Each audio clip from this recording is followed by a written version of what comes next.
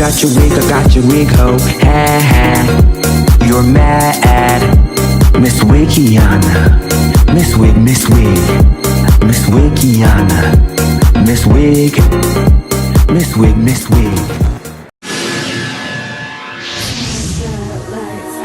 You ain't never seen a girl like me. I'm gonna take you one way and see what I'm about. I got a lot of tricks, so let me start out. The song is about a female who's a good girl, but when the lights go down, her dark side comes out. You ain't never seen a girl like me. It's got so much energy, and we actually had a chance to just live on the track. It's fun. Baby, won't you please? I'm on my list. You ain't never seen a girl like me.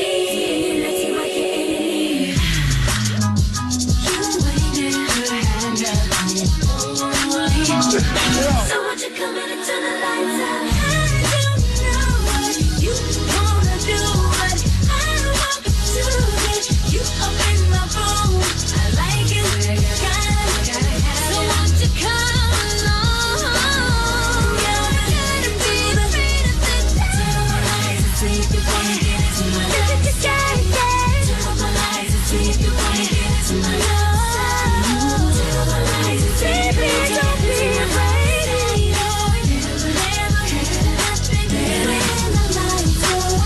Danity, Kane.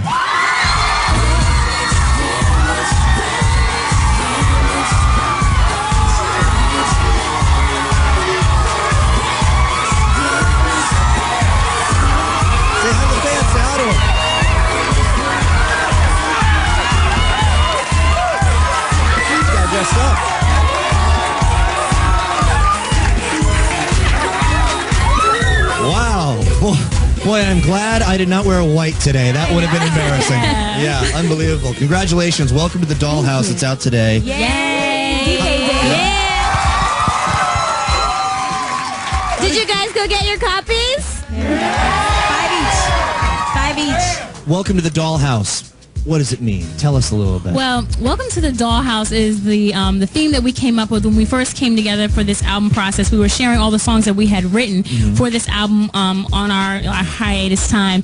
And a lot of the sounds and the subject matters and the music and the lyrics, we were just like, wow, this is like getting in deep to our personalities, another side. And then also the music itself had sounds in it that were kind of like dollhousey, like wind-up sounding. So we were like, wow, it would be dope if we did a Dollhouse.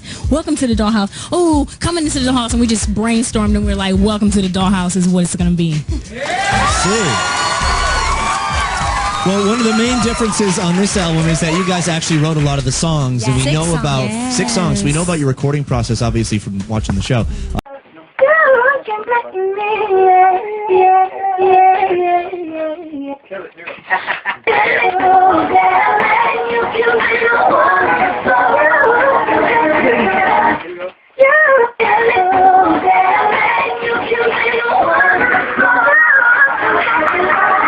Do it again. Wait, hold up.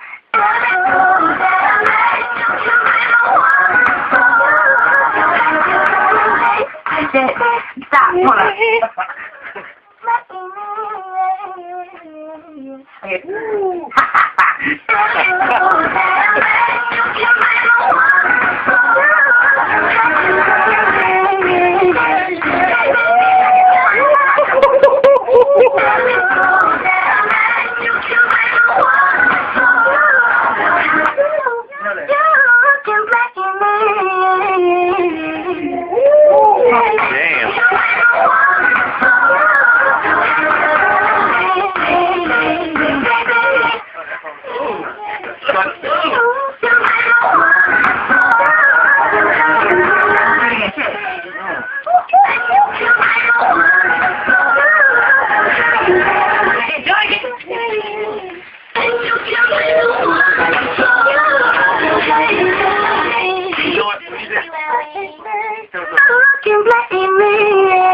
Come on.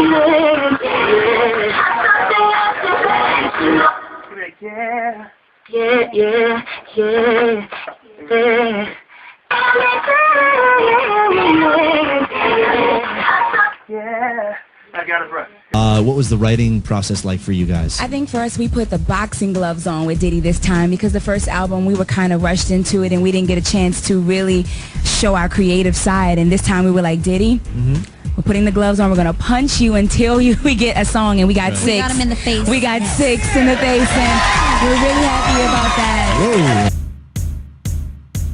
Do you got a first aid kit handy? Do you know how to patch up a wound? Tell me, are you patient, understanding? 'Cause I might need some time. Clear the holes on my heart and every remedy and nothing seems to work for me. Baby, this situation's driving me crazy. And I really wanna be your lady, but the one before you left me so damaged. I thought that I should let you know that my heart is damaged, so damaged. And you can blame the one before. So how you gonna fix it? Baby, I gotta know. What are you gonna do, baby? Baby, I gotta know. What are you gonna do? Do you got a first aid kit handy?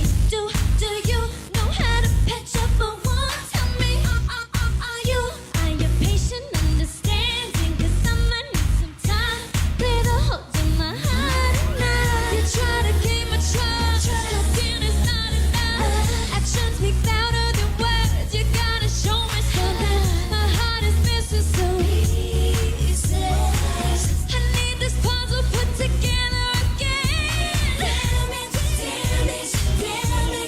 Damage. I thought that I should let you know. Damage. So damaged. You can blame the one before. So let me be. Baby, I gotta know. What are you gonna do? Baby, I gotta know. What are you gonna do? Tell me, can you fix my heart? Don't you know it's damaged? Tell me, are you up for the challenge? 'Cause my heart is damaged. It's damaged. I thought that I should let you know. Don't you know my heart is damaged? You can't blame the one before. Oh, it's so damaged. I thought that I should let you know.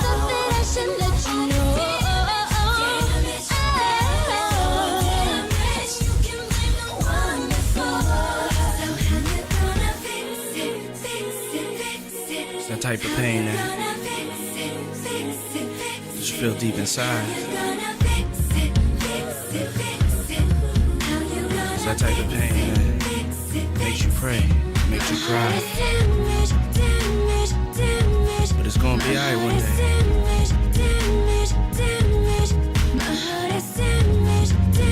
This too shall pass.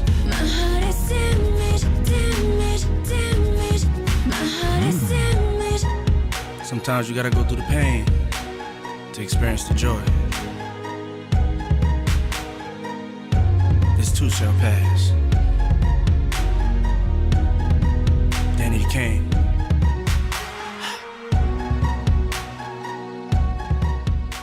Really exciting about this tour is this time we're not going to be opening up for anyone else. We're going to be headlining the show, and everyone, instead of warming them up, are actually coming to see us perform. Cross 1, 2, 3. We went on tour before with our first album, and we made mistakes. We saw what you do want, and we saw what you don't want.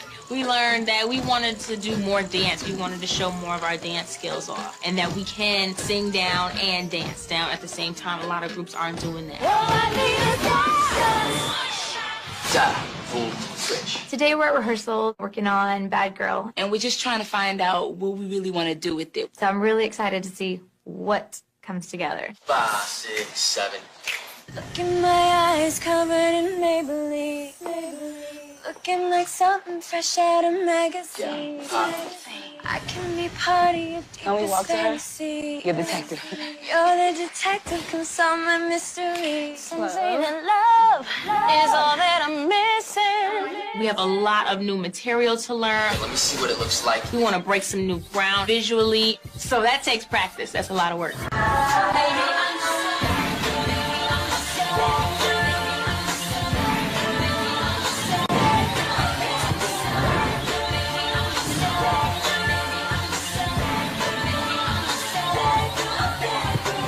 I want to try this trick thing. I just want to know who like the most comfortable is kind of flipping, but I want to connect your guys' hands. So it'd be like something like if you guys were my two bases, our arms would connect, or your guys' arms would connect, and my flip would go this way over the top of you guys. So today's day 2 of rehearsals, and Tony is trying to come up with new concepts that haven't been done before on tour by an actual girl group. So we're just going to try this out. Just bear with us while we work on this. The key is for you to just roll. Roll in If you jump onto it, I'm so used to it. Okay, yeah. Let's try it now. It's okay, Donna. Here, It's okay. Hold that right at your wrist. And you're helping her over pretty much. Let's go.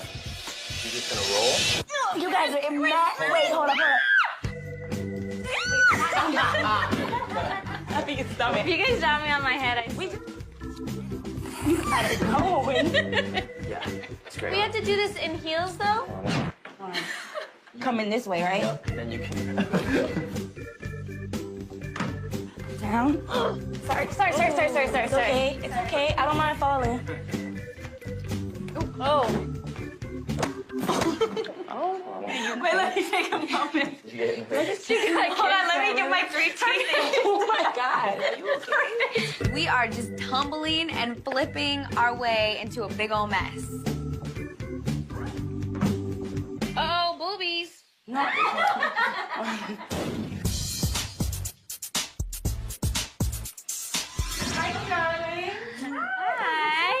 Lorianne is back. We heard that she's working with the boys just down the hallway, but we haven't gotten to see her yet. How are you? It was really good to see her. You know, she did a lot for us and, you know, going through the whole making the band and trying out. It was really nice to see Lorianne. We haven't seen her in quite a while, but I think about her a lot, and I really do appreciate what she's done for me personally, and I really did learn a lot from her. Hi, Daddy. I've always loved Lori. She's amazing. But in the back of my head, I'm like, didn't her and Puff get in like a really big fight? And like, from what I know, it wasn't resolved. I'm happy and I'm like, Lori, I love you. But then I'm like, oh God, does Puff know? Well, you know, the boys, my God, what were they doing last season? I don't know. Right. They weren't doing anything on us, though. Honey bunches of oats. Let's go. Well, I can't. I'm sorry. I got to stick on their team. I love you guys. Have a good rehearsal. Andrea, good to see you, Ma. All right, I'll talk to you guys later. Okay. So you guys, for real, full out, so we know what the problem is. Look in my eyes covered in Maybelline.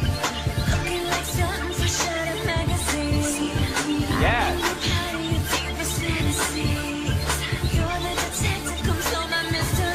For the Bad Boy Tour, Danity Kane is going to be doing about 13 songs. We're going to be doing stuff from our last album, stuff off of our new album, Welcome to the Dollhouse. So we have tons of work to get down to. Breathe.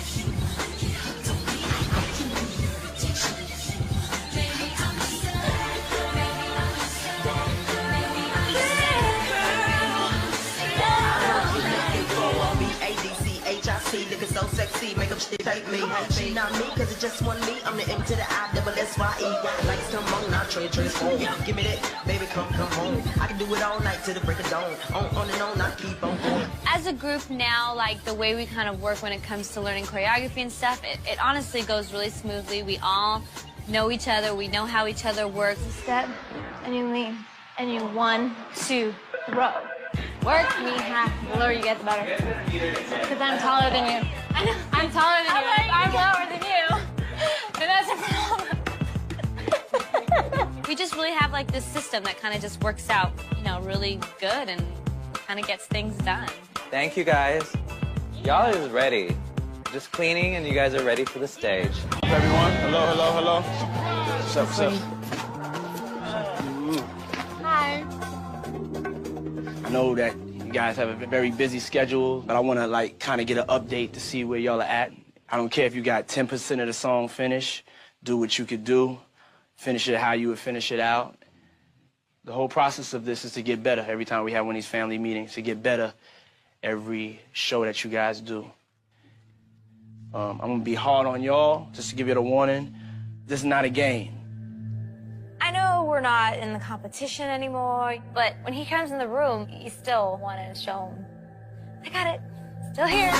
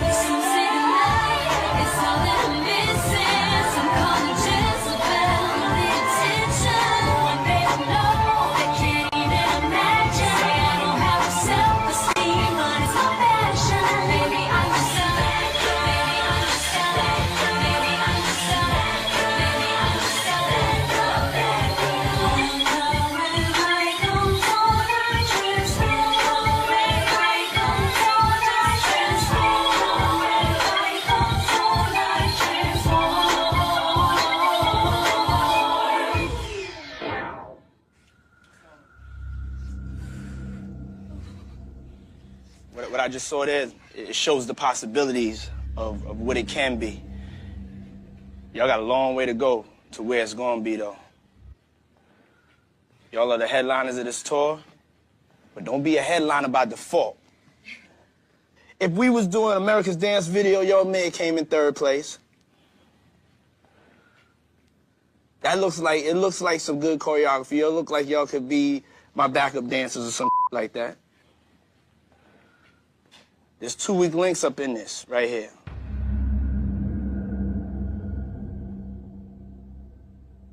Andrea and Aubrey.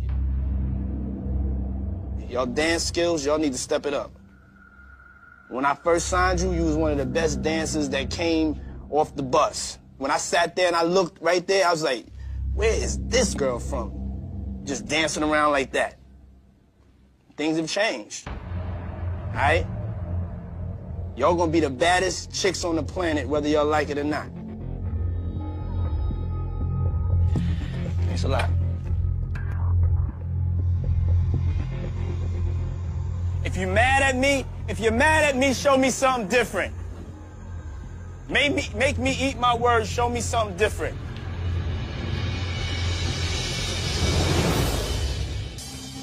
After the show, Diddy calls us into a meeting. I don't know what the meeting's gonna be about. However, when we're meeting with Puff in a back room, it's never a positive thing, and it's always gonna be something about how we suck. You know, my whole career is like I'm really going off a vibe. If something ain't feeling right about this whole situation, just the overall like styling and imagery of it, you know what I'm saying? You want to show all your skin, you want to be naked, but the whole concept of Danity Kane was like, when it comes together, it's one. Puff's going hard on the group, and then all of a sudden he singles me out and starts going on and on about how unhappy he is with me, and I just feel like nothing that I do he's ever happy with. Can I ask a question? What do you want to look like, though? Do you want to look like a playboy, playmate? Do you want to look like you? I'm done with all of that. No. What do you want to look like, though? I'll tell you. What do you want to look like, though? I'll tell you. I'm not focused on me. I'm focused on what this group should look like and how I should fit in this situation. You like big hair though. I don't you like big do hair. like big hair. I You don't like big hair. Puff, You like a lot. You like a lot of makeup and all that. Actually, I don't. I don't like big hair. I don't like certain makeup. I'm very flexible with what you want to do, and I've worked with everything that you've thrown I'm not at seeing the flexibility. You gaming me. Your hair people came in today and they said this is how it needs to be. You know what I'm talking about. Care. You pushing. You're pushing your own image though. I'm not worried about whether my hair is straight, curly, whatever. I'm not here in a group to have curly, straight, big, makeup, whatever. I'm here in a group to sing with my group, and that is all I care about. For real. Like, maybe you just don't get me, and we don't get each other. You're gaming me, because if I pulled in all of the makeup artists and all of the hair people, they would not say that. With the wardrobe, did I not try and cover up all the problem areas that I've been seeing were not cute? Yes, we had that conversation yesterday. How are you gonna get crazy with me? I work well with these people. But it's We're not cool. necessarily just the stomach area. You have to I'm talking about all of it. I mean, I was cool with whatever change he wanted to make today, and I did it. Yes, you were today, but Aubrey, you have to admit that sometimes when you want to do something, you want to do it. Well, yeah, I see what the problems are on TV, Puff. When people are looking crazy, or this is looking crazy, that's looking crazy. You even told me, review the things you do and pay attention to what the problem is. So I see what I do, and I see, ooh, that was not a good look. Let me fix that. I read the things that people say. You're the one that told me to do that. I do that, and I make an honest assessment. I don't want you to look like with Pamela myself. Anderson. I don't want to sign Pamela. Well, that's what that's in the direction. Well, you don't look like her. You don't look like that girl that I signed. I'm glad you know who Aubrey is. Puff, it's 3 years later. It's 3 years later, and you're going in the wrong direction.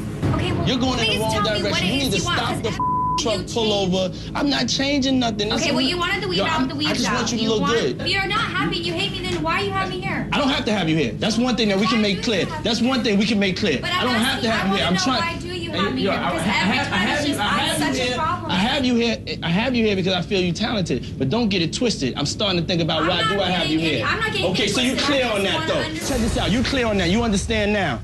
I'm asking myself why do I have you here. So I'll move on to something else. No, and I'll give you the answer soon. All right?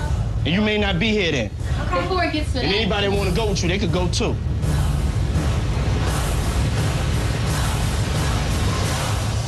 Don't get it twisted, man. It gets dark and lonely. It does, trust me.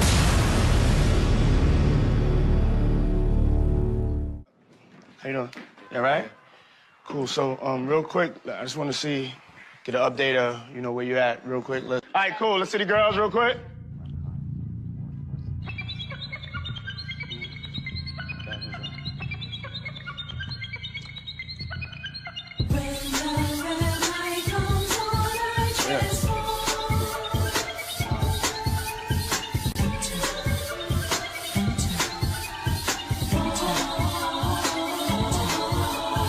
Look in my eyes covered in Maybelline. Looking like something fresh out of magazine. I can be part of your deepest fantasies. You're the detective, come solve my mysteries. Say the love.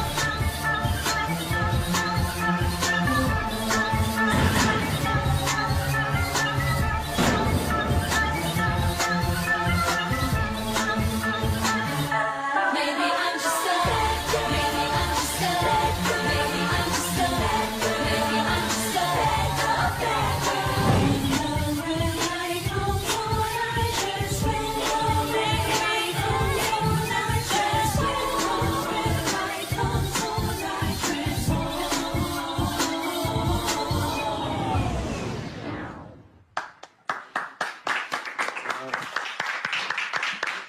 That was very impressive.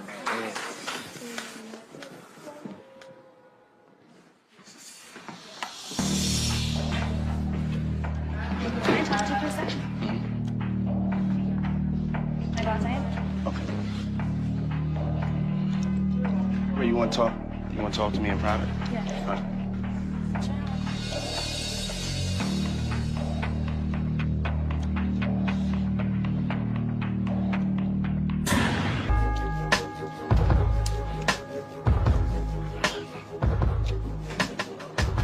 What's up? I really want to talk to you about the way our relationship has been. For a minute, I feel like some of the stuff you say to me and the way that you push me really positions me as a problem child in this group, and there's so much more to me. And I want to fix that.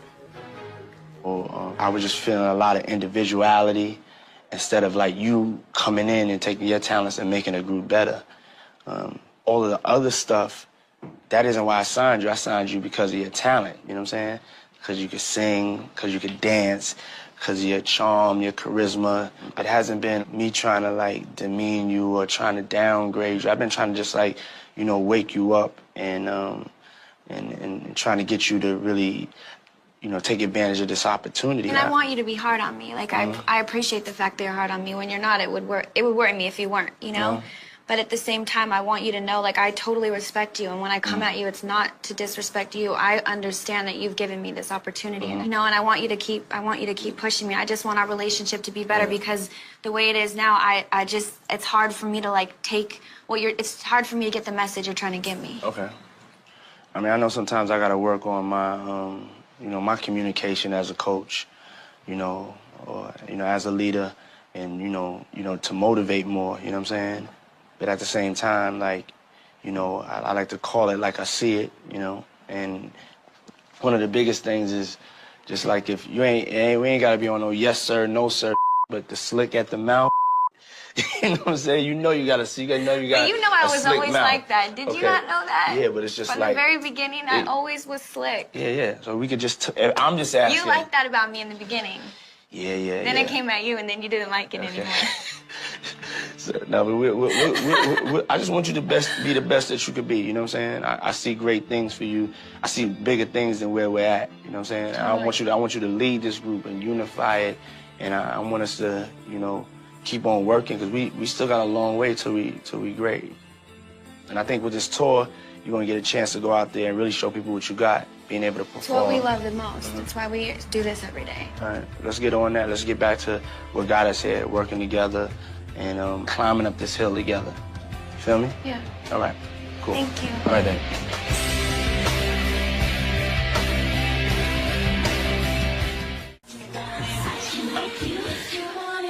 All the talk about the things we do. Flip me and try it acrobatic moment. This is the same way.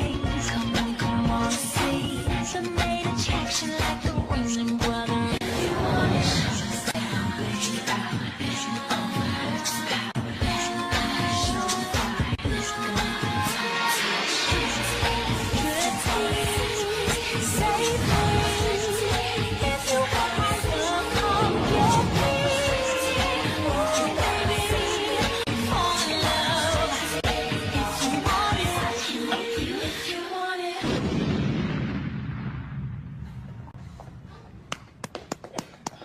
Hey, that's a sexy routine right there. I ain't gonna lie. That right there, that's hard right there. We love it. I like everything that I saw. And the secret about having a great show is can you do it with all the lights on in an empty room? Like, I was just entertained. I was captivated. Like, I feel like y'all really got what it takes. I'm just sitting here like proud papa. No disrespect to none of the other groups. They ain't got it like that. Puff comes in and for once doesn't kill the day, but only makes it better. And we're definitely happy about that.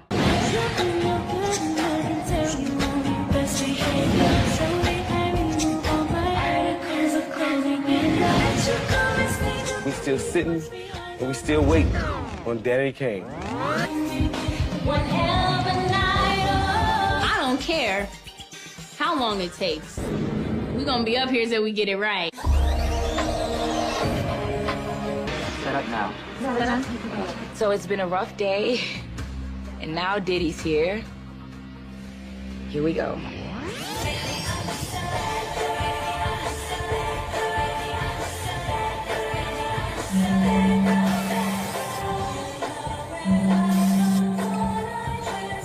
We start the show and there's a lot of feedback problems.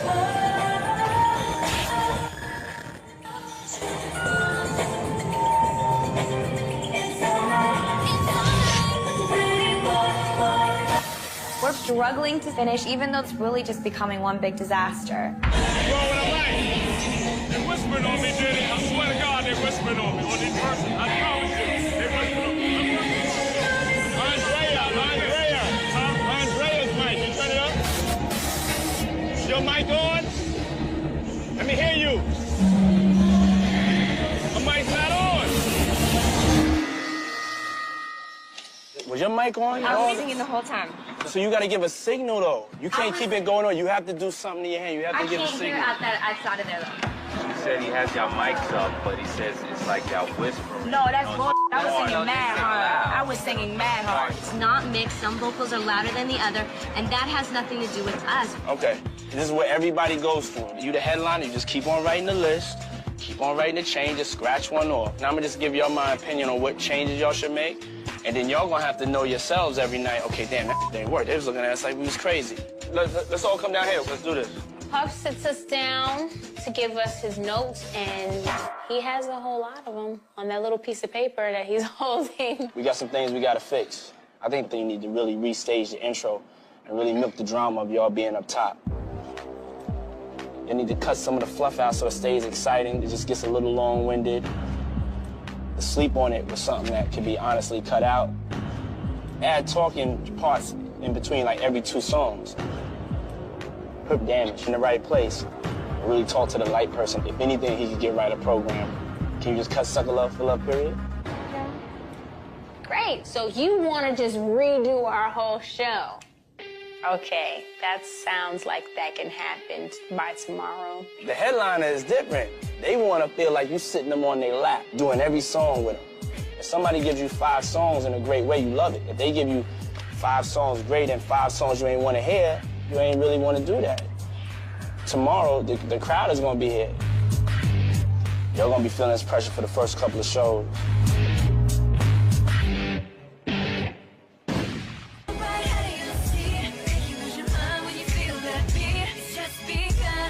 Today, wait, drum roll, please. Today is the big day.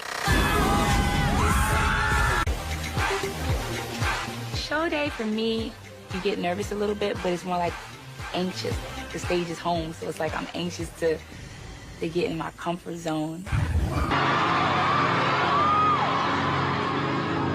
I'm a little nervous. I always get a little nervous, but I think I'm extra nervous now. I mean, we're the headliners, and Diddy's putting a lot on our shoulders.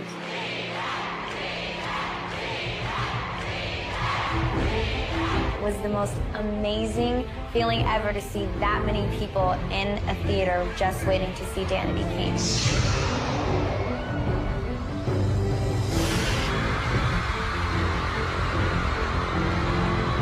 Once upon a time, there were 5 little girls. They go by the name Danity and Kane. Welcome to the Godhouse.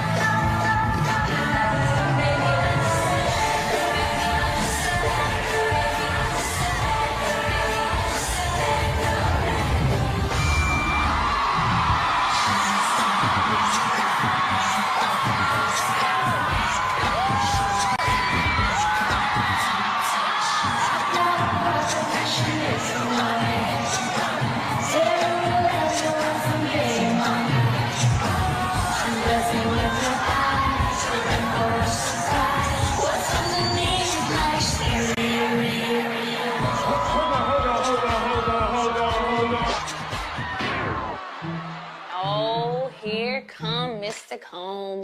We're in the middle of a show. What are you doing? Is he really stopping our show? Oh my gosh, I thought we were doing good. Hold on.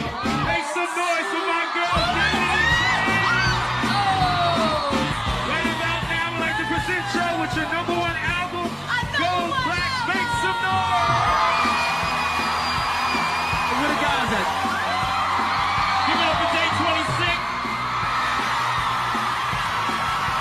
Danity Kane has sold more than day 26 as of today.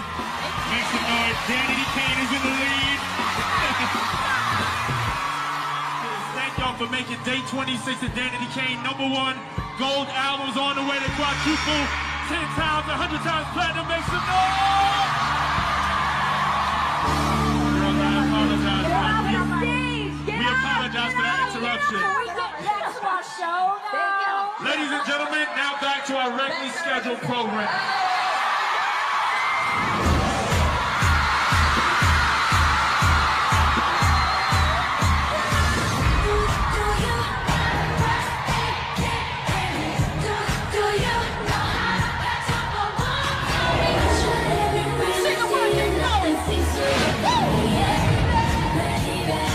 Situation's driving me crazy.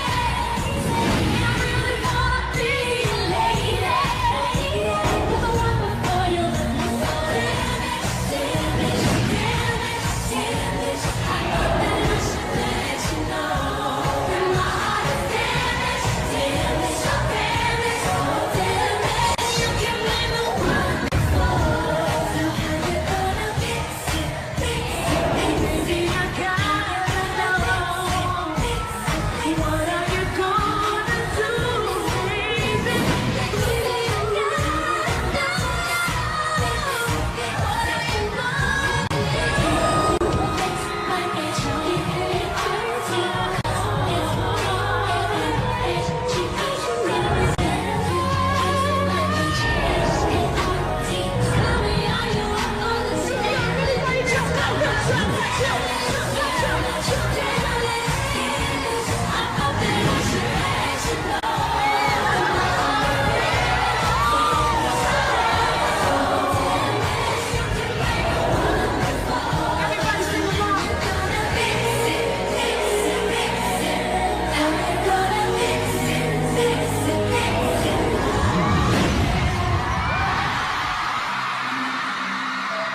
When you have the entire theater filled with all of your fans, I mean, something just comes out of you.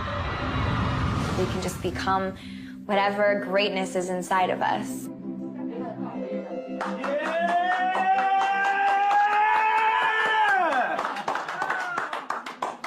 Yo, for real. Ain't no book.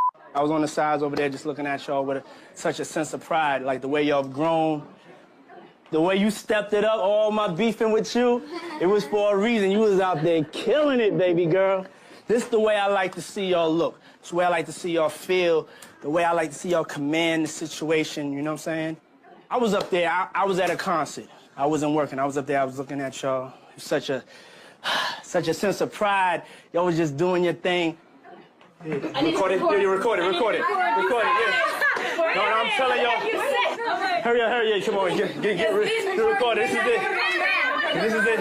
Okay, y'all, okay. For real, it was like the way y'all looked at all your people in their eyes, the way y'all gave a show for them, the way y'all turned into divas on Bad Girls. Y'all had them from Ever Since There, the way the theatrics of it, the way y'all made the changes. That's the test of champions, you know what I'm saying? To always be able to adapt. I gave y'all a couple of notes, but y'all put that show together. Y'all went and did some things, and I was sitting there and I was entertained. Y'all remembered, you don't have to give them too much. Just enough for them to be wanting more. I don't know if y'all realize it, but the whole floor, they still standing out there. They ain't leave. Less is more. Did y'all feel what I was feeling, though? This was your show. For me, it was like finally the dream had come true. And I want to thank y'all for working hard, and I'm proud of y'all. I'm passing y'all the baton now. I'm not going to be yelling at y'all no more. I'm not going to be checking y'all. Y'all got to check each other's. Y'all got to be accountable for y'all careers and y'all going to the next level. You ready? I just want to watch and be a fan. Have a good time, all right? Let's go! Yeah! Yeah! You're 50% pain, 100% reason to remember the name. Welcome back to Nashville Star. It's Pop Goes Country Night. The competition is underway, but right now, ready to take our stage by storm. Please welcome Danity Kane.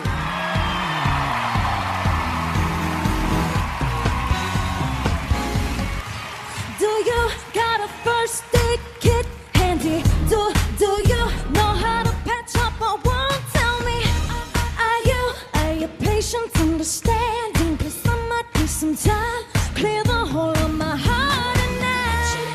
Remedy and nothing seems to work for me. Baby, this situation's driving me crazy. And I really wanna be your lady. But the one before you left me so damaged.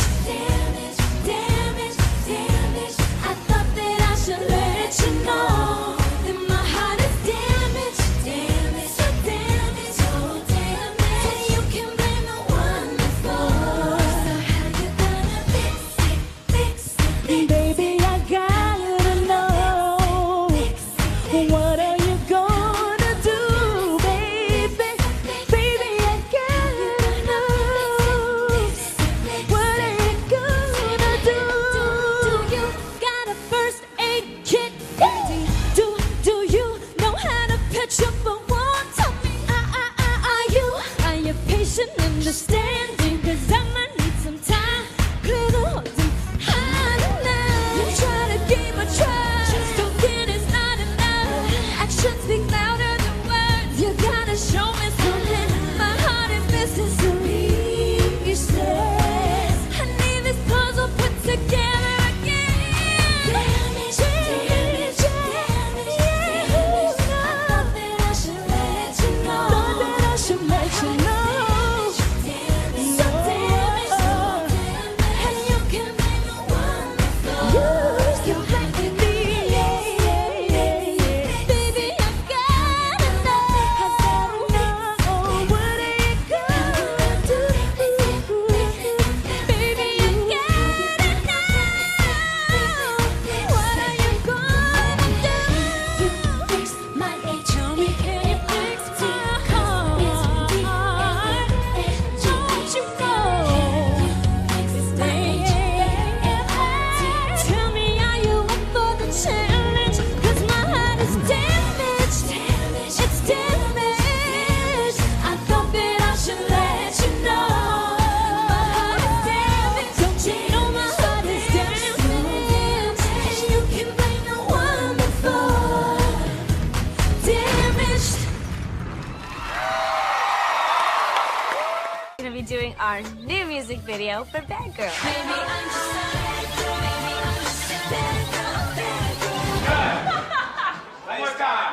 Danity Kane has done 3 videos to date. We have Showstopper, Ride For You. If you haven't seen it, go check it out. Damaged, and our 4th video will be Bad Girl. We're really excited about this one. It's a little bit different than all the other ones. We're kind of showing our alter egos, getting a little sexy, wearing some black leather.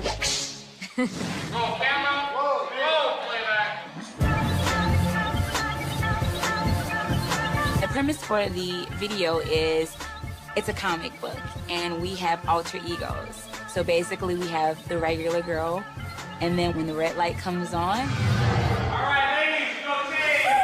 we transform into bad girls. That is amazing. We all have different sections, and it starts off. I'm being interrogated by the mean, bad detective, and then all of a sudden I'd handcuff him and throw him on the bed and, the table. Talon's gonna get a boner. I am in a peep show box.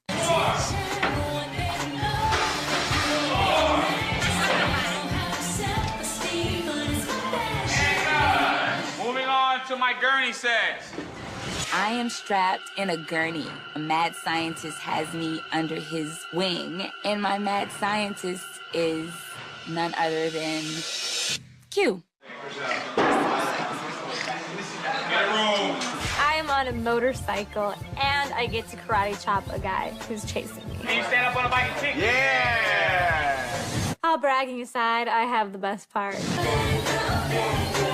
for my part, I'm all tied up with chains in a dungeon-like atmosphere.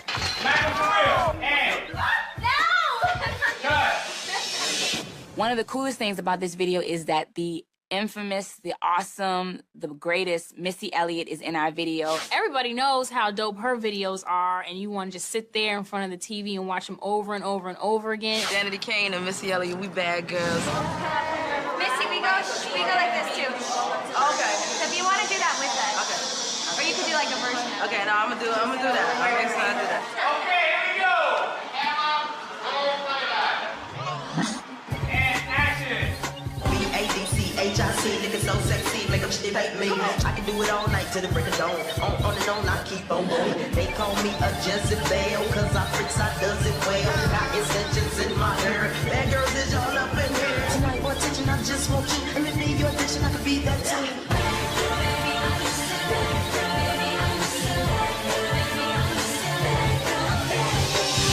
When Missy is in the video, that means it's automatically stamped hot. That's a wrap. We're gonna be like celebrating like our 3rd year of DK. Think about everything that we've gone through and everything we've done. I feel like we're like a family now, you know? I don't know. It's kind of cool. What's next? I don't know. What is next? Babies for you? Me? You're the only married one? Well, besides Dawn and Q.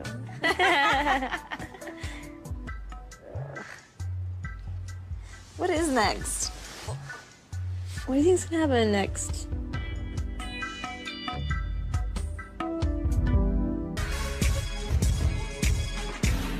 Hey, boys. First time we all met in here. My birthday. Yeah, that's what happened on first. Yeah. At the start of season 2. Yo. Danity. What's up, man? Hi. I was coming. So, does anybody know what the hell's going on? No. Do we ever? Well, Tell me about the trip. We swim with dolphins. Yes. Swam with dolphins. Some of us were scared to swim with dolphins. Yeah, who was scared? That's how I learned. 12 feet. Yeah, I just wanted to send y'all away on a trip. I think y'all worked extremely hard on the tour, and wanted y'all to just get a couple of days to lay back and relax. Hopefully y'all had a good time. Thank you. And enjoyed yourselves. Yeah, but you know, we got a long year ahead of ourselves. Y'all will be up doing more shows and more tours together, probably going some other tours with other groups. You know, I think that was a great warm-up. Cool, that's what's up. But I want to talk to the girls alone, y'all. So I'm gonna excuse y'all now and then just tell y'all, you know, keep doing what y'all doing, and I'll see y'all later on. All right? You come by the studio if you ain't doing that later on tonight. Yes, sir. I may go out to One Oak later on, all right?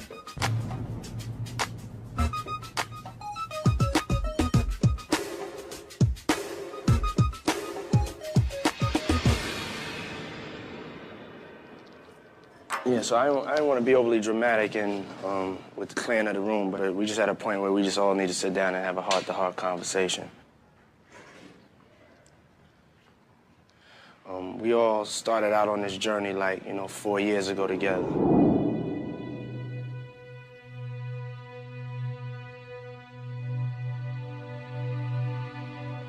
It's been a crazy ride with y'all,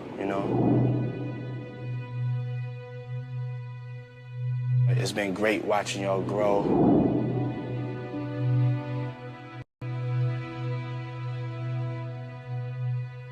I would say my proudest moment was, watching y'all on tour.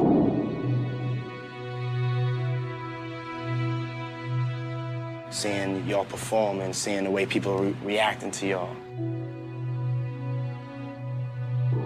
We got a #1 album, MTV nominations, platinum selling act. And even with all of that said, I'm unsure about the future of the group. Your lives have played out in front of the camera.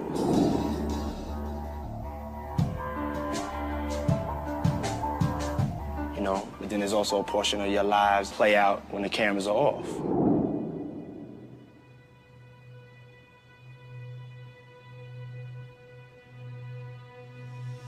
We're coming to a crossroads right now in the reality of our relationship, and it's really just time for some real talk on where we going with it, because we got to figure out what the future of the group is, and I just need some honest, real talk. I don't need no bull. Because for me, the reality of the situation has changed with the vision.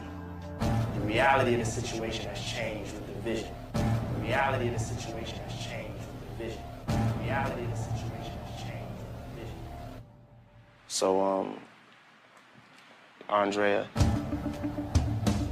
a couple of months ago, I had got an email that you were thinking about leaving the group. There's a lot of like internal things. And... Okay, what's the internal things? You wanted to quit the group. That's a serious thing. No, so it I need to was. know why you wanted to quit the group. I mean, I was going. What's going on?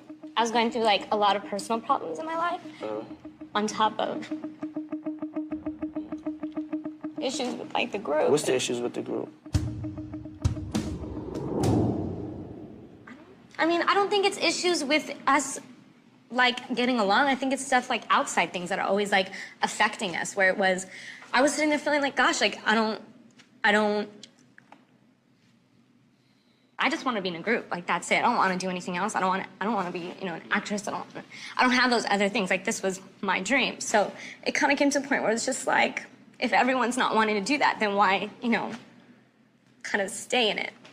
Because it just felt like it was like being forced. You know, but then talking with the girls and stuff, like, and, you know, Dawn and Shannon a lot, I just...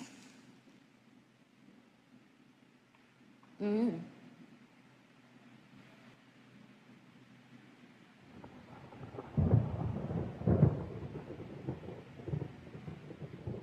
and Aubrey don't really get along, right?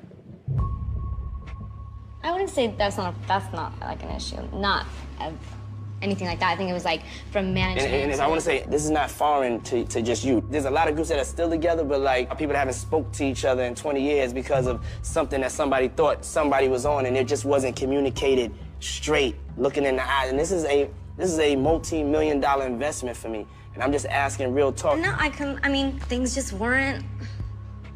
I don't know, the way that... Okay, I'm gonna come back to that then. I mean, I don't want to put too much pressure on you. Aubrey, there was a time you sent me an email too, where it was a time where in the email it felt like you had it with the group.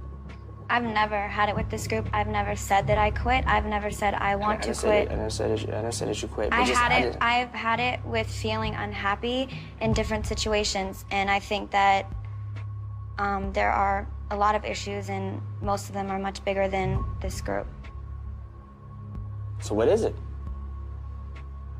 Do you guys mind if I speak about the things that we talk about as a group? Because I'm not going to speak individually, because everything that I'm about to say is something that everyone in this group has said. Okay. Okay. I feel like I feel like it, like you said, it is hard enough to keep 5 women together, and it is hard enough to make 5 women believe in things when we are all completely different, because at the end of the day, we have felt in one way or another that everything around us at one point or another has not believed in us. There's certain levels of respect that we want. I mean, we've never had that from management. We have had bad seed after bad seed, and it keeps getting worse. Those people play a large part in the reason why this group can't pull it together at times. Like, when you have 5 sisters in a house, you gotta have mom and dad come in every once in a while, like, stop it. Go sit in the corner, shut your mouth, and stop crying. We don't have anything like that happening, and all of us have enough respect for each other as women, for the most part. We're not gonna boss each other around and play mom to each other. I try to take responsibility for my reality. You know what I'm saying? If I let somebody dictate my reality, then that's still my fault. So if I let myself be in a situation where I don't have the right management, that's still my fault. If you want to know the internal issue, it's a trust issue. Minus everything around us, it is a trust issue. Okay. You cannot have 5 women getting on stage every night, moving forward with a career when there is a lack of trust within each other. We have outside ears coming in all the time. Puff wants to move solo with this person. Puff saying this person's a future bad boy. Puff saying this at MTV, that he wants to make y'all the dream girls and then move forward with Dawn with her on this and that. We don't speak much to you. All of that being said, I don't think anything can exist without communication. Not a marriage, not a relationship, not a group, not anything, and there is none. Right now, it's clear that there is a clique in this group, right? I don't know what the clique no, is. You know the clique. You call yourselves Ebony and Ivory, right? Y'all a clique. Can I address that? Only thing I'm trying to say is that I don't even see y'all two ever speak. That is the weirdest thing I've ever seen in my life. I've never seen a group of 5 people where 2 people avoid each other. I mean, do y'all think I'm stupid? No, I don't avoid anyone. I don't think that takes way too much Y'all effort. don't speak. Can somebody answer that? I'm investing my money in the group. I've spoken Wouldn't to be you all concerned? morning long, have I not? Yeah, we did. Y'all speak? Yeah, we do talk. Spoken to her all I mean, there's morning. moments where we don't talk, and we just it kind of. It's like I'm not talking about today. Y'all know what I'm talking about. So instead of if y'all don't want to answer the question, I'm saying I'm not. No, going it's back just and forth. myself. There's no internal issue that I have with anyone here that is making it that I don't want to be in this group. What do you feel the state of things at, Dawn? What do you feel the problems at? Maybe, please don't give me the same unifying theme, because that is not gonna work. Somebody gonna tell the truth up in this bitch.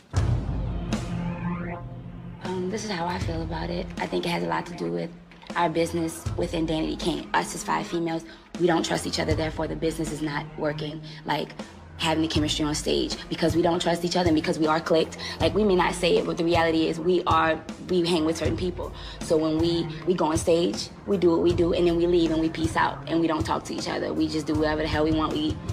Sometimes we make it to a show as 5, sometimes we make it as 4. Sometimes we have days where we talk to each other, some days we don't talk to each other for weeks. Some days we're clicked, like when it comes to management and outside stuff, we band together because that's the only thing that kind of gets us on the same page. But when that is it, when we do red carpets, when it's Danity Kane supposed to be there, we are never together. Who's the 5th person that won't be there? D didn't make that meeting. But then we had a show with us for, and Aubrey didn't come because she had to do her obligation as Broadway. When we have a show coming up and maybe D has an obligation or maybe Drea has an obligation, when Drea said she wanted to quit, it was gonna be us 4 and playing an audition. To me, that up your business, that up the name, that up the brand. So you feel what I'm saying? And then y'all don't like each other. And then we don't like each other. We talk to each other, but this is the reality of Danity Kane. That's it right there. And I mean, that's just the honest truth of it.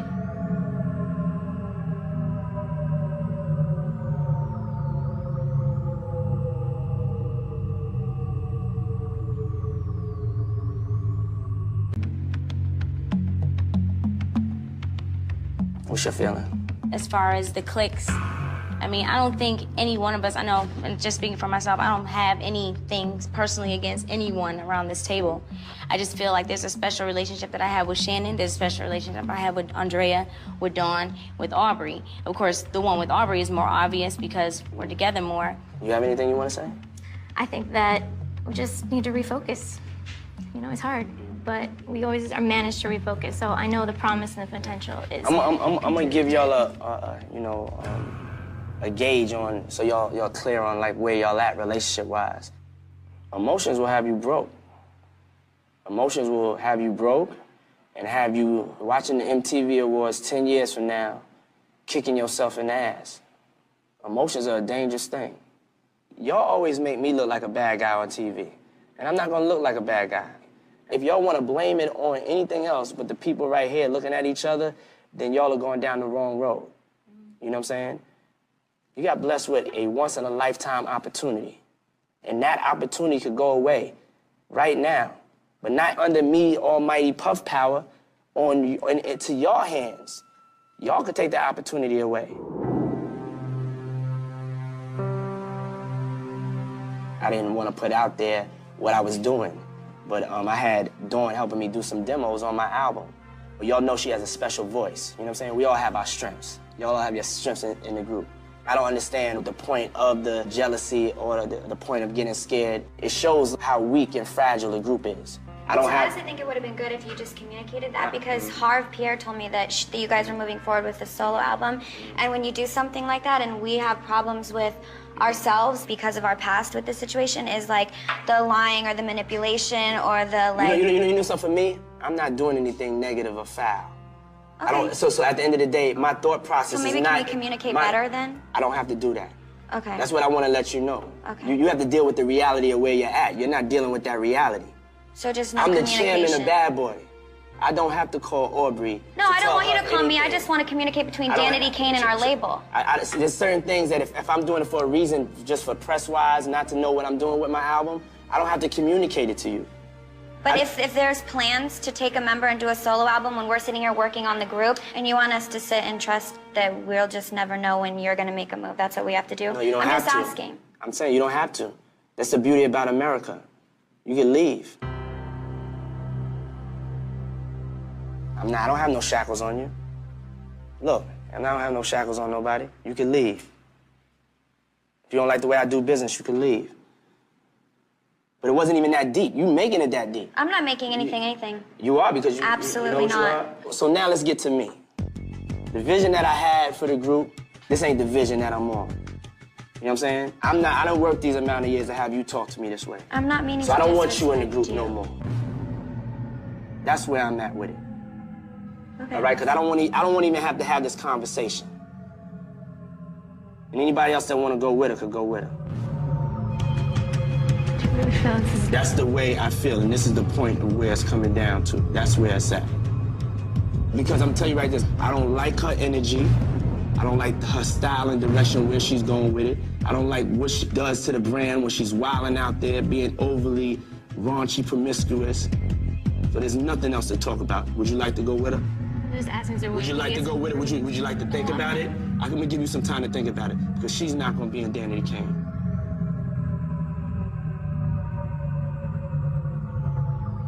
I don't know if it's Danity Kane without the five of us. Okay. Like you did a great job picking each individual Okay. person being so unique. You have to make that decision.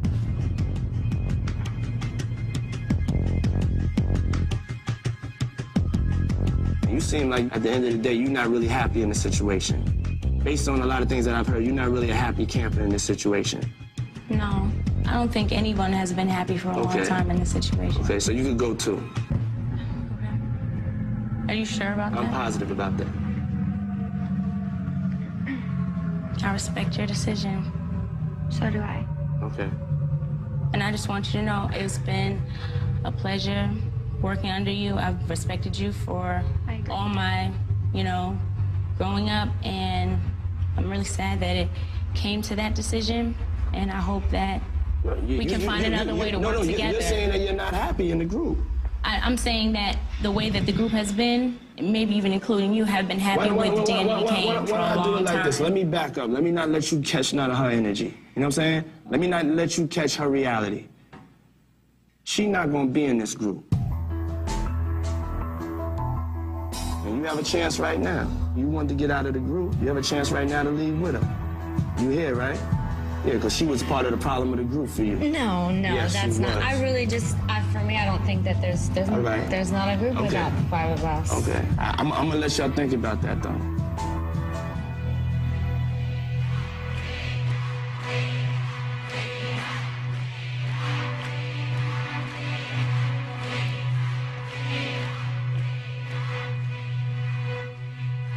There will be a Danity Kane, though.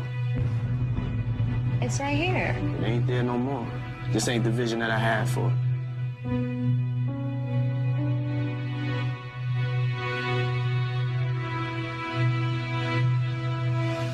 God put this group together, and it's God's will that will decide what's really gonna happen, whether He speaks through you Don't or bring speaks God in through this, us. because if y'all bring God in this with y'all petty, y'all disrespecting God.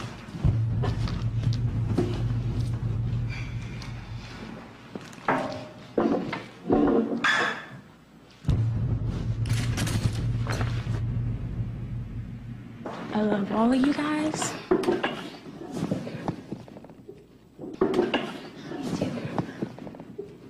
I can do. I just want to say I'm proud of you, Dawn, and I'm so happy that he believed in you enough to move on with you. Give me a hug, Shannon. I love you.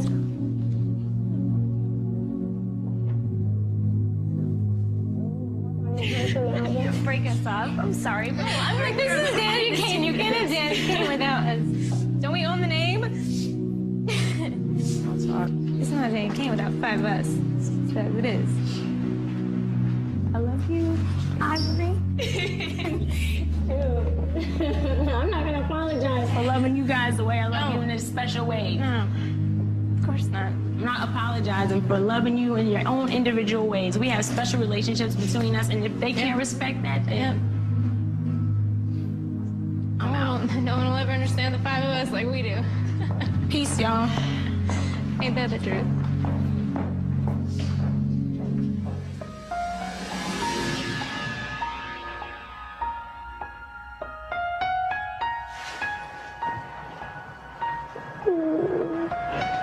Kiddo.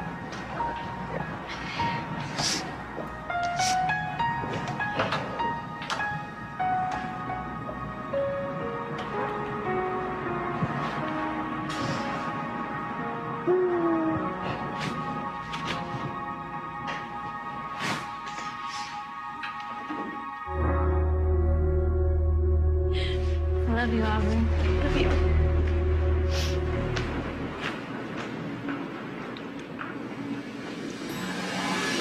I'm just real and saying he's not Danny Kane without the five of us. That's all I'm saying. Mommy, are you up for the challenge? 'Cause my heart is damaged. Damaged. It's damaged. Damaged. I thought that I should let you know that my heart is damaged. Don't damage. Heart damaged. Don't damage. You can blame the one for it. Oh, yeah. Damaged. Damaged. Damaged. Damaged. I thought that I should let you know that I should not heart is damaged. Damaged. Damaged. So damaged. You can blame the one before. What are we gonna do? It can't be Danny Kane without five of us. This is just how it is. It's just what it is. I can't. What are we gonna do? I have nothing. I mean, I refuse to like stick in the situation and then try and bring other people into what we've fought tooth and nail, time and time again. What are we gonna do? So you're gonna have to talk to him. Me? Yeah. Why do I have to talk to him? Why am I always the one? He respects you. But why? I didn't do anything. Like, I understand that, but he respects you. I think that maybe we could talk to him about this. I don't know if anyone can talk to him. I don't know if I'll try, but like, what? I don't know.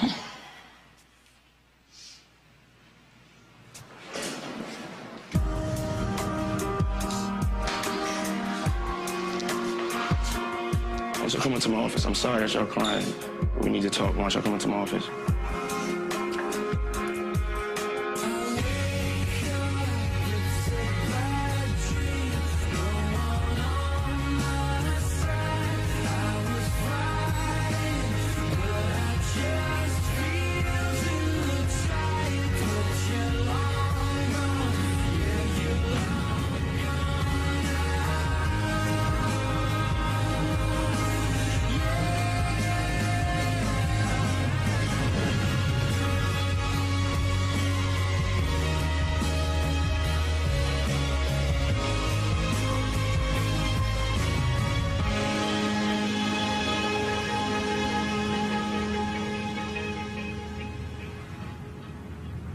See, this is the situation I'm in. I'm just in a up position because I don't think it's the whole group. You know what I'm saying? So I'm not trying to divide and conquer y'all. Putting y'all in a position where, you know, if y'all don't want to stay in the group without it, then y'all could go. But I don't know really what else to say because I don't have a problem with y'all. I don't have a problem with nobody really. You know what I'm saying? I need to know how, this is an uncomfortable position for all of us. How do y'all want me to handle this as far as like going forward? Honestly, like for real, like worse again. Like I can't, we can't go back to nothing, bro. It's not like I don't have anything. Like I know that we don't have, like I don't have, this is it, this is a dream, this is it. So like, it's not like we don't want to continue. It's just, it's like we never saw it without. So that's what it's not even about that question. I got you. You know what I mean? I think it's just we don't. And that's why people should appreciate each other. Right. You know what I'm saying? That's why y'all should appreciate it, because the way y'all feeling now and the tears and all of that right now, it ain't the way that y'all be feeling on a daily basis. Sometimes y'all be wishing who wasn't in the group with y'all. You know what I'm saying? So everybody gotta watch what they wish for. You know? I really think it's really unfair to you, Shannon. You've been a pleasure to work with, you know what I'm saying? I don't know what you say you do behind my back or whatever it is, but at the end of the day, you've been a pleasure to work with. Dawn, you've been a pleasure to work with, you know what I'm saying? I mean, you in the problem child category. I'm not gonna lie to you. I'm gonna keep it real with you. I'm not trying to hurt you. I gotta keep it real with you, you know what I'm saying? I feel like the problems that's going on in the group is between 3 people, and that's looking from the outside in. So that's why I've asked everybody, tell me what's going on so we can try to work through this together. I can help y'all or something, because I'm already locked into it. I don't want this to be a failure on my record, that I had to drop a group off the label and let them sign on another label after they put out 2 #1 albums. It don't make sense. So you gotta know it's not about the money for me. I'm not trying to do nothing to hurt y'all, or hurt her, hurt anybody personally. I tried to sit down and talk to y'all about it, tried to get to the bottom of it, and then it became clear what y'all are dealing with. And I'm not gonna deal with that, though.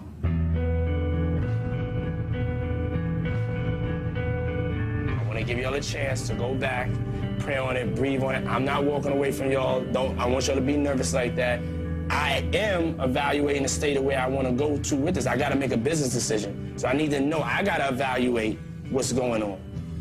But y'all have to give me that information.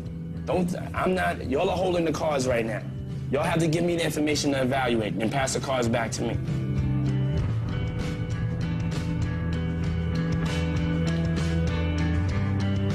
All right, cool. I'm sorry. You know what I'm saying? I got just as much of a problem as y'all. So when y'all leaving here, I got the same problem. You know what I'm saying? One of my top groups I have a problem with. So y'all leaving here, we both got the same problem. It's not just like, you know.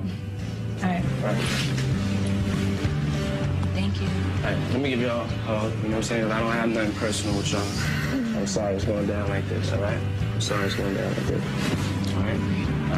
Sorry. All right, sure.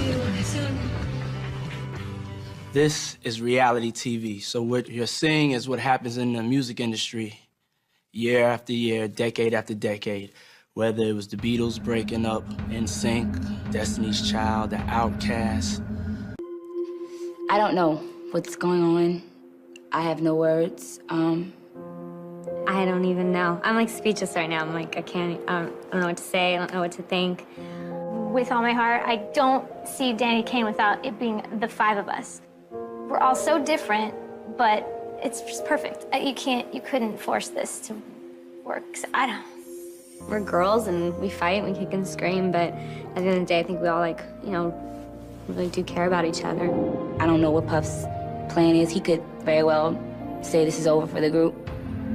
I can't imagine not singing again. I can't imagine not being on stage. We just work so hard. I don't want to lose my dream. I don't want to lose Danity Kane's dream. Just hang in there, please. I don't know. I'm sorry. I don't know what to say. I'm sad. You shocked when this all went down? Yeah, very shocked. I don't think we all even saw this coming. Mm-hmm. You're still kind of shocked, huh? Yeah. Yes. Yeah, in case you didn't think this is real, this is very real, ladies and gentlemen. It's their lives. You know, Don, you said that you can't be a group if you don't trust each other. Why? What made you say that? I think it's just in any marriage, and I think most importantly with us, we are a business. This is our lives, and I think trust is one of the most important things beyond communication, and I think once you start losing that, that can affect your brand, that can affect your family, and I think that's what even Aubrey and all of us were talking about with it, whether it be with the label and us, whether it be with Danity Kane ourselves. Communication and trust is so important, and if you don't have that, you don't have a common level to stand on, and we were standing on rocky ground to begin with. The whole time. Yeah, so. You can't even tell though. I mean, you could tell, but not within each other. Not just like anything. This business is extremely hard, and you know, if you're not, you know. If you, once again, we all were competitors. Mm-hmm. People fail to realize we were 5 different personalities trying to get in and make it work. We're real. We've put our whole lives out here, so we're not gonna fake it. Okay. We're gonna tell you the real what's going on. It doesn't mean it can't be fixed, though. Okay. I feel like we are a family, and that's why we have moments where we don't get along. I have times with my husband. If you guys saw that, you'd be like, oh, they're not gonna last. But I'm married to the man till the day I die. So I'm just that's the truth of this. That's why I'm so shocked that this has come to what it has come to, because real families do have problems. I'm sure y'all don't get along with your mom, your brother, your sister, your father on 24/7. So that's why I'm really shocked that it came to basically a dismantle situation over beefs, and I'm still very shell shocked by it all. This is the time to get it off your chest. How do you two feel about the group's potential now, Andrea? I'm honestly, I have no words. Like, I don't even know where to like look right now, or what to even really think. What about you, Don? I think people haven't even seen the potential of what this group can be, and I think we're strong women. You're strong. So I'm not scared. Okay. I know we'll get it together, and I know we will not just disappoint the fans, because at the end of the day, when no one was there, they were. Now, Aubrey was the first DK member named to the group that you chose, and basically you built the group around her. How hard was it for you to actually let her go? It really wasn't that hard for me to let her go, because she wasn't.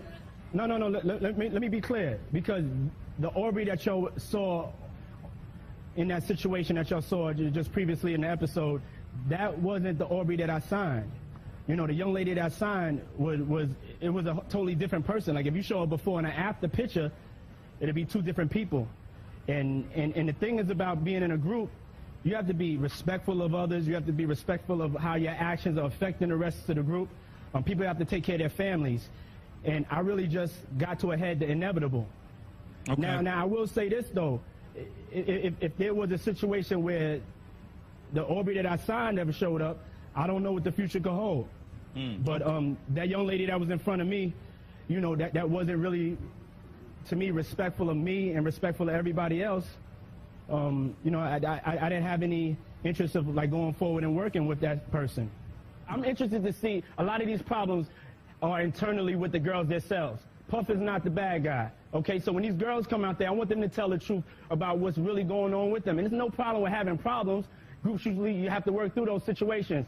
But there's some internal problems that are going on with the group, and this is a show about reality. And at Bad Boy, we always keep it real, so what you saw is exactly how it went down. What about D. Woods? I mean, she's like the soul of the group. Was she just guilty by affiliation, association? Yeah. To be honest, I would have no problem with working with D. Woods. I think she just caught like the wrath of a little bit, and I did back up, you know, I did backpedal, which I normally don't do, because I didn't mean to hit her with that. I was just like, I was bugging that, you know, I'm looking at Aubrey telling me what I can and can't do with my label. I've been in this game like 15 years. I do what I want to do. You know what I'm saying? At the end of the day, I'm going to have respect for my family, and I'm going to have respect for my groups. You can't tell me what I can do and can't do when I'm investing millions of dollars in you.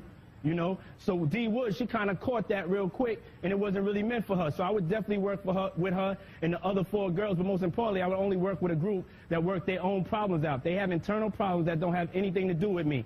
And I want to also say one thing. I got love for Aubrey. I don't have no beef with her. I just want to work with the young lady I signed, not the person that the fame has made her. Okay. Andrea looked like she's going to cry. Okay, and everybody, she always looks like that. What is your take on what happened? You know, I want to be completely real with all of you right now. I had like this nice little thing to say to all of y'all to make you see what I really am, what my character is, what I've, you know, how much I've defended Danity Kane, how much I love this group, how much I've had this entire situation's back from the beginning. And then I, you know, heard what Puff said, and it brought me back to the haters and the blog sites and all the people that constantly want to call me a hoe and say that I don't represent women, and say that, you know, because I'm real and because I say what I feel, that you know, I'm disrespecting people as a woman. And I just want to really tell y'all the truth. I walked out of this building. I was not going to come up here on this stage just 5 minutes ago, because I'm so sick of having to defend myself as a woman, because I really, really believe in myself, and I really, really want people to get it so bad. But there comes a point where you just get so sick of doing it.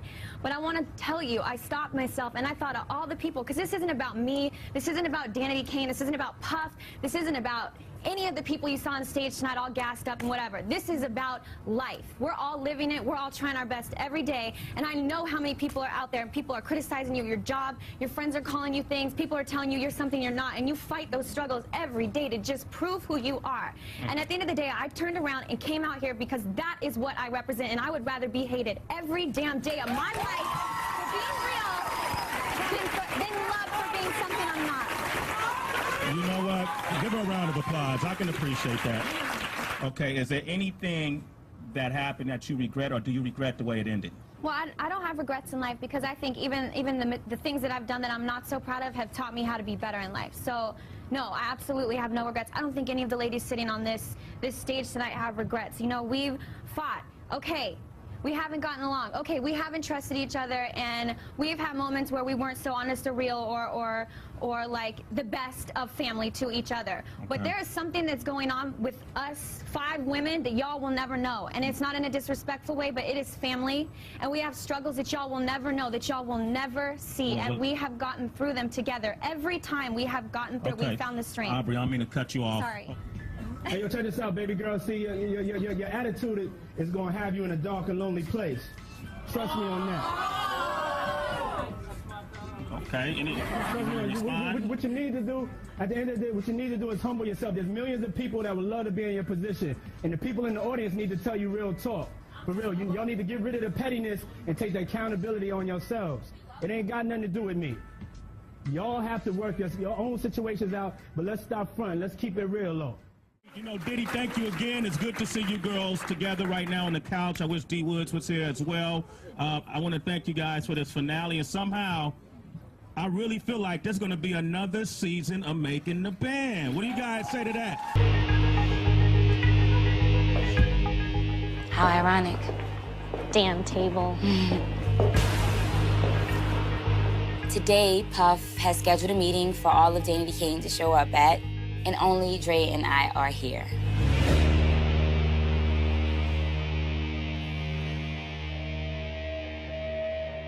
Somebody gonna tell the truth. I've had it feeling unhappy. She was part of the problem for you. No. Yes. Y'all don't like each other. We don't trust each other. She's not gonna be in Danity Kane.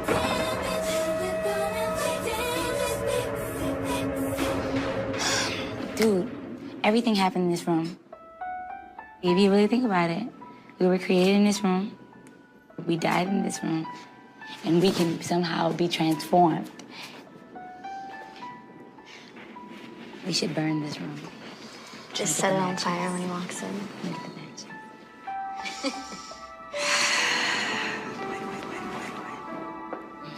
I don't know, you guys. What's happening? There's no more you guys. It's just me right You now. guys. I don't know, you guys. I don't know you guys. It's really not funny. It's not. I don't know. I think this is what we should do. I think music is all that matters, and we just need to get back to that. I think we should put Puff in a wig. A blonde one? A blonde one. And be like, look. I think he should commence to wearing glitter and big hair. He doesn't like big hair. It has to be straight. Straight. And we should put him in Danity Kane, and that'll be the 3 girls. I think that anyone who wanted to be here would be here right now. So we need to not keep going back to it. It's not there. That's a great statement. Which way to go? Can't do this by myself. Can't do this. Don't know how I should play the cards that I made.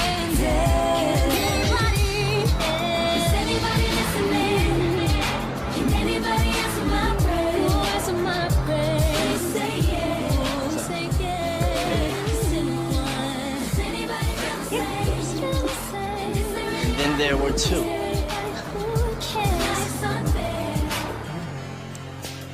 The last time I was here, I asked everybody what's really good, what's really going on, and you know, I kind of got the runaround. And now we down to 2 of y'all, and I need to try to figure out where we're going, you know, with this group and y'all future. So I think it's pretty obvious. Anyone who wanted to be here would have been here. So why is Shannon not here? I mean, we can't really speak for her. So have y'all tried as a We tried. ghost to reach out to the girls? Who did you try to reach out to I mean, since the time we were here? I've talked to Shannon. Besides Shannon, the other No. girls you haven't tried to reach out to. So I mean, it's still that same thing. You haven't tried to reach out to Well, them. no, because if they wanted to be here, they would be here. Because I think But everyone had the it has opportunity to to come to back. a point where somebody has to be the bigger person. I definitely think, I mean, I can't sit here and say, like, I've sat in front of them and been like, we can make this work, we gotta put whatever we gotta put behind us. I think we've all tried at one point or another. It's just, you can only do so much. I think we're all on 5 different pages. And so y'all are prepared to not be a group? I mean, I don't think we have a choice. No, y'all do have a choice. When you can't get someone to answer your phone call, that's not your fault. Like, the reality is, I have reached out, but if someone doesn't want to pick up an email or a phone call or answer me back, that's the best that I can do. D Woods, in her mind, she thinks that there's no coming back. That's something we sat in a meeting with her and told her to her face, I don't think Puff fired you. Like, I really don't think. And she said, in my mind, he did. He did. As a businessman, I'm not letting nobody out their contracts. I'm not letting nobody out their contracts. It's not about to be other record companies taking advantage of this situation or y'all acting the way y'all acting and affecting my business. To me, it's hard to put out a group that has 2 #1 albums that fans have supported, and I can't give no real reason why y'all ain't together but some bull. So at the end of the day, I want the world to know. I don't give a all right? We got some business that we still gotta handle, and this is a business, and that's really reality. We're gonna handle that so everybody can lawyer up, figure out what it is that's gonna happen. Y'all have a responsibility to straighten this out. Y'all got me in a mess, the business in a mess. But we can't make anyone be here. Why do we have to suffer? So the thing I'm mad at all 5 of y'all. So, and that ain't gonna change. I'm telling y'all to this, and I told D Woods this. And I told all So of the this. thing is, but they're not here. They've obviously made a decision. So what do we do from there? I don't care about y'all egos. Everybody better. Okay, I don't care if y'all gotta call each other 4 or 5 times, whatever. But once you make the final decision and it's over, we're not making the final decision. What we're saying is we're not making a final decision. We're sitting here telling you we want to work. Fine, Shannon. You want us to punch her in the face and drag her? We here? Like, we wish we could. You don't understand? We sit here and we talk about it. I'm saying y'all have to work things out sometimes with people. But sometimes you But if can't someone doesn't work it things out if with they you, don't then want what to do you be do? here. Try again. Try one last time for me. I'll try. We'll continue to try. Thank you very much. But I just try one last time for me. We'll try. I know you said you've already gone 99%. Go that one last %, because once that hammer comes down, boom, and it's over, it's over. Right. All right? Cool, thank you.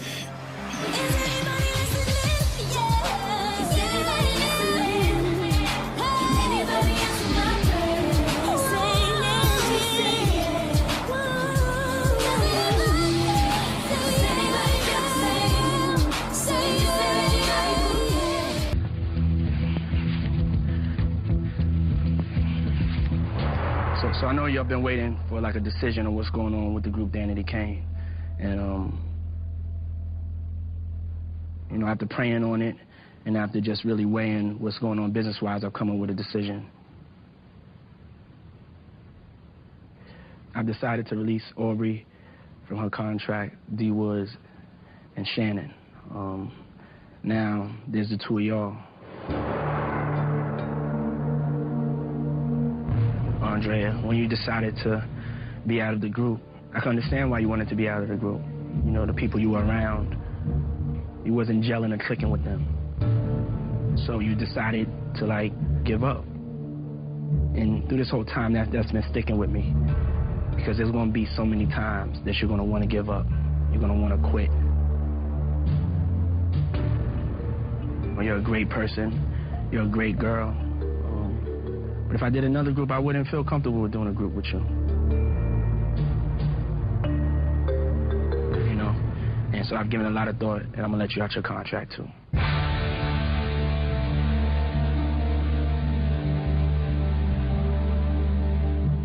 As far as for you, Dawn, I still want to make music with you. I still want you to be signed to the label. And, you know, if I decide to put that together, Danity Kane, then, you know, you'll be the only member that'll still be there.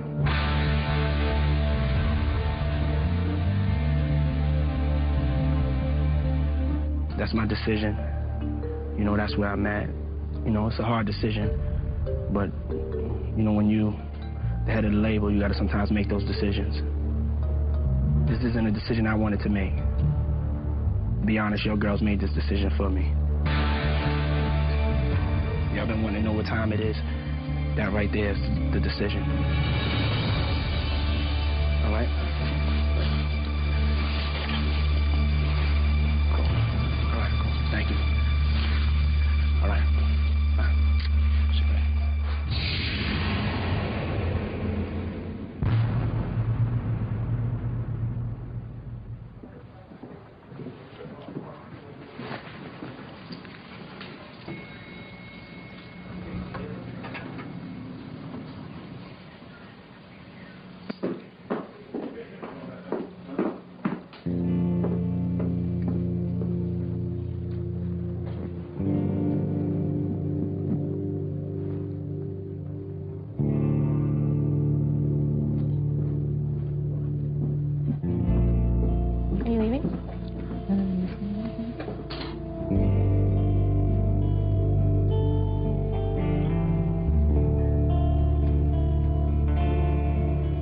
okay?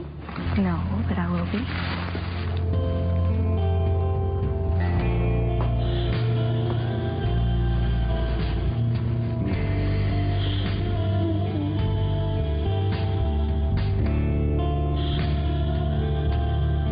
I feel very alone.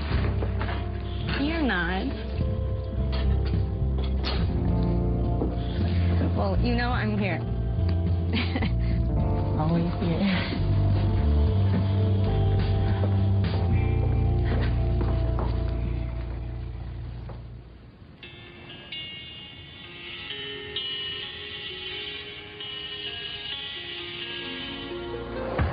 Raindrops fall from everywhere.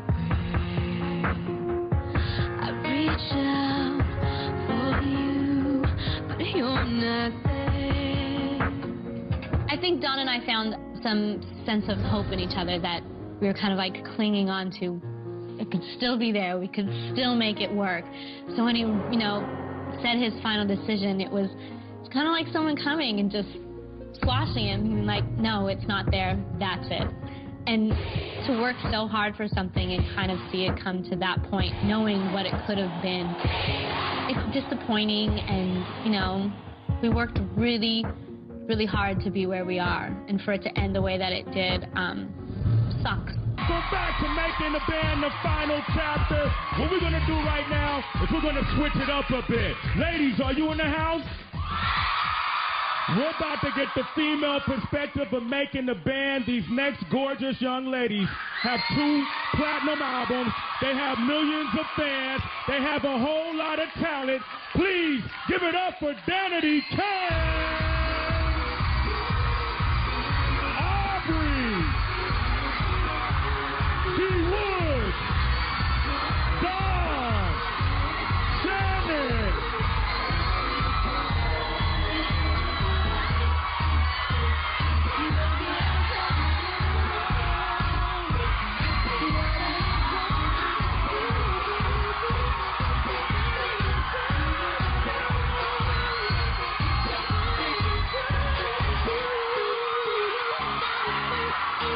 Wow. All right, let's take our seats.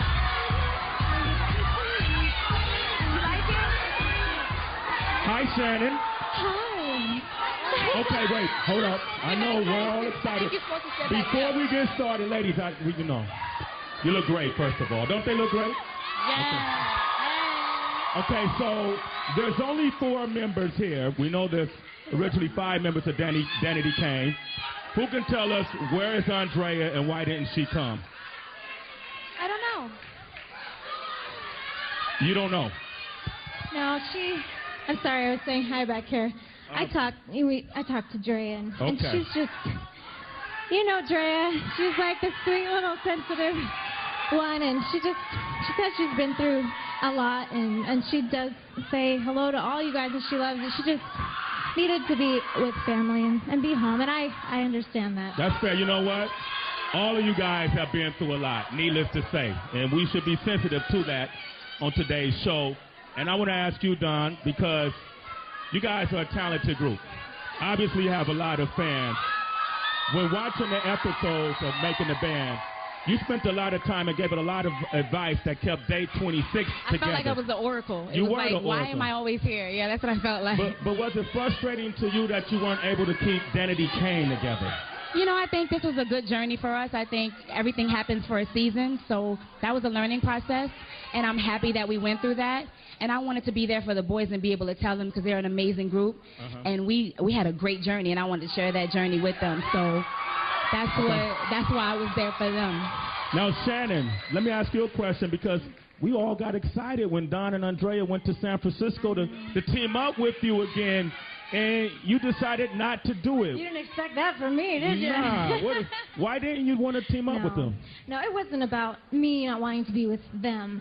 It was deeper than that for me. When the last finale happened, I was definitely at a crossroads. I know we all were. And so in my personal journey for my own life, I'll just say it, the whole time I've been on tour with everyone has been my whole marriage, and I haven't had that time for my soul. And so it was a personal choice. It wasn't anything against anybody, any of the amazing fans. It was just my personal journey. Okay, all right. Great ring, by the way. That's it. Look, show off your ring, if you will. Oh, the ring. Which one? Oh, excuse me, pardon. D Woods. What up?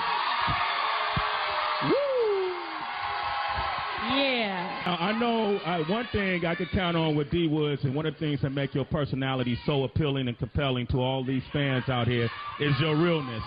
So thank you. I'm gonna go ahead and ask a real question. Realness, not real. Give Come you on an now, let's go. opportunity. Give you an opportunity to set the record straight, no matter who's in this house. Why did Danity Kane split? Was it because of you guys? Was it because of Diddy? Why did you split up? You know what? That's a very complicated question and with a very complicated answer. You know what I'm saying? Give it to me straight. Give it to me straight. I don't think I can really take this whole entire hour, to tell you, because it is that long of an explanation. Okay. But what I will say, I'm going to answer, just wait a minute. What I will say is that it's something that started from the beginning, from actually the day we were chosen as a group. It's a very long process. There were a lot of things not in place. Okay. Wait, let me finish. Let me finish my answer. Like this group was put together, and there was not a sound foundation for us to have a real chemistry. And so when you have so many things out of order, then the personal things started taking place. So y'all weren't getting along. It went from good to worse. From bad to worse. Okay. So I will definitely say a lot of professional things were not in order, and then a lot of personal things went out of whack. And so when you have both things not working, you don't have anything to stand on. It's an explosion. Aubrey. What's up? What's up, New York? What? Get it. Do you? Okay, I got to have you sit down. Come on, I have to have you sit down. All right, I'm sitting. Great layout, by the way. Sway, you got your copy or what? I heard you got two. I got two what? I got heard three. You got one in the car I got three. and one at home. Exact, and at my office. A lot of people blamed you for the breakup. Sure did. Did you watch the show? And also, there was a moment where Robert referred to Q as Aubrey when he thought the group was breaking up. Yikes. How does that make you feel? I battled with this answer, y'all. I really did, but this is the truth. Puff is a great man, and he taught us how to survive. Making the band taught us how to fight to survive. We spent, hold on, there's a point. This entire situation taught us how to survive, and that's what I see people doing right now. They're trying to survive, and I can't hate on that. I don't appreciate, and I don't like how certain people are going about trying to survive, but I have to say that after being kicked out, I learned a bigger lesson way beyond anything I learned here, which is you got to fight to stay happy, and that takes forgiveness for others, and that takes, hold up, I got the biggest one right here. Hold on. Okay. That takes forgiveness of yourself and the things that you wish you could have done to make the situation better. So I'm forgiving it all. I want to let it go. I want to shed it. I want to. Well, this is what we're going to do. Lean down on me. This is what we're going to do. I forgive you, Q. President of my fan club. Thank you, Q. Okay. What we're going to do, all the girls, with the exception of Don, none of you guys have seen Diddy since that day in the office. So what we're going to do. Him. Well, you've seen him. I've seen him. Well, we're going to bring him out in just a few minutes so you guys can talk to Diddy. And we'll get the record straight. Making the band, the final chapter. You don't want to miss this. Stay by your television. We're coming right back. We've seen you grow, come together. You had the world at your hands. You had 2 double platinum albums. You achieved your dreams. Thank you. Okay. And then all of a sudden, it breaks apart. You got egos involved, attitudes involved. But let me stop you right there. I'm going to let you come in. Okay. I just feel like nobody's taking accountability. Yeah, I think everybody's pointing the finger. But let me say this. It was never all of a sudden. It was always, like I was saying, it was from the beginning. It was definitely a wound that was never healed. And you can put a Band-Aid over a gunshot wound. You're going to still bleed through it. You know what I'm saying? And then, and the thing is like, when you have 5 different people We're going to go back to that. We have 5 different people who was in competition mode, but then you never have a sound foundation. You never have a coach to really... You have the dream team. You have all the hottest players. Then why you y'all don't have mess a it coach. up? How you Because messed we this had up? different agendas. We didn't mess it up. Okay, what do you mean, Don? We didn't mess it up. We had different agendas. Who messed it up? I would Shannon, definitely say everybody had a part in it. We had different agendas. Everybody had a part. If we in had it an being messed answer, up. we would have answered it and we would have fixed it. Don said you had different agendas. This is the reality. When we were in the group, we wanted to be a part of Danity Kane, and it wasn't just us. There was a lot of people around us that were making us bad, but we had to take accountability. We started when we weren't happy. When we weren't happy, people started doing other things, and like we tried to find happiness Aubrey elsewhere. did a Broadway musical. Aubrey did Broadway musical. Okay.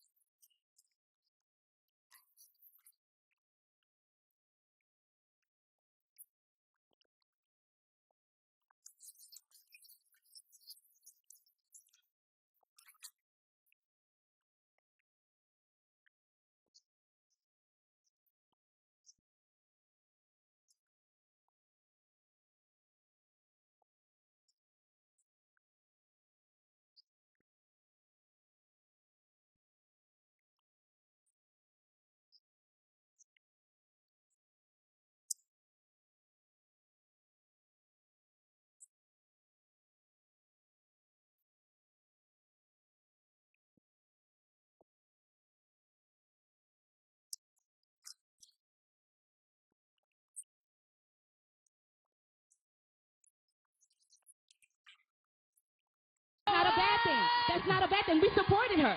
We supported her. We supported her. The only, so I just want to say, the only one that ever came to Hairspray was D. Woods. That was the only one that ever supported me. It's not just her. D. Woods was the only one that ever she's supported the only one that. Well, she's the only one that went to the show because we had shows and she didn't show up. We had to go perform.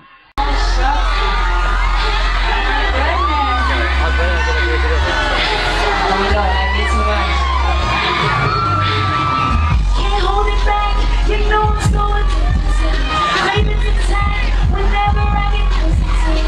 I'm in control whenever you're away. I just want you here with me.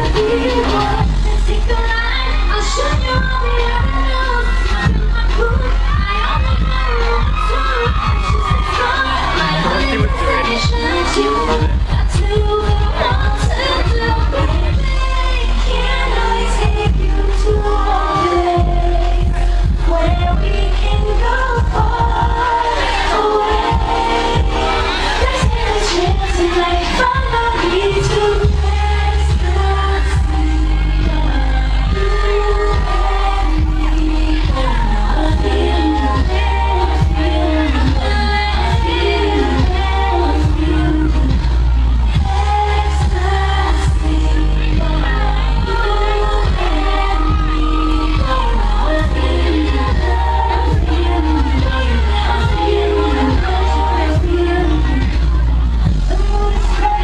You know what I'm gonna do? A fan pays a ticket. A fan pays a Let's bring ticket. out the man who put you all together. Give it up for Danny.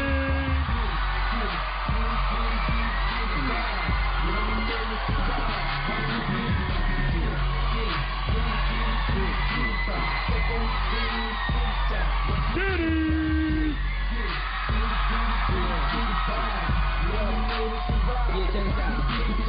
I'm pity bopping, fly in an Aston Martin. I'm getting money like a dope boy born in Harlem. I'm Gucci. So filthy. How y'all feel out there? So filthy. Hey, so check this out. So I'm backstage. I'm listening to everything, and this is what we have to get straight. You know, the whole making the band thing is a once in a lifetime chance opportunity. Nothing in life is perfect, you know what I'm saying? There were things that were going on with the young ladies that they knew about that were not just expressed to everybody else. They were doing their best to hold things together as anybody should. Whatever was going through with them, it didn't work out. You know what I'm saying? I don't know the reasons. I tried to get the reasons out of them. You know, as we sit here right now, it's going around in circles. The only thing that I could say that there's some positive things that have come out of this though. Y'all got to meet some beautiful young ladies that are going to have some bright futures. They were able to put out 2 #1 albums. You know what I'm saying? I don't think us talking about the past is going to get us anywhere, and it's a lot of things that I can see that still haven't been dealt with, and it's just time. It's time to move on, baby. You know, I have to say, Puff, you're right. Puff is right. This has been an amazing, amazing experience, and we don't take any of that for granted. We don't take any of you for granted or any of our accomplishments. We thank you completely for the opportunity. Cool. You have helped us through. And I appreciate you saying that, because all I try to do and all I try to do with this is to give young people an opportunity. All the other BS that comes with it, that's part of the game. And then y'all going to realize it in your solo things, that's what comes with the game. You got to try to work it out. Okay, let me do this, because I know the boys for Day 26 are going to come up. And then But I do want to say that I love these girls, and it was a pleasure working with them. And something I'll cherish for the rest of my life. Okay. And then also, we're going to mix it up with the girls. And I'm going to leave them with this question. You can answer after the break. If Andrea came back, and as good as these girls look today, is there a chance that Danity Kane can get back together? Y'all think about this. And when we come back, we'll have that answer. Making the Band, the final chapter. Okay, so everybody's, I want to hear this answer. Andrea's not here, but if she was here today and haven't come together for this finale, ladies, if you had your way, would Danity Kane be a group again? Aubrey, I'll start with you. I think if everything could work itself out, absolutely. Oh. D. Wood. I honestly have to say that I loved everything that we did together. I was always, you know, number one, like going hard in the paint for Danity Kane. We had 2 #1 albums because of y'all. We're double platinum. And I definitely feel like the season that we had was wonderful. And I definitely think that if another season came around, it would be great. But right now, it's a new chapter. Everybody's going on to different things in solo careers. Okay. Big ups to Dawn. Then you saying no. Hey. No. Just say no. Okay. I have Shannon. a solo project I'm working on. She don't do it for you anymore. She don't rub your back when it's sore. She don't make you feel the same. You gotta wonder at night. I seen you look when you walk by, and now you wanna know what it's like. If you could be the apple of my eye, you wanna make a change, you wanna come my way. Well, I'm waiting here for you.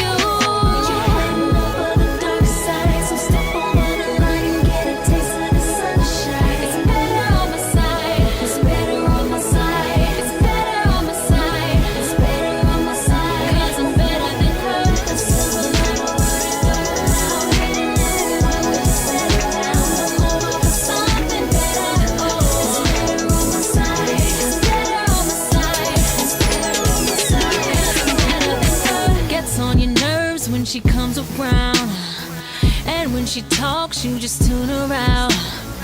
You fantasize by my lips, about my thighs, and the feeling's getting stronger, and you can't seem to get me out your mind. And now you wanna know what it's like.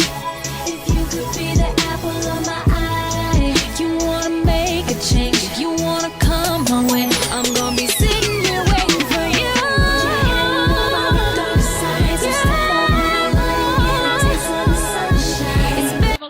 Labels very interested in me, Okay, and I that's want fine. everybody to That's be fine. That's excited fair. for the new things that I'm about to do. Okay, so Shannon. be supportive of everybody moving on to We this new support chapter D. in their Wood. life. We're gonna get back to that. Shannon, what you think? With wisdom, I say this. I think at this point in time, no, not yet. But listen, hey, I'm actually talking. You might want to listen.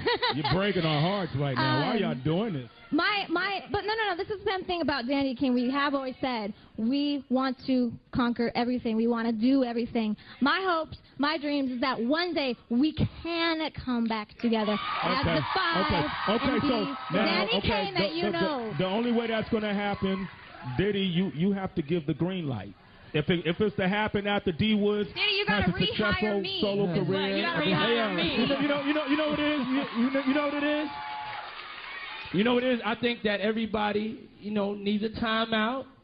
Sometimes you just need, when you family, sometimes you need a timeout. But I will have this announcement. Everybody wanted to know what I felt was going to go on with Danity Kane. There will never be another Danity Kane unless it's these girls right here. I agree. That's number one. Okay. Number two is I am going to do a new show looking for a new girl group. Hopefully that they'll appreciate things and work things out. Not saying that these girls didn't, but a girl group that'll be able to stay together. And number three is that I'm going to let everybody out their contract so they can go pursue their solo careers and do their own thing. Okay. So they can have their freedom. Is there a four? And yeah. Number 4 is Making the Band is the #1 show on the Okay.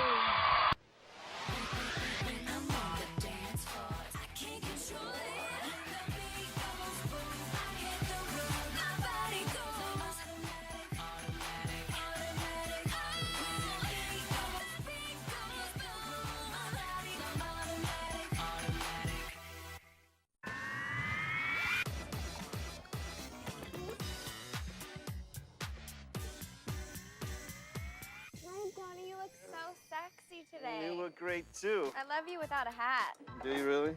What is this? Well, after my conversation with your trainer last week, I went ahead and ordered you some lunch. Great. I was planning on having a muffin, but okay. So what's going on? Where are we going from here? What? We're going back to Palm Springs. Yeah. Johnny, Radio show. I got on it? You got on it. That's hot. They don't put anybody on these shows unless they haven't already established a hit. Right. Or they're successful already. So the Right. fact that they're actually putting you on this show, and it's not a gimme, they're doing it because, again, they believe in you. Oh my God. I'm nervous. Johnny feels that this radio show, being in such a big venue with such a large crowd, is the perfect time and place for the labels to come watch me. There's a bunch of things that we have to do. People actually want to see you right now, but I was able to buy us some time. So I'm saying 6 weeks. This radio show is going to be my showcase. This is going to be my one opportunity to prove to these label executives that I have what it takes to be a solo artist. So we got to make these things full performances, the whole 9 yards. It'll be all right. We're going to be working with a lot more now. More elements thrown into the mix. And that's the whole game plan. That's what we got to do. What am I doing tonight in the studio? I saw that email about I'm going in the studio tonight. Someone from the past is going to come join you in the studio tonight. Not Diddy. No, but that would actually be kind of fun, wouldn't it? I'd rather stick this fork in my eyeball. No, Andrea. Little Muff? Little Muff. Trey Trey's going to come. She's going to come in the studio? Yeah. No way. You guys going to hook up a record together. Of all the girls in Danity Kane, I was obviously closest with Andrea, my little muff. I spent a long time reaching out to her after everything dismantled. I want her to succeed too, because she was my teammate from the very beginning, and that's what you do. It's going to be exciting. I mean, again, I think the record's going to be crazy because you two together always had a chemistry, and I think the emotion's going to come on the track because of the fact that you guys miss each other.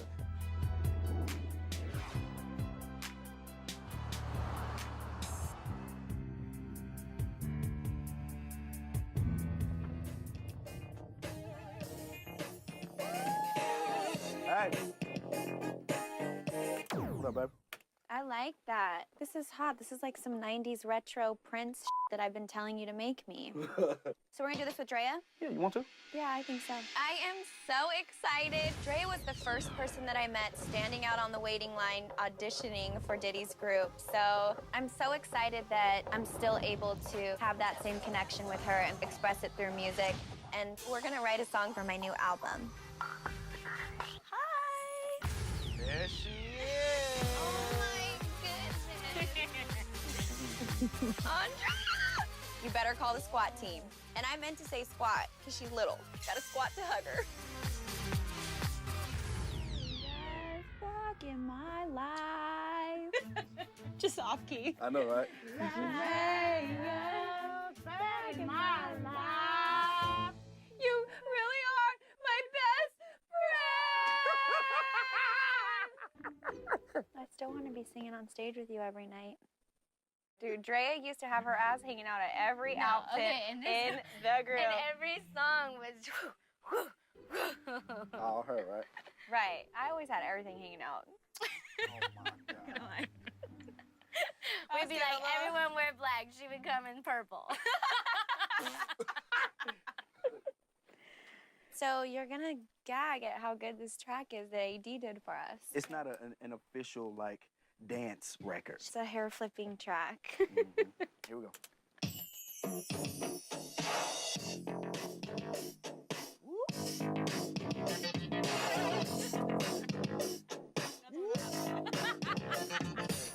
You like it? Love it. The most powerful thing about music is when someone screws you over, you can write a song about it and screw them over. I mean, who doesn't want to write a song dissing their ex? It's hilarious. So why don't we do it like, okay, if I do the first verse with a thought about my ex, she opens the second verse with the thought of her ex. And then flip the B sections, or we could do our own B sections. You want to flip them? Flip it. All right. Yeah. Since it's a personal record, you got to kind of say that. Like, this is for all the people that feel... Making it vague. Yeah, exactly. Okay. Pretending. Pretenders. Yeah. Yeah, Right. okay. Yeah. Ooh, I got a good line. Your ego's up so high, your feet can't touch the ground. Yeah, nigga. Okay, dog. This goes out to all pretenders. Your ego's up so high, your feet can't touch the Okay, ground. yeah. For me personally, was that it was just I love you and then I don't.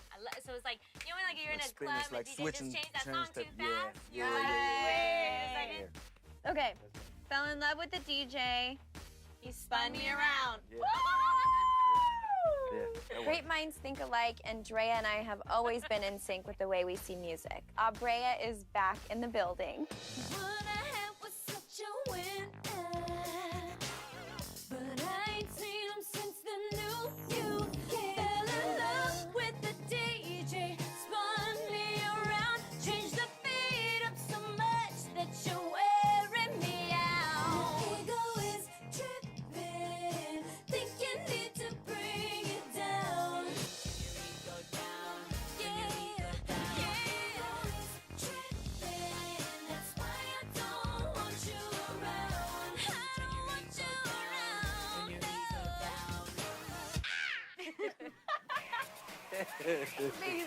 I'm gonna go put the song and I want you guys to hear it. Well, get a glass of wine and put it on. Okay. Pull down your skirt. God, you're more of a mom than me. Shirt's always a little too short. All right, here we go. When are you gonna write a song about me?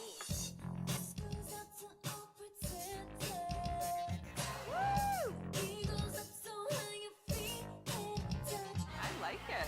I may not be able to bring Danity Kane back, but Andrea and Aubrey aren't going anywhere.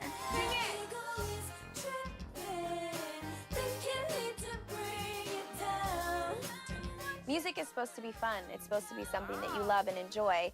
And I absolutely love and enjoy every minute I spend with her in the studio. I'm angry that you dance so white. You know what? Don't be mad that I'm white and you're not, okay? If being white means dancing like that, I don't want it. You're like, whoops, tonight.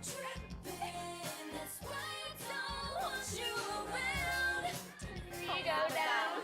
I can't even handle what's happening on that couch right now. Right. Did you laugh at the end?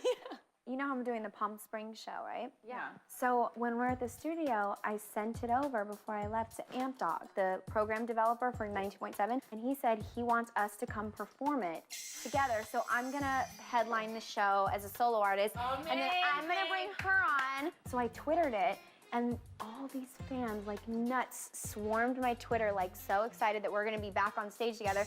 I think that Aubrey reuniting with Andrea is a slippery slope.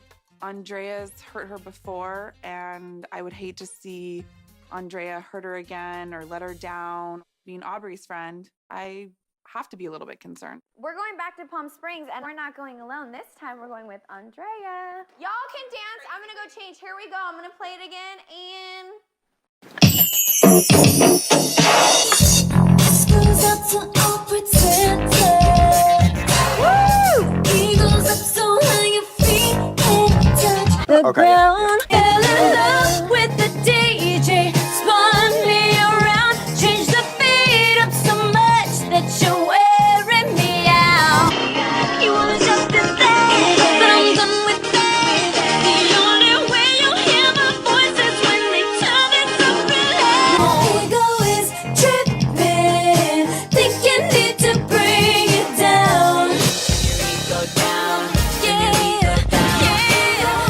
Tripping, that's why I don't want you around. I don't want you around. It's too loud. Turn your ego down. Drill. All them shots that got you so high, acting like you don't remember what you do. You ain't that deluxe in real life. You'd be played out, boy, if they knew the words. When the DJ spun me around, changed the beat up so much that you're wearing me out. You wanna drop it back, well I'm done with that. The only way you'll hear my voice is when they turn it up real loud. My ego is tripping, it's tripping now. You need to bring it down. Check your code along with your ego, honey. Ego is tripping, that's why I don't want you around. Turn your ego down, turn your ego down. Fell in love with the DJ who spun me around, changed the beat up so much that it wore me out, yeah. Ain't no jumping back, I'm done with that. The only way you'll hear my voice is when they turn it up real loud. My ego is tripping, think you need to bring it down. Go down, yeah, yeah. Tripping, that's why I don't want you around. I don't want you around. Yes, thank you. Careful, test it to make sure it's not too hot. How many tea bags did you put in this? Oh, you know, about 5. No, there's just a little honey in there. I know you like to tea bag it. You're so stupid. So I have a question for you. When's the last time you talked to Diddy? I haven't spoken with Diddy for a minute. You're more than likely you're gonna see him at some point. Oh, and I've seen him. Do you ever think about calling him now that you're on this new adventure and just kind of giving yourself the final closure? No, not at all. Every time I've run into him, his language has always been still waiting to see if you can make it, kid. So I think my final conversation piece with him will be making it.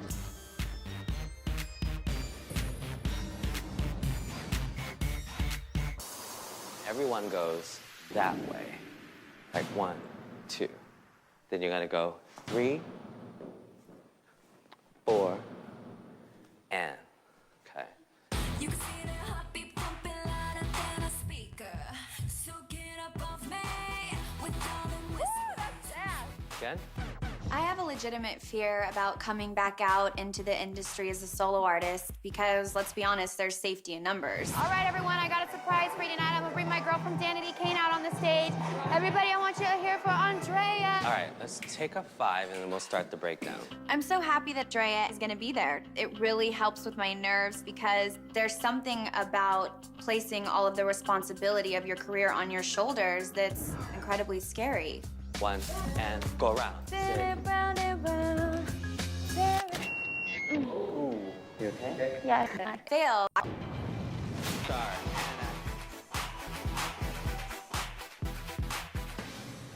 All that ad-lib stuff, I'm gonna have the dancers off stage. It's only gonna be you.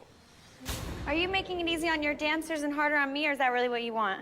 No, I think you need a moment. That's a lot. I know, but that's a lot to carry at the very end out of breath by myself, but okay. Yeah, but that's where there's no dancing. You're just gonna sing. Are we gonna be ready for this show? Yes, I will be ready no matter what. Will the rest of the formula be ready? I don't know. We're gonna pray for it. Andrea. What happens if she gets here for rehearsal and just doesn't feel like she's ready? What's our plan B? Well, that's not an option. What's our plan B? Hi, little mom. Hi. She looks great. Let's go over Trippin'. I added some arms for her. You guys do different versions. Andrea's in rehearsal today to go over all the choreography for our big show. It may not be Danity Kane, but it is the best of Danity Kane. Trippin'. 2, 3, and 4, and a 5, 6, point down, down. So you want Mike in our right hand the whole time? Whatever you want. This tripping part is more of a shoulder, shoulder, shoulder. Yeah. Let's go over the whole show. Let's just take it slow. 6, 7, 8, and the beat goes, ooh, I hit, ooh, I body, automatic, automatic. Go to center, sing that little last chorus, let them come to you. Got it. You know what I'm saying? Yep. And Andrea. Can I talk to you, okay? Yeah.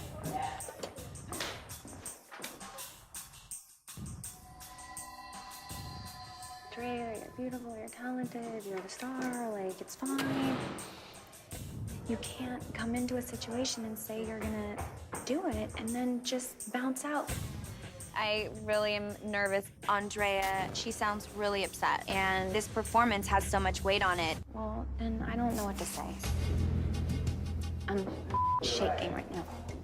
Hi.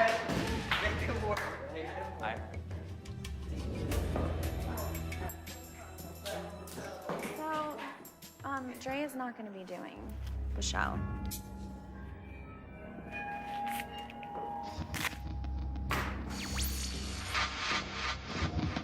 Can we run the automatic? Yeah. Well, come in. What's going on? She's doing Drea. You know what that is.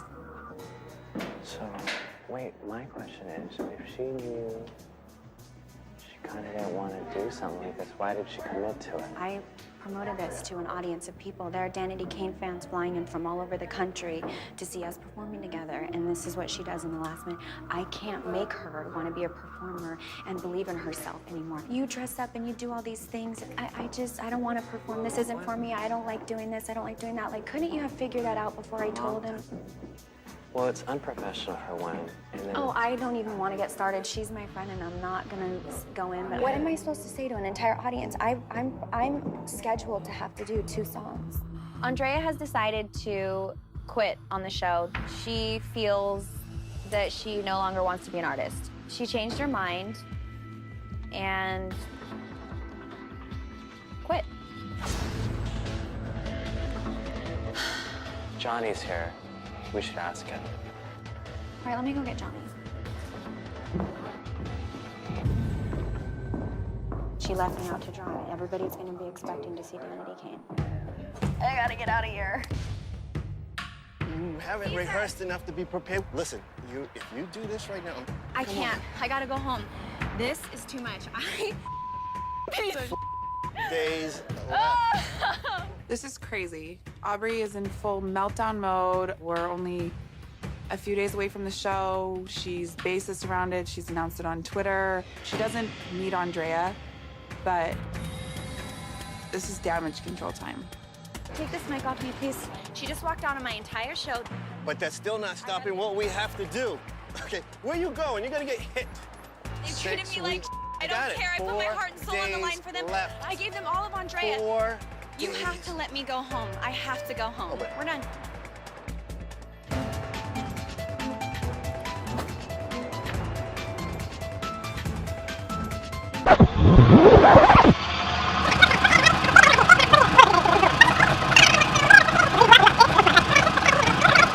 How's it going? Hey, 4 hot chicks going to Maggiano's. Maggiano's this way. Wait a second. Isn't that Aubrey O'Day and the other chicks from Danity Kane? Together!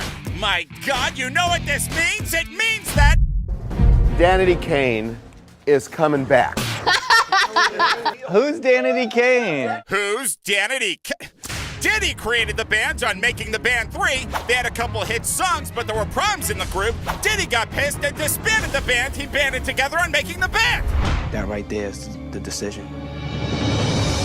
Dramatic. But now Danity Kane is reuniting, but without Diddy.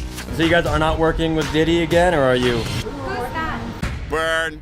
Are you afraid of upsetting Diddy? Who is that? Double burn. Same joke, though. The funny thing is, if Diddy said, "Who's that?" about Danity Kane, he would actually mean it. Danity Kane's a big deal. What's their song? If they're so popular. Damages. Oh! You just got caned. Big fan right there. But it's damage, not damages, but whatever. In any event, Diddy ain't gonna be happy about this, and There's trouble brewing. There is trouble brewing. And Aubrey has fired the first shot of this war with a self-promoting photo on Twitter. Which is quite effective. Good luck with the comeback, ladies. This is like O-Town getting back together. O-Town's getting back together? You're just gonna leave him hanging. I'm standing next to the ladies of Danity Kane. I'm so excited. So you guys have a special announcement for us tonight, right? Yeah. We do. Ready, girl? Ready. We're back. We love you on TV. So you're back together. New music soon? We do. We have a new song by the Stereotypes that we love called Rage. Rage. When are we gonna hear it? We're gonna hear it Very soon. Very so soon. I know D Woods isn't with us, but will Diddy be involved in this? You know, Diddy always finds his way back, but we're on our own this time. Yeah. Well, we are so excited to have you Thank you. ladies You back. birthed us here. Our first time here First was a time VMA born on carpet, now MTV we're and back. reunited on MTV. I think we're just ready to pick up where we stopped. Like, now's the time. We've grown a lot as women, and I think we really missed doing music together. So, new music as well. What can you tell us there? An album's worth of new music, and we're working with the amazing Stereotypes, and as you know, they've done Damaged. So we're excited to do this new record. We have a new record called Rage. And I think it's a better sound for us. I know you guys will appreciate it at Billboard. It's a live sound, and I think you've never heard Danity Kane live, with live guitar, live drum, more of a rock vibe, and I think that's going to be impressive for us, and I think people are going to see a whole new side of us. Yeah. Now, obviously, you've all individually been involved with solo projects. Aubrey, you just put out a record last week that's on our charts.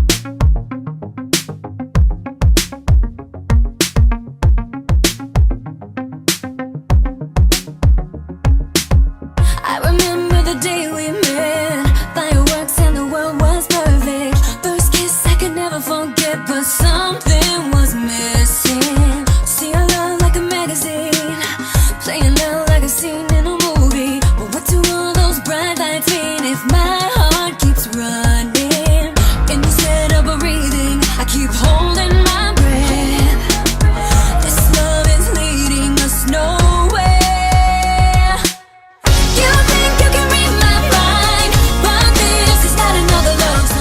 Dawn, you're working on album number 3, right?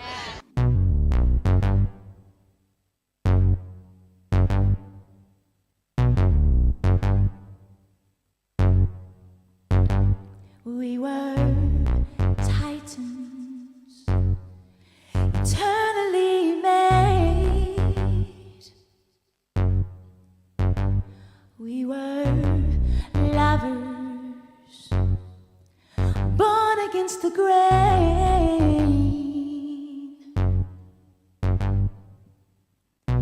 Why would you wanna die if you can't live with me?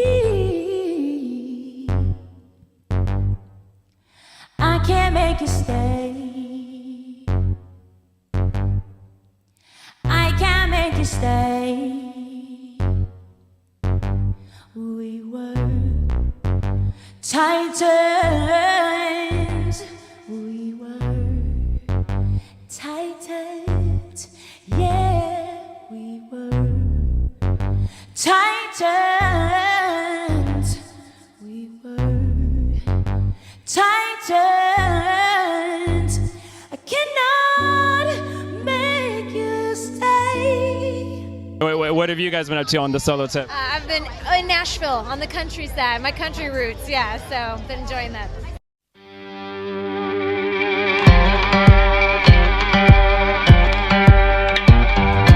Diamond eyes that paralyze, a platinum tongue with glamorous lies, a backdoor dealer that deals heartache. You don't never give, but you sure take. Yeah, I know you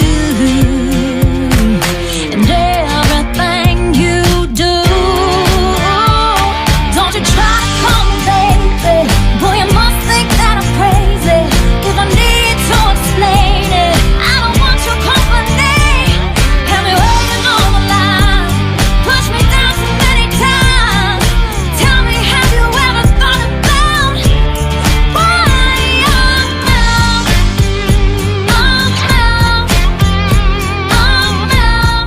Excellent. So, to that point, how is that going to jive with all the individual things you guys have going on? Like, Now it's DK, right? Yeah, we're definitely focusing on Danity, Kane, and when we get into the studio and make music, it's just organic for us. It's the place that's most natural, and I'd say second to that will be the stage. So we can't wait to be back together doing both of those things. Yeah. and since your fans are used to seeing how it all came together from the show, will we see some content this time around as well, maybe? You never know. You never know. But right now, get excited because the single is coming real soon, and I think people will be pleasantly surprised at how we're coming.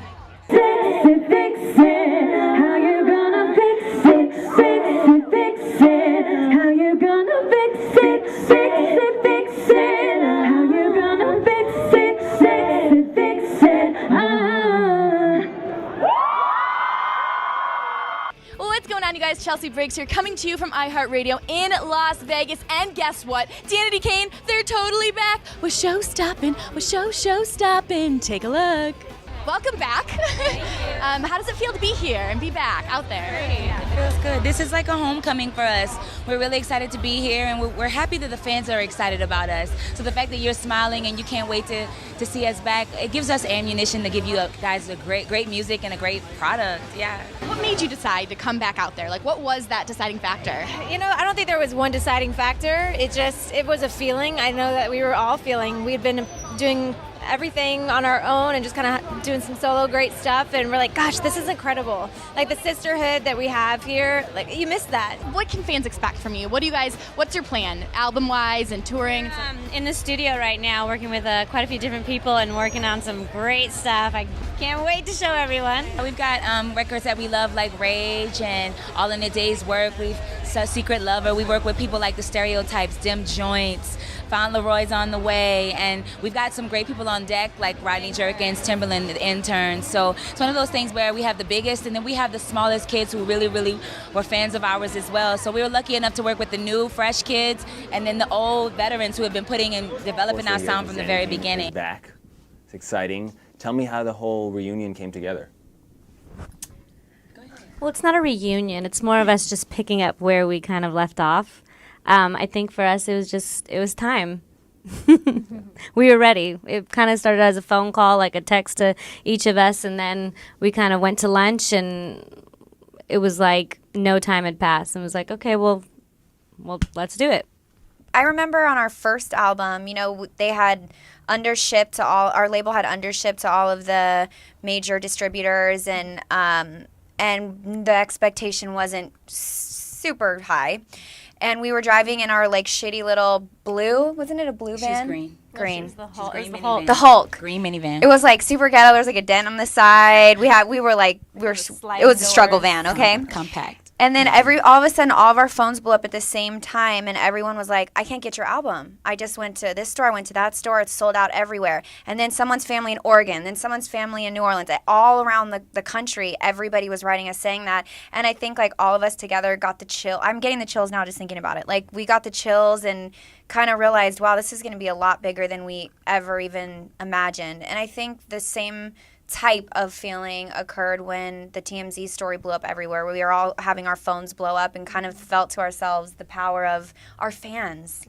This amazing group of people that has stuck by our side through all this fuckery. 6 years. That we haven't spoke the name in 6 years, and then that second trending for 2. That's powerful.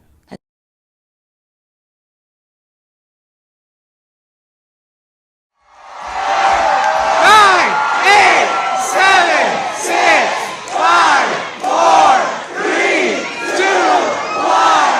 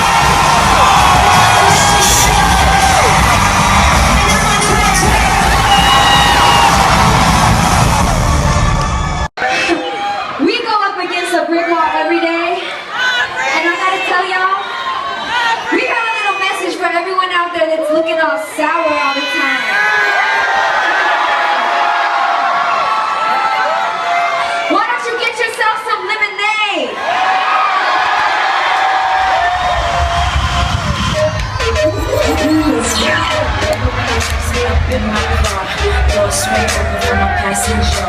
Look up in the mirror, fix my mascara. People wanna know who the hell is her. She top all in my creepy wheel. I stay up and then I hoop this deal. Rattling in the trunk when I play the tracks. Your spur to the left, yeah, they holler back. I feel your eyes on me. I like how it feels. I hope that you enjoyed your flight, but I'll take it from here. I'm late to the party, but I'm always on time. Misunderstood, but I'm always on your mind. Yes, if we turn up every night, the top down when we pull up at the light. Don't listen to what nobody says, so loud I can't hear nobody say nothing. I wish you would say something for me and my cousins. Ain't no problems here. See, I'm just trying to have a good time. These niggas got style. Babies, lemonade, lemonade, lemonade, lemonade. They looking so good, they might just need a drink. Lemonade, lemonade, lemonade, lemonade. I'm rocking my songs, black on the shade. Yeah, be over here setting up shop, swinging lemonade, late to the party, but I'm always on time. Yeah, misbehave. I'm such a good love. Easy to get started, look good on babies. Lemonade, lemonade, lemonade, lemonade. They really so thirsty, might just need a drink. Lemonade, lemonade, lemonade, lemonade.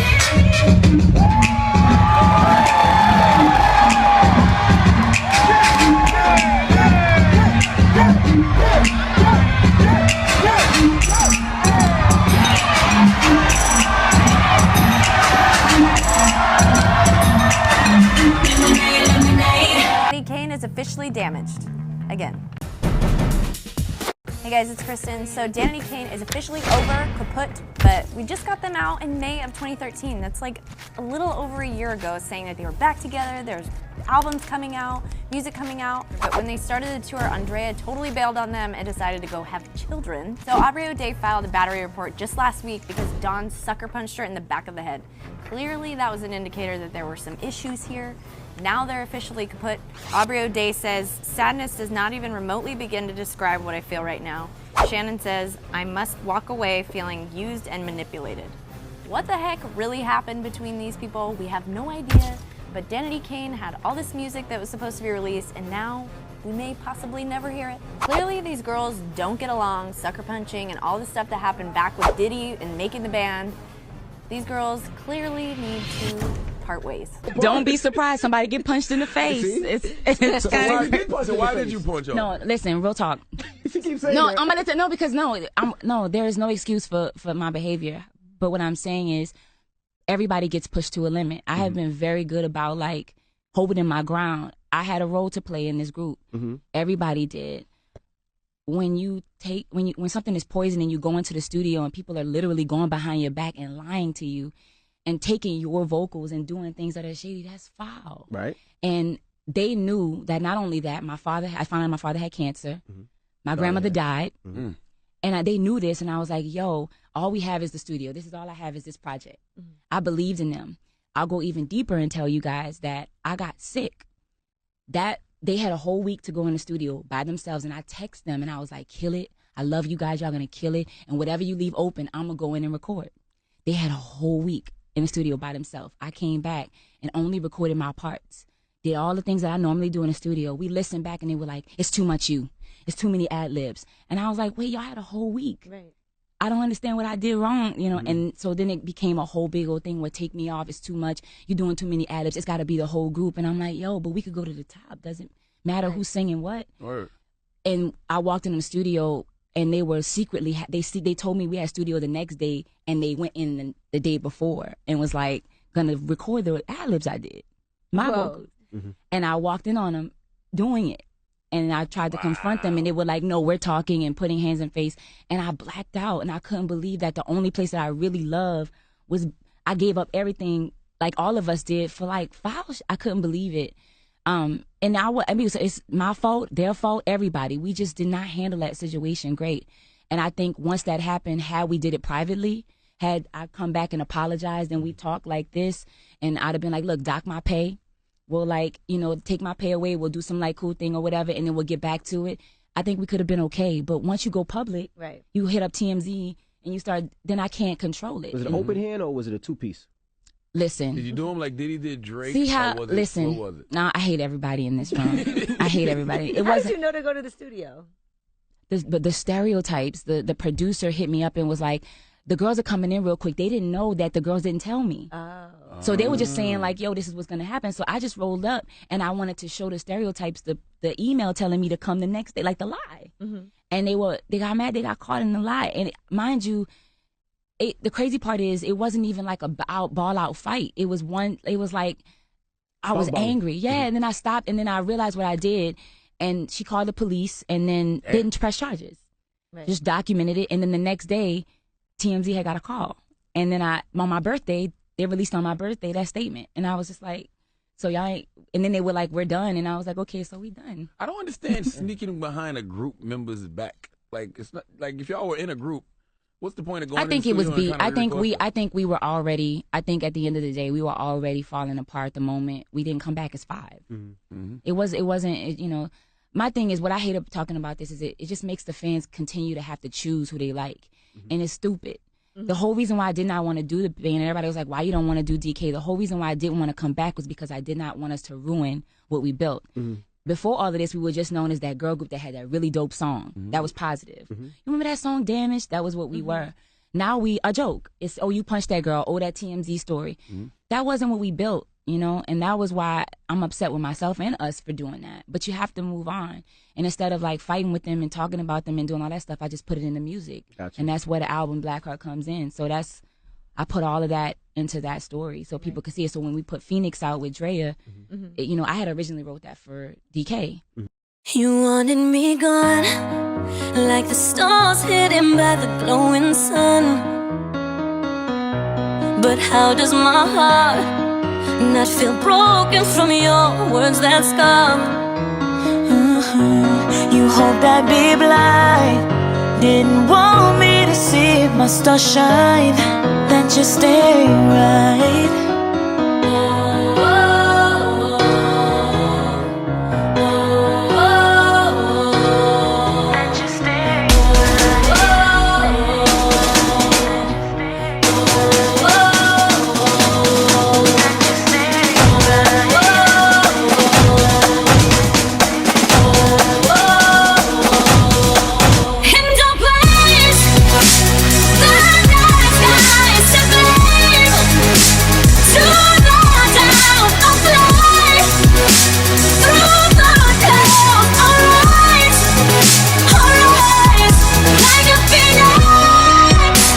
And Dre was like, don't take me off, just keep it. So it was originally a different track, and I kept it, changed the track, and made it make sense for the album. And it's one of the favorites on the. Killing yourselves off. We were last year. We took a stab at it, and it didn't work out. You and Dawn got into a fight. Dawn said she hit you. She did. She did hit you? Yes. She did. Was it a punch, open hand slap? She sucker punched me in the back of my head. And what did you do back? She left the room. I ran out. She ran out. Like the white girl that I am, and I immediately got on my cell phone and I called the police. I told her, I was like, I don't think I would have ran out. I'm from Palm Springs, okay? It was drop, stop, grab your cell phone and call the police. What did you tell the police, though? How'd you describe Call it? the police. I said her name is Dawn Richard. She likes to say it's Richard, but it's Richard, Richard. Oh my God. They asked if she was black or white? No. Oh, they didn't? No, I mean, this is a thing. I never, let's clear up some of those misconceptions. Okay. Let's do that Yeah. because I know y'all got one earful of a story. From Dawn. Right. Yeah. Well, But I mean, can I just speak first because I don't ever talk, and I have to say. Let Shannon have the mic. Shannon. Better yet, I talk, but people don't listen. Now you're gonna listen. No, but for real, there's a lot of Okay, so Aubrey, misconception. listen, Shut up. I think you're gonna have to turn your microphone up. How do you spell EYES? And what does that say? Go, girl. Go ahead, Shannon. Okay, no, but for real, a lot of misconception about that day went down, and I just want to clear the air that there was no fallout, brawl, like heightened like situation. There was only one person who was acting erratic and cussing and sucker punched one other member, and that was it. That's how it went down. When she got sucker punched? Because she ran out the room and called the cops. I mean, you have to understand, we've been in business almost for about 12 years as a brand, and even through us splitting the first time, which was Diddy's call, we still maintain relevancy individually in the marketplace, and we've all been up here on our own with y'all, you know. Except Shannon. Not Shannon. Except Shannon. Shannon did do a project, but it was country, so she probably wasn't going to be rolling through here. Big Bobby Bones, probably. Yeah. But you know, when we came back together, we had hoped that a lot of the things from the past had changed, and they hadn't. And we were dealing with a situation where, if anything, bad habits were now ingrained into everyone. You know, everybody is at fault in some way or another. Nothing is ever one person's issue. So what did you say to make us sucker punch you did something, Aubrey. Really, why we were in there was because there was another situation, another case of manipulation and lying and pushing the solo project over the group. We found out about it, and we were shooting a video the next day, and the information that we had was directly going to conflict with what was happening. So we were all asked to come to the studio and discuss it. We walked into the studio, we started having a discussion about it. She started getting crazy. She was sitting behind me, and I was just looking forward, discussing what was happening. Like, look, at this point, This is unhealthy. We're not on the same page. We need somebody to lead us. Like, this is the situation. These are the facts. We're not gonna be able to shoot a video because of what Homegirl has done. So can y'all fix this or figure it out? Because Shannon and I don't deserve to once again have to pick up the pieces of somebody's, you know, F up. Somebody's F up. So who was going solo? And then she had a solo album. You did, Dawn. Dawn was, you know, Dawn's always on her. She own said you grind. guys were scheduling all kinds of studio time without sessions her, behind yeah. her back and not telling her about it. And Listen, y'all want to know, like, straight up. I can fly it back 6 years ago to the first time that I really learned what it was. We were in the studio with Diddy. He came out and was like, everybody get on your laptops right now and tell the world to buy your new album. Okay. So all of a sudden I get a text message from the girl who was a fan that ran my fan page, which was the probably biggest site for all the Danity Kane users, because I was in the first round of making the band.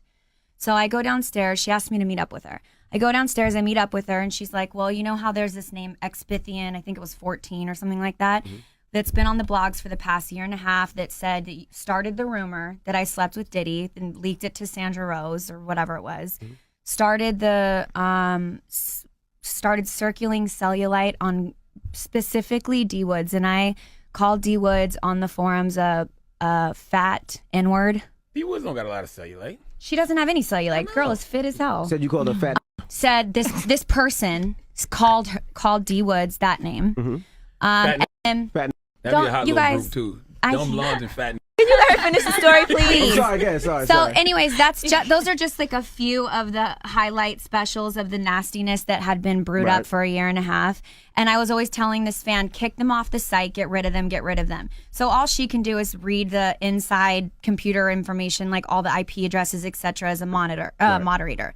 So, anyways, I go down there to some fan that I barely have met a couple times that was running the site. And she said to me, what's the computer that you just posted to everyone to buy your guys' new album? And I said, well, Diddy came in and he told us to get on the computer now. I don't have my laptop, so I went on Dawn's. Why? That was the IP address? And she said, that's the IP address of Expithian. Round of applause. So Dawn. she was using a Well code played. name to write nasty things? So then I was like, this could be some hearsay. You know, I don't know. I needed facts. So I ran upstairs while everybody was on a damn lunch break, typed in EXP, and Expithian 14 popped right up in her user box. Wow. So this is the thing, though. Oh. Had I told anyone at that time, our group would have been over, because D Woods would have never played after that. She would have come at her real quick, especially after the type of vulgar disrespect that was being spoken about. Specifically, usually it was D Woods and I. So at that point, I didn't say anything because I wanted our group to work. And sometimes you have to put business in front of your feelings. After about 6 months, I think, you know, again, the details of time are, you know, I don't know how much time passed, but D Woods was on a phone call with Dawn. She was trying to manipulate her in some way. And I always stayed out of it because they always had beef and I stayed out of it.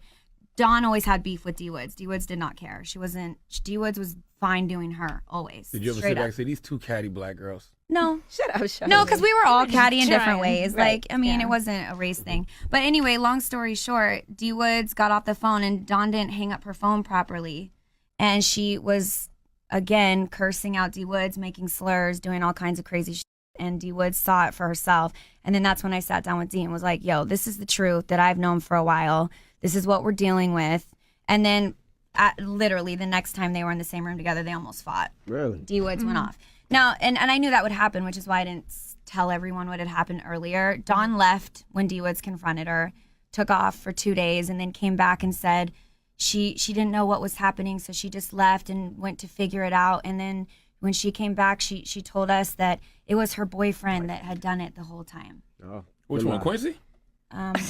Q? First of all. No, it was another guy. They had been broke up, okay? Oh, I don't. So listen, if you knew Crazy, all this, right? If you knew all this about Dawn, why when y'all came back together as a group, why bring her in the group and not Because D Woods? no, it wasn't. Honestly, it wasn't even money because we never make any. I mean, everybody else make no money. The first time, were listen, the signed first to round, Diddy. we had. You let Shannon, you talk. Go. That's all I'm gonna say. I mean, we have 2 platinum albums, let alone grossed over $1 million on Christina Aguilera's Back to Basics tour's opening for her, and we came off that tour $15,000 in debt. And grossed that's millions. That's the sad thing, like that people don't Diddy? know about this business. Round of applause to you, Diddy. Yeah, exactly. And it's been a really difficult thing for you guys because we've seen all of it go, the lawsuits and all the craziness in the media. Where do you stand with like the other 3 members? Is there like love? Is there love lost? Like, I feel the same way about any difficult time in my past or difficult situations or difficult people. You have to forgive yourself, you have to forgive them, and you have to just wish the best life possible for everyone around you, or you spend your life angry and miserable. It's such a waste of time. So you can't let him get away with hitting you. That was bad. I think when you hit somebody, you never get away with it in your own heart and mind. That's something she has to live with, not me.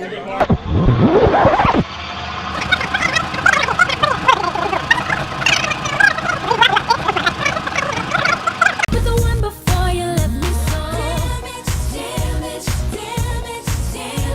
I thought that I should let you know that my heart is damaged, so damaged. And you can blame the one before. All right, that was the big hit that put them on the map after being mentored by P. Diddy on Making the Band. Now 3 of them are back together. Danity Kane as DK3. Here comes Aubrey O'Day, the morning news perennial and favorite. Don Richard and Shannon Bex. Nice to see all of you. Welcome back. Thank you, Sam. And so this, first of all, maybe it is analogous to a relationship, like a dating or marriage relationship. Yeah. Did you guys feel estranged and broken up from one another? More significant even. I've been in a relationship with them longer than any man that I've loved in life. I've known them since I was 17. And then did you feel apart from them? Yeah, it's the sisters I never had. It's also people that I respect and grew up in the industry with. They knew me before it all and after. We all did. We went through a lot together that even our own families can't even comprehend. So we share something that can't be explained. And so this idea of coming back together, you said there was a conversation between the 2 of you that lasted 8 hours. 8 hours. What happened? It was a lecture, a healing, a therapy session. It was 2 women coming together, and I think 2 sisters talking about everything, why we didn't work, why we couldn't work, and why we should continue to work together. And we found that a lot of it was the outside world trying to tell us that women couldn't be together. They're trying to be divisive of what we had, and we refused to have that happen to us. So we corrected the damage. Okay. Well, wait. And when you say that, when you say that, is that because somebody else told you that she said that? What facilitated the initial? Well, we actually, Sam, since we were 7, we always had this pact with each other because we were able to have success, and we do have 2 platinum albums, and we achieved a lot more than the situation thought we would. Right. We never wanted to fight on national television, but since we entered the situation, we had cameras in our face every day. So we always would text each other when we had problems, but we'd have to smile with each other on camera because we never wanted women that were looking up to us to see us fall apart or appear as betraying each other. So we never got to get a lot of things out, and it built and built and built. And then, you know, you have men that come in and they want to box us. You're the this one, you're the that one. And the whole industry in general starts to tell you who's a star, who's not, who stands forward, who doesn't, who's going to sing, who can't. And really, we're these women that had all of those abilities, and we all wanted to shine in every way. So we started to find our voice. We grew as women. We know what we want. We know what we don't want. And we're kind of just going from there, but we are communicating this time, and we're sharing our experience together in every way possible, with the most joy and respect, and living in the moment this time, which has been truly rewarding for us. 5 original members. The 3 of you have elected to come back. Local dates where you can see a DK3 in a minute. We'll get to Anaheim. all that. The other 2, you sort of said, hey, are you interested? And they said what? Well, Drea's with her family now, and she's, you know, loves being at home, and she loves being a wife and being a mother to her husband's child. And Dee Woods is working on all of her own projects right now, so they're always welcome back. We love them. They'll forever be our sisters. But right now, us 3, Shannon and I, moved forward and created our own band, Dumb Blonde. Dawn did her own solo project under her name, Dawn. So we have our own solo shows along with the DK show. So we're kind of all still moving in this direction and put it together in a really creative way. What is it going to be like, and you may well have had this experience, when the 3 of you hit the stage again? It's magic because it always, at our core, was the chemistry, and people who know us and have grown with us, like we told you, like we were formed together. So to be able to establish the kind of chemistry that we had, we weren't sisters, we didn't know each other. The kind of chemistry that we created was so beautiful and so authentic, because it wasn't forced. We had to make that work, like or it wouldn't sell. It wouldn't be the group that it was. We weren't being paid. I mean, It was honest. don't get it twisted. We looked Diddy back, doesn't. it was what it was. Diddy didn't ever send the check. We never got a big like it was honest. payment. I never moved, so I don't know. We had to like each other without getting paid. We had to like each other genuinely because we believed in creating something that was powerful for women and for society in general, but specifically because we're a girl group for women. It feels being back together is, for me, surreal, but like the other word I have is completed. Like it feels good. That's what I have. Yeah, I think the same thing. I think it was even the tour being called The Universe is Undefeated. I feel like the universe kind of had the last laugh with us. No matter how you try to tear yourself away from something, if it's meant to be and there's something there, it kind of forces you to have to deal with it. And I think in a great way, it's kind of put women together that have gone through different things in their lives and said, you know, we don't always have to agree, but there is something here that is of sisterhood, and there's something here that is incomplete that needs to be finished. And I think that's a beautiful thing, that you could see women who come from different places, may not always agree on the same perspectives, but share a lot of years together and can create something really great for people who really want to see that. Yeah. Me personally, I'm truly fucked up over this. I don't want to be here, and no, just kidding. I start thinking, I'm like, oh no, people gotta read it. Don't say that. No, we have our family back. You know, I was telling them the other day, I've been in a relationship with them longer than anyone I've loved. Since I was 17, I've known them. We were all around the same ages, close to. So it's been the longest relationship that we've had, that's gone through a lot of ups and downs and taken its cycle in life. But the universe takes away the things that aren't meant to be, and usually we don't understand why till much later. And I believe that it also puts things back that are meant to be, and that's what we have here. I was in a toxic relationship and going to therapy for about 6 months, and through that process was discussing relationships that will come full circle and that you can make work, and relationships that you can't, that you have to be able to let go and still maintain and be healthy and move forward. A lot of people need a period at the end of a sentence, and most of the time, especially with heartbreak and love, you don't get that. So I was just thinking about like the relationships that can and can't be resolved, and one of them that wasn't resolved yet that could be was Dawn. So we actually met up and sat for like 8 hours and talked through everything. For us, it's always been, it's got to be sincere or we're not doing it. And that's been every time, every round. Like, money's great, but we don't need it. like fame is great, but we don't need it. We only want it in a sincere way, and that's something that we all, including the other 2 members, have felt since we first got on the starting line, which is no matter who is back or not back, that I'll always respect about us 5 is that there was no fronting in it. And when it wasn't right, we weren't doing it. Originally, when we had reunited the second time, Dee was clear about not wanting to come back, and Drea did. So when we reached out this time, we already knew kind of the stance of where it was then. So we did reach back out to Drea, who was part of it the last round, and she didn't want to do it. So yeah, and she's happy and with her family, living her life. But you are getting everything in this show. You're going to get Dawn's solo music, you're getting Dumb Blonde's solo music, and you're getting Danity Kane. It's the first time people have seen us do our own stuff as well as our DK stuff. I think people sometimes when you deal with groups, they think you can't be all of it. Like we can't be women separately, have our own lives, and then be, you know, in a group. But this is the first time we're saying, no, we're these things. This is our music, what we've done. This is what we've done, but we're also this too. So you'll get an opportunity to see a plethora of sound, like things that we've all incorporated within our careers. And that's special because I think no one's ever gotten that at our concert. Yeah, and especially us in particular, you always just get one thing and it's very linear. And most of the time when DK's music is put out, it's thrown together like because some type of situation has happened and it's never really mixed the way we really wanted it to be mixed, or it's never really fully executed the way we knew we could do it because we didn't have a lot of power over it. Whereas this is something we have a lot of power over, and it's our own music as well. So you'll get to see a really artistic approach to DK. Ooh, a favorite DK song to perform live. Mine's never changed. Sucker for Love for me has always been just incredible. It's just ahead of its time. Sucker for Love could come out now. I think the choice of that record is just really smart. Are you a sucker for love?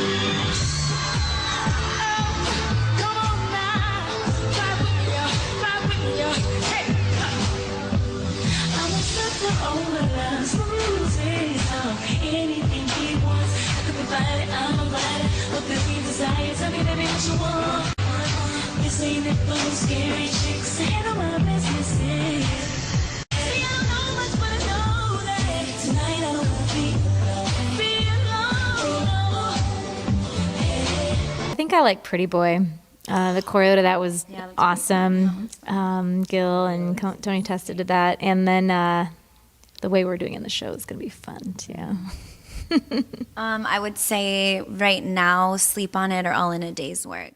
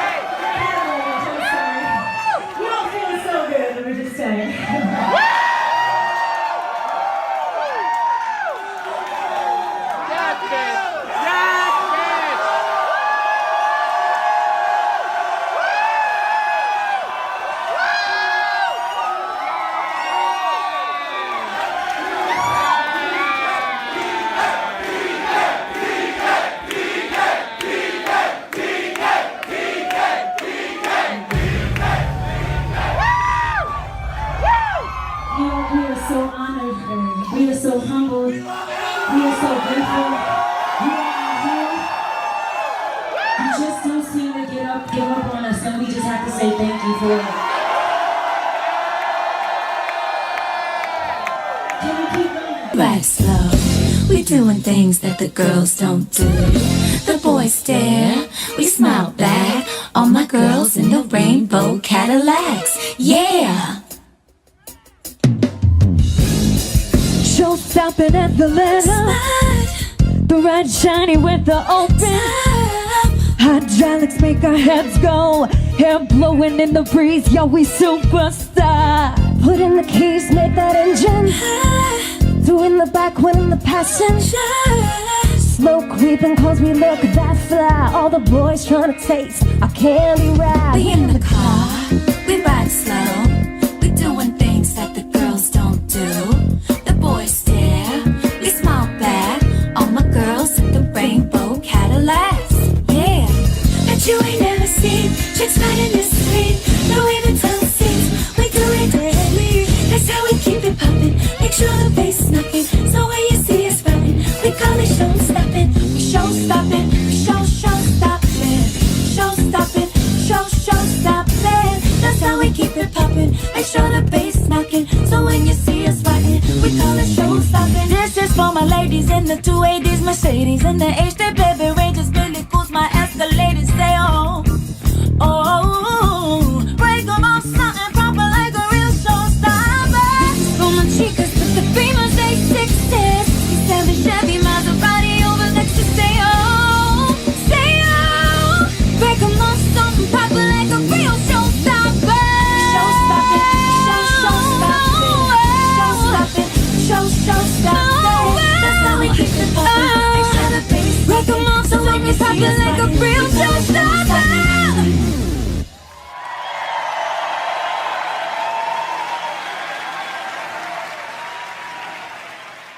Yes, look, tonight has been a night of fabulosity, fetish, fun, and fish, because I mean, yes. But, you know, we don't want to see tonight come to a close yet. Congratulations to all of the winners and all of the nominees who didn't win. Well, welcome to my club, okay?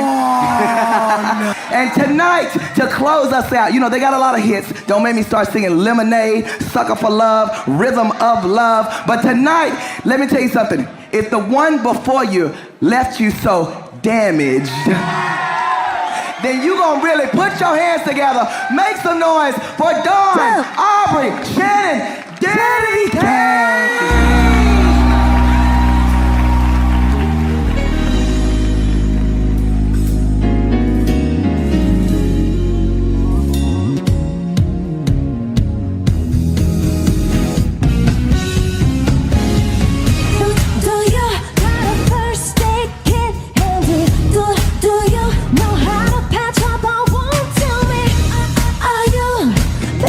Understanding, I might need some time. Clear the hole in my heart.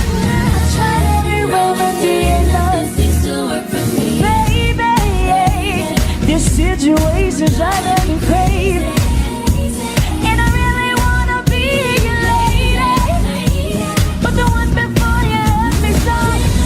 Damage, damage, damage. I thought that I should let you know.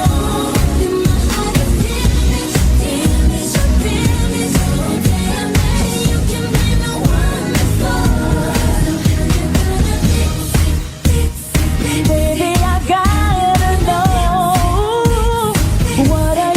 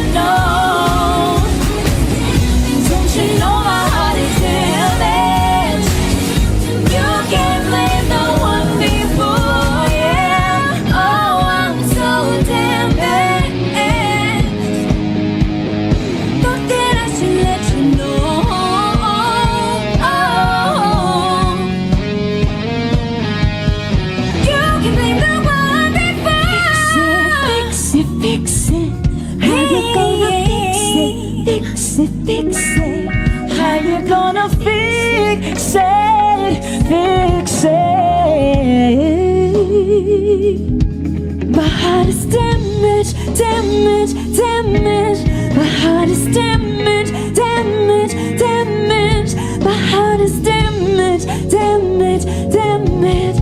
My heart is damaged. Gave me and thank you so much. Damaged.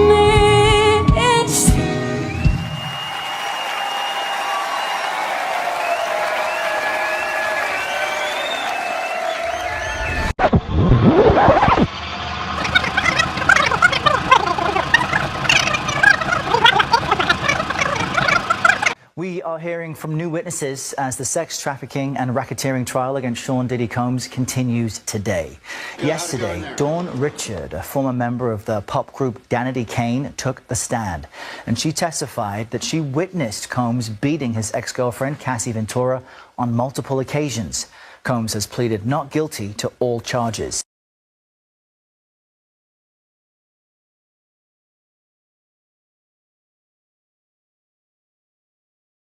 What else did we learn from Dawn Richard? And I'm wondering what really stood out to you during her testimony, the type of thing we don't see in the transcripts.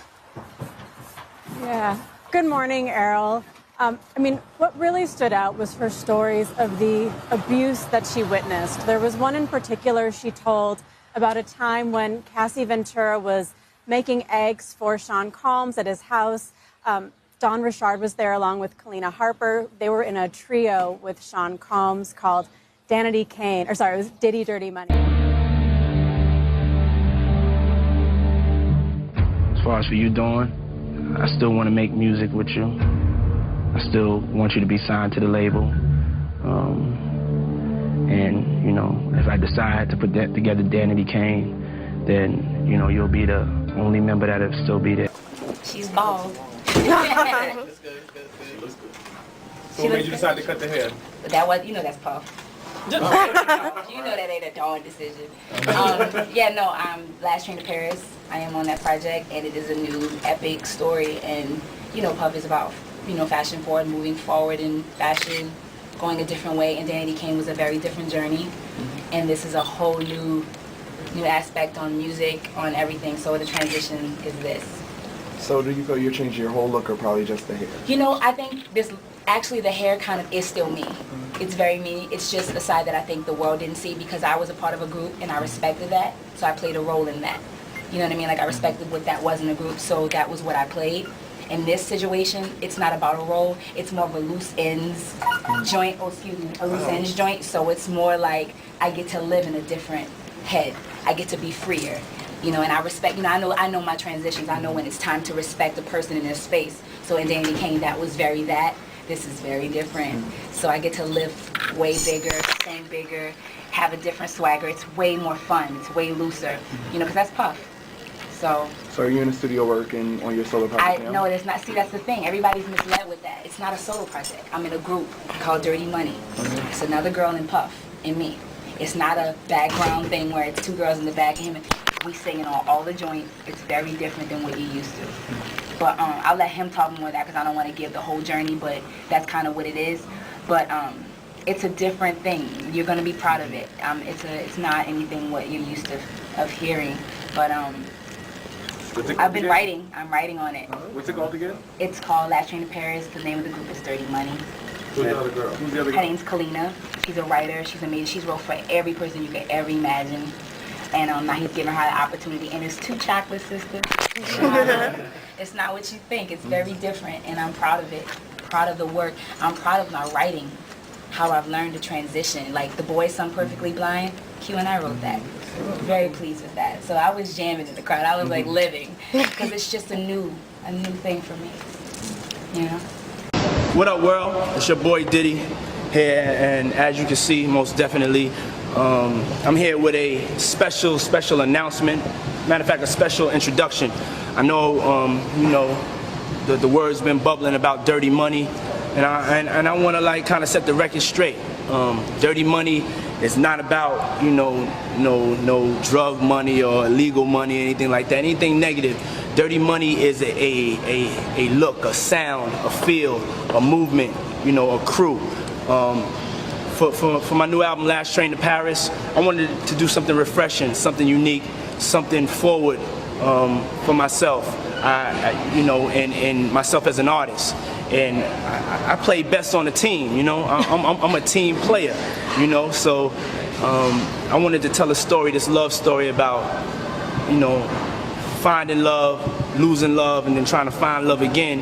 And I couldn't just tell the male's point of view. I needed to tell the female's point of view.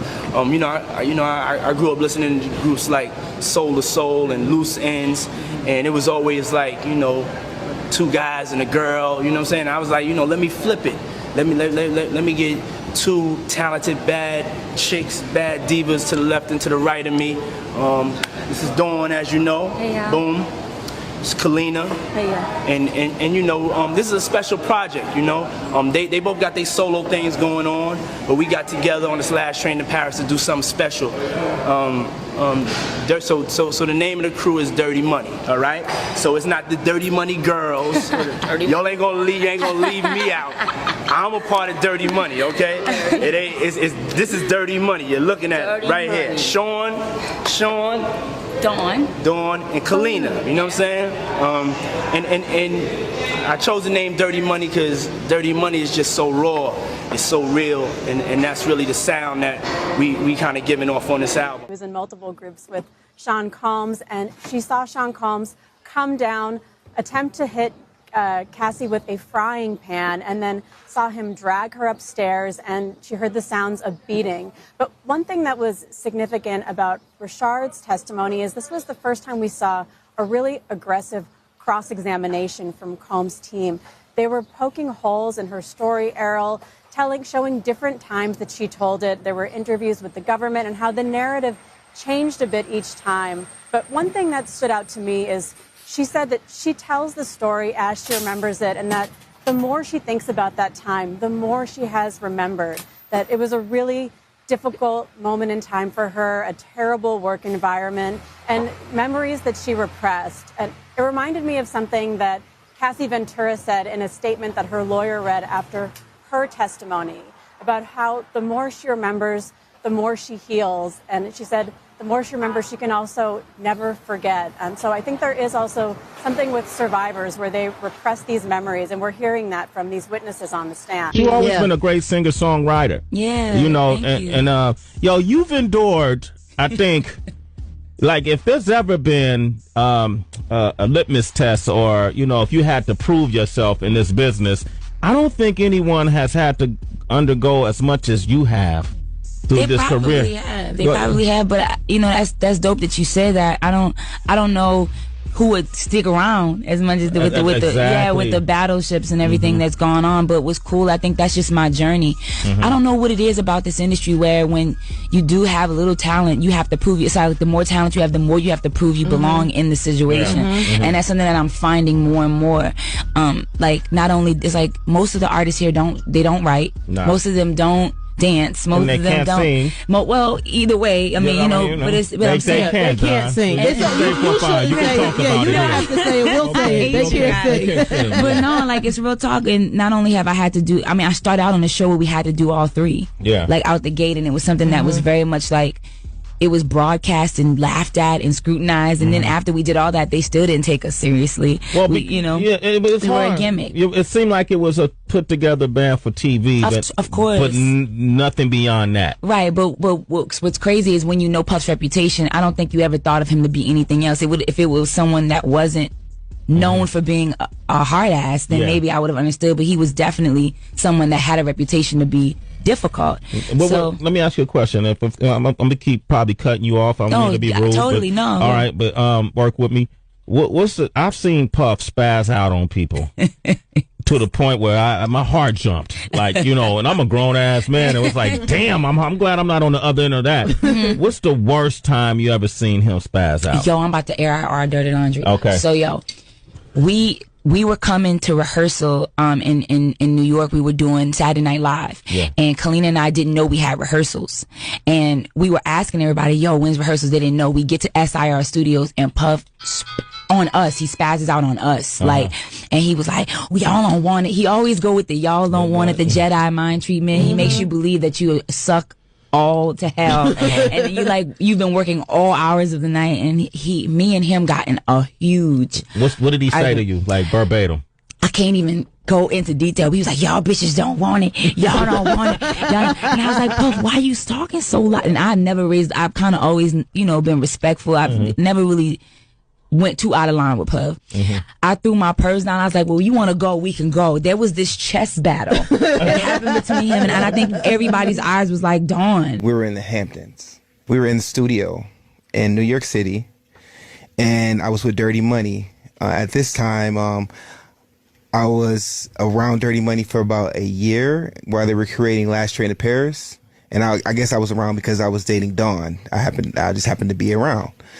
So Diddy's like, I think he was very, very high.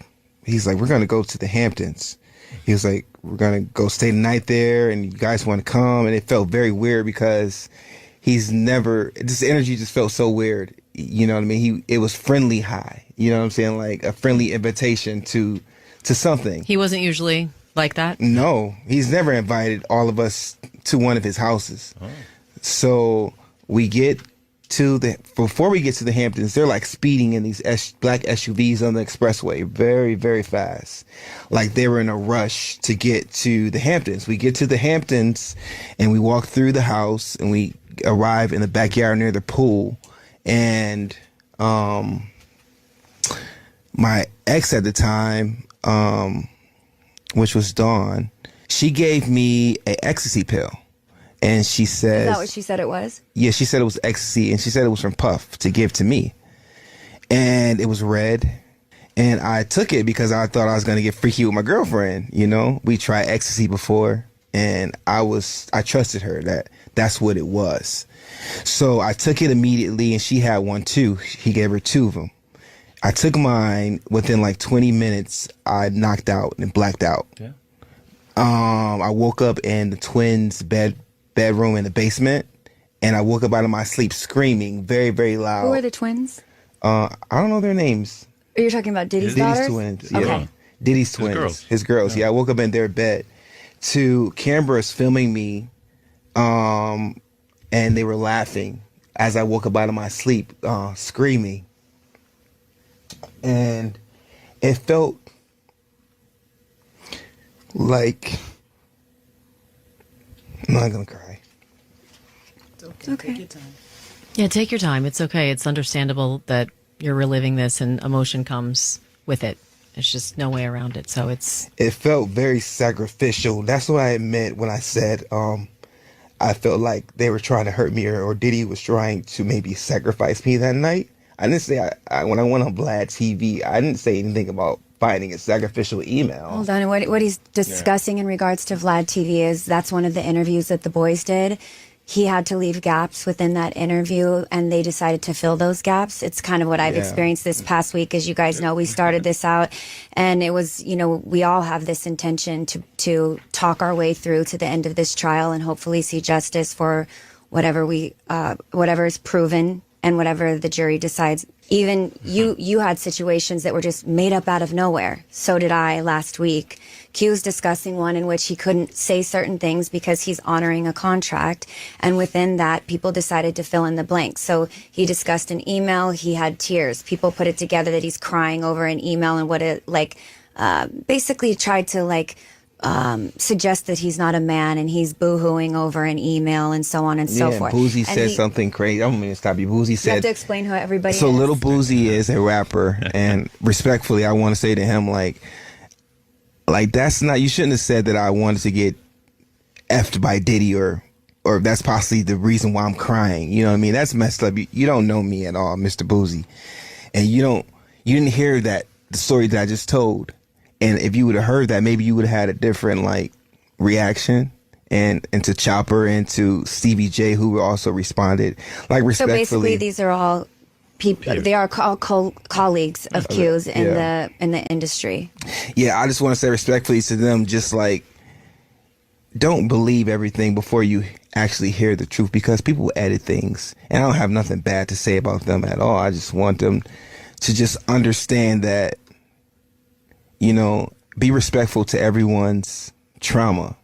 You don't know when a person's still healing and going through the process of healing. Yes. And you can add, you don't know if I'm still thinking I want to hurt myself or I'm scared and thinking someone's gonna, all those mental thoughts. You don't know what I'm going through for you to say those mean things to just add on to my mental health. I know there are some details about the incident you described. Maybe you don't want to get into. And no, let's get into it. Okay, we can.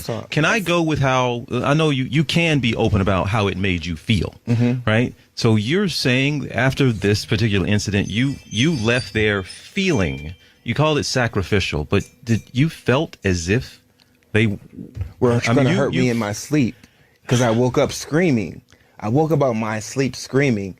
So what I mean by it felt like sacrificial, it felt like someone was trying to hurt me or take me out because I possibly couldn't have woke up out of my sleep that night. Do you know what happened to you? I woke up screaming like a girl to the top of my lungs on a high pitch. Well, did you have clothes on?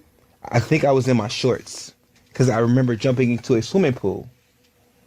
But do you believe that some of what happened to you was recorded on one or many of these iPhones? Oh, yeah. I saw phones and lights. It wasn't a video camera.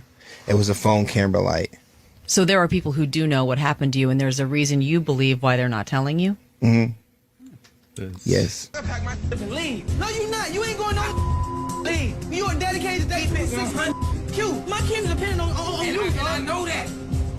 Why don't y'all see that I know that? I don't care if you depend on you, man. Son. Are you finna throw the away? Listen, son, can I please talk for 5 seconds? Because I'm real. I'm not going anywhere. I know they listen. Listen, son. Day 26 is my first priority. Just because I want to get better at dancing, just because I'm using my time wisely, and you sit here and sleep, does not mean you guys can manipulate me like that and do that phony ass. That hurt. How could you look at me and say that? I did. How could you look at me and say Q was wrong? No. How could you look at me and say that? Q, I always ask you every day, what's wrong? Q has to calm down. What is going on? I don't know what's wrong with It's something deep. It is. Trust me, it's deep. It's deep. It's real deep. This whole thing just took a wrong turn for the worse, because we spend more time with each other than we spend with our own families. So nobody really knows what's going on anymore with each other or with you. And we asking, what is it? Because I care about you. I want you to tell, I really want to get to the bottom because in my mind, I see bad things happening. And I don't want that to happen to you.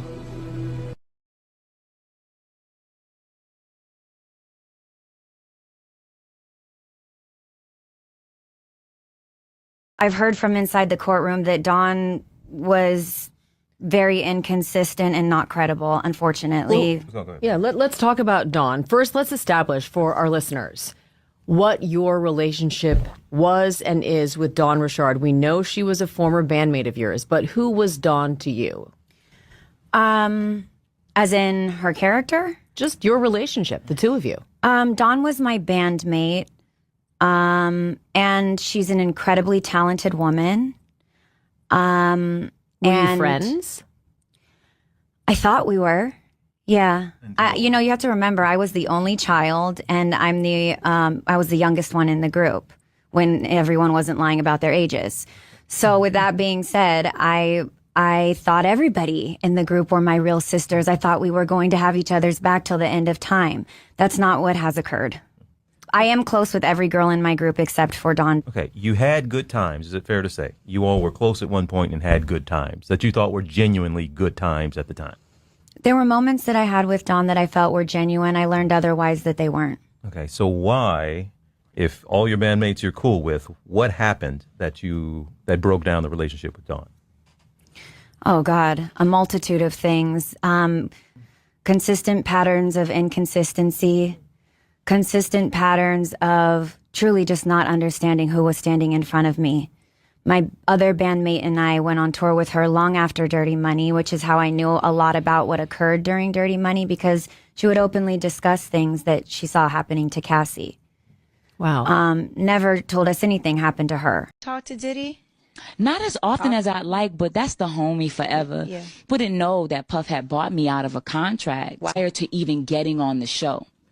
Like, it wasn't I chose Puff over my group at the time. It was more of, when someone does that, where I come from, you got to respect that on a large level. So I gave loyalty to him. All his crazy, I look at things like that as loyalty. So I was loyal to him, and I paid my dues back like a businesswoman should. Right. Until he said, okay, your dues are paid, and then I left. And then, and we were given a lot of detail, but my bandmate and I would always kind of come back to each other when she'd walk away and be like, there were just so many inconsistencies. We just don't even know what happened in front of us. So what you saw, or it was what obvious to more people than just me. Okay, what we read or what we heard from what her testimony was yesterday, and a lot of people were saying inconsistent, reads that's exactly the Dawn Richard that you knew. Yeah. And then when you got into her testimony, it seems like she was inconsistent and not credible as what's being reported. So when we heard Dawn testify and the access she says she had to Diddy and to Cassie and what she saw and what she witnessed, that was different than the access that you and your other bandmates had? Did she have a different relationship with Diddy and with Cassie than you all did? She did not suggest that she ever did when asked, long after Dirty Money. But you all at the time had no idea she was sexually involved whatsoever with Diddy. Absolutely not. I saw many things that were showing me that a complete opposite narrative. So when I saw it, I was shocked. And then when I started to speak to my other colleagues from making the band, I began to learn who my bandmate was. Would she be qualified? She has a lawsuit. I think she's alleging sexual battery, I think is what she's saying, against Diddy. Assault, but the assault that she alleges in her lawsuit is that during a fitting, he touched her inappropriately in areas. And all the other things that she alleges in her lawsuit are things that happened on making the band. We had to stay up for days at a time. We weren't eating. We were losing weight. I mean, all of those things were kind of like televised to the world. So did any of the girls been told to lose weight ever? Yeah. Oh, we were told not to put a morsel of food in our mouth for the video. Yeah. He'll walk around and be like 5'10". He'll be like 3 pounds. We're like, just cut your hair. He'll be like, just 2 pounds. I'm like, 2 pounds? It's a big thing that the entertainment industry in general, I know you focused on it so much in modeling and especially in the entertainment industry. It's a big thing that we face as artists, as models, anything in entertainment. I think it's unfortunate because weight is beautiful. Yeah. And I say to Diddy, yeah, your band was maybe a little thick and sexy and chunky and chubby, but Diddy, so what? First of all, Shannon, let's talk about the choice of it. Hair color change, and is this something you feel you want to stay with? I really like it. I mean, I love being blonde too, but I like it. I hate it. You do? Yeah. I think it makes you look hard. It puts age on you, unnecessary age. You're a very beautiful girl. You, Andrea, you look pleasantly plump here. I mean, in person, you don't really look like this. I don't know if it's the way the picture was taken. I think it's the drastic kind. But also your hair, overly glamorous, like where it's just a lot of hair. It's a lot of fake hair, a lot of fake eyelashes, a lot of makeup. And we'll get to you in a second with that, Aubrey. But, I'm curious why you decided to speak up now. I would say that this moment now is a time where I feel like my experience, my truth will really be heard and actually considered and believed. While the world watched her climb the charts with hits like Showstopper and Damaged, D. Wood says she was living in fear under the glare of reality TV cameras on Making the Band. It was not a good experience. Gotta see what Nita does. Hand down to the booth. Did Debbie do Dallas? Juanita, what's your stomach looking like? For real, are you feeling a little sick? It's no secret, I'm built differently than these other girls. And if he didn't see that before, he really sees it now because it's 1 against 4. I'm a thick girl on the bottom. I'm working out, I'm running. I always feel thick next to these skinny chicks. You're like a burger away. Picking and prodding and just a way to chip and knock away, but then praise you. How are you dealing with that? I just had to bite my tongue and let somebody disrespect me in ways that I never imagined, like totally disgusting, totally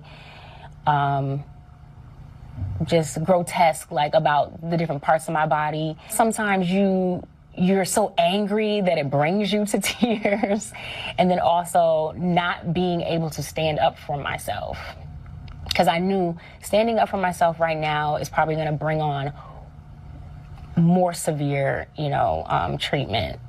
You want to show all your skin. You want to be naked. But the whole concept of Danity Kane was like, when it comes together, it's one. Puff's going hard on the group, and then all of a sudden he singles me out and starts going on and on about how unhappy he is with me. And I just feel like nothing that I do, he's ever happy with. Can I ask a question? What do you want to look like, though? Do you want to look like a playboy, playmate? Do you want to look like you? Puff, I'm done with all of that. No. Like, what do you want to look like, though? I'll tell you. What do you want to look like, though? I'll tell you. I'm not focused on me. I'm focused on what this group should look like and how I should fit in this situation. You like big hair, though. I don't like big hair. You do like big hair. You like big hair. Puff, you like a lot of makeup and all that. Aubrey came into my hotel room and told me that she ran into Puff in person and he had pulled her in close and he said, "Now you're hot enough that I can you. I can you now." It was like a moment of shock, a moment of your stomach turning, a moment of just like, we're definitely in over our heads. And then all of a sudden it was this mandatory meeting that needed to happen. We thought we were off. We thought we had finished filming. It was just like, what in the entire? So what do you think is gonna happen tomorrow? Nah, I don't work these amount of years to have you talk to me this way. I'm not meaning so to I don't want you in the group no more. That's where I'm at with it. Okay. All right, because I don't want to even have to have this conversation. And anybody else that want to go with her could go with her. And you seem like at the end of the day, you're not really happy in the situation. Based on a lot of things that I've heard, you're not really a happy camper in this situation. No, I don't think anyone has been happy for a long time in this situation. Okay, so you could go too. Are you sure about that? I'm positive about that. I respect your decision. I wasn't willing to do what was expected of me. Not talent-wise, but in other areas. Mm-hmm. And were other girls doing? I was the only one that was in those types of positions. Wow. When you look back on that, how does that make you feel?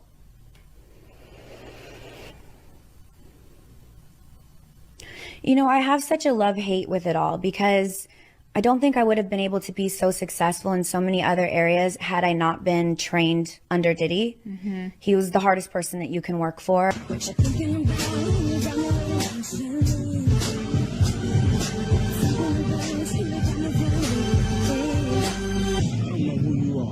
In there, come on. I need you to put yourself in that nightclub. Be right there. You're in a crowded club, and it's this one cat. You know what I'm saying? Is there any way that I could turn this so I could look?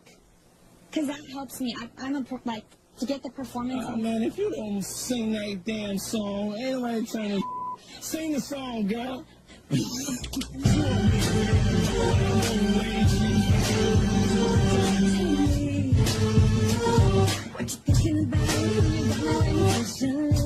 And it was torture And not the work part of it, but the other stuff. Mind games, like just all the girls were so divided, and the men and the people running it had their hands in it, moving everything.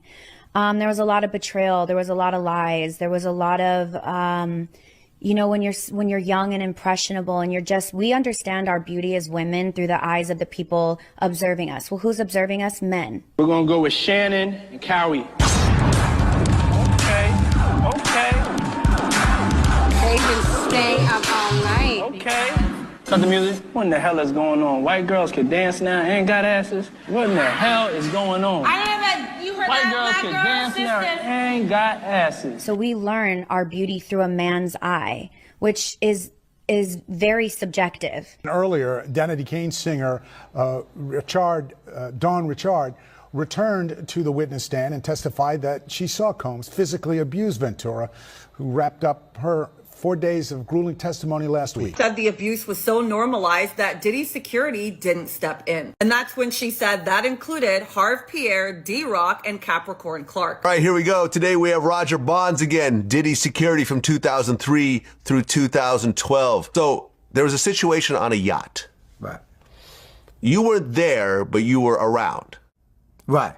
Definitely. So what was that situation over? I can't tell you what the situation was over. I took them to where the yacht came and picked them up at. And Pup said, I don't need no security because it was just personal friends getting on the yacht. And then I picked them up when the yacht came back. And I seen Kim nose taped up. And it was whispers all around the office of everything that happened because his assistants were there and they was talking about it. He tried to say that she hit a table. But everybody in the office and everybody that was immediate around him knew exactly what happened. Well, some of the stuff I've been saying is coming true, but all of the stuff that I say is true, and that's facts. You know what I'm saying? Just with this Cassie thing, I didn't know her, but I knew somebody like her, and that was Kim Porter.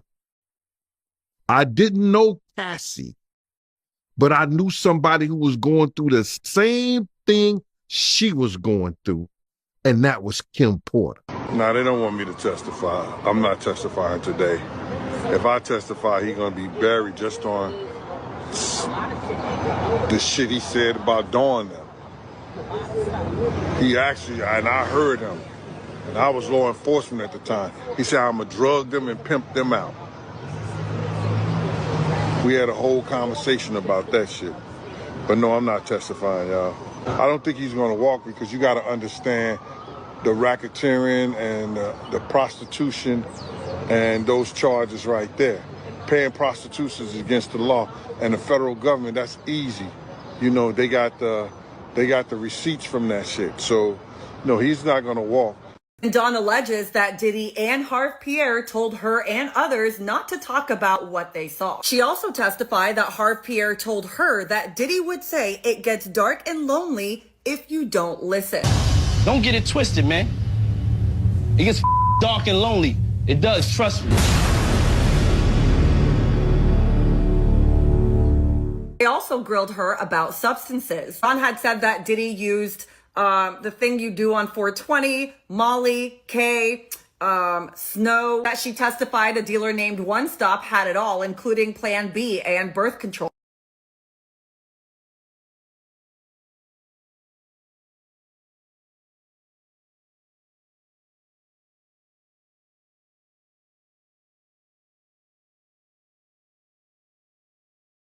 You'll be back on Monday? Dawn, you got a chance to chat with Cassie or like see Cassie? I know it's probably been years maybe when you were trying to see like. Dawn, did he abuse you when you were in Danity, Kane? We're not going to talk about the facts of the case right now. What are the facts of the case? Can you tell us the facts? Dawn, what have you been up to or any music dropping? I know you're an artist first before anything. Where did you get your clothes, Dawn?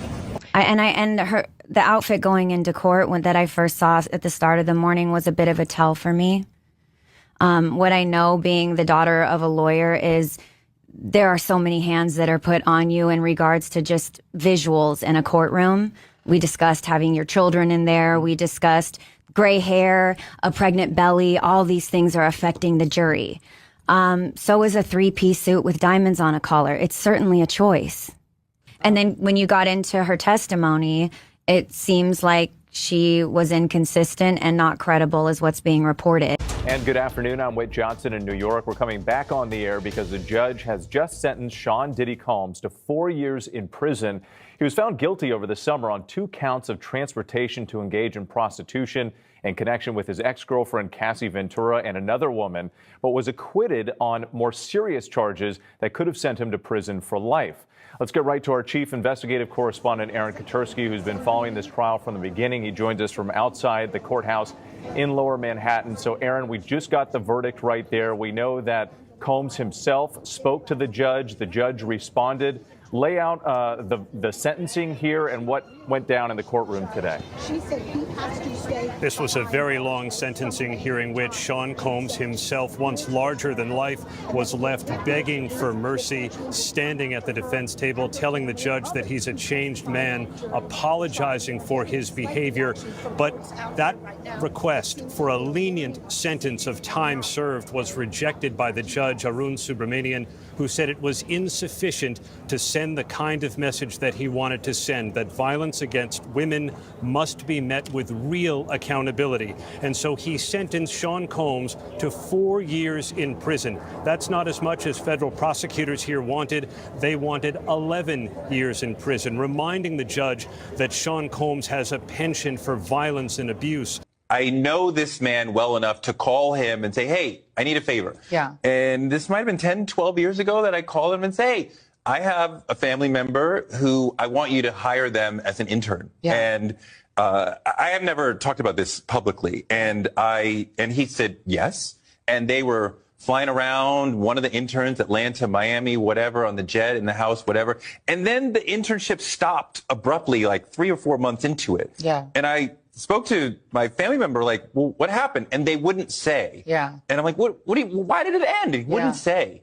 And years later, they finally came out, and this is a male, and said that Puff had said, come home, stay the night with me, or the internship is over.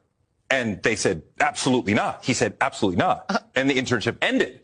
But from there, I was like, oh, like this is how it goes. Okay. Yeah. Activist Tiffany Red had been working with Cassie on an album when she first met Diddy and says that she witnessed him verbally abusing her friend. Following Cassie's settlement with Diddy, Red penned an open letter in Rolling Stone about her experience. She spoke to me about the events that she says traumatized her. I don't think people understand what it's like to be traumatized by somebody famous and rich, because you can't get away from them. Tiffany Red has written for the likes of Zendaya, Jason Derulo, and Jennifer Hudson. In 2015, she became friends with Cassie while writing songs for her album.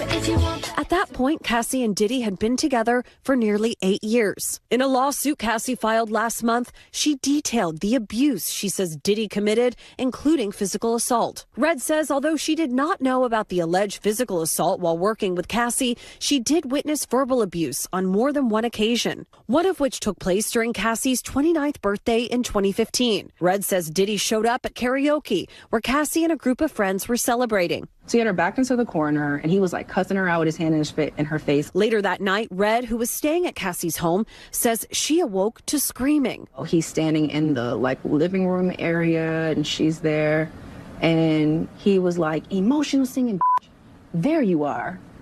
And I just was like, oh, he's talking to me. And I remember, I don't know if you know what his voice sounds like, but I felt like I was in the presence of his monster inside. And I remember looking in his eyes, and I said to him, what did y'all do?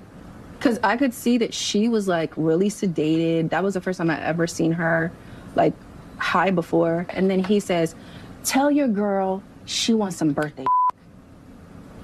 And we were like, well, I mean, he's saying this to me, and I'm like, well, she doesn't have to have sex with you if she doesn't want to. He was upset, I guess that she didn't want to do with him whatever he wanted. I don't know. I don't feel like I could advocate for myself in that moment. I realized, oh, this guy is dangerous. So what exactly do y'all expect for me to have done outside of be there for her in these moments? Like, the people that are like, you know, oh, you speaking now. How the fuck do you know what I did then? You don't, because you wasn't fucking there.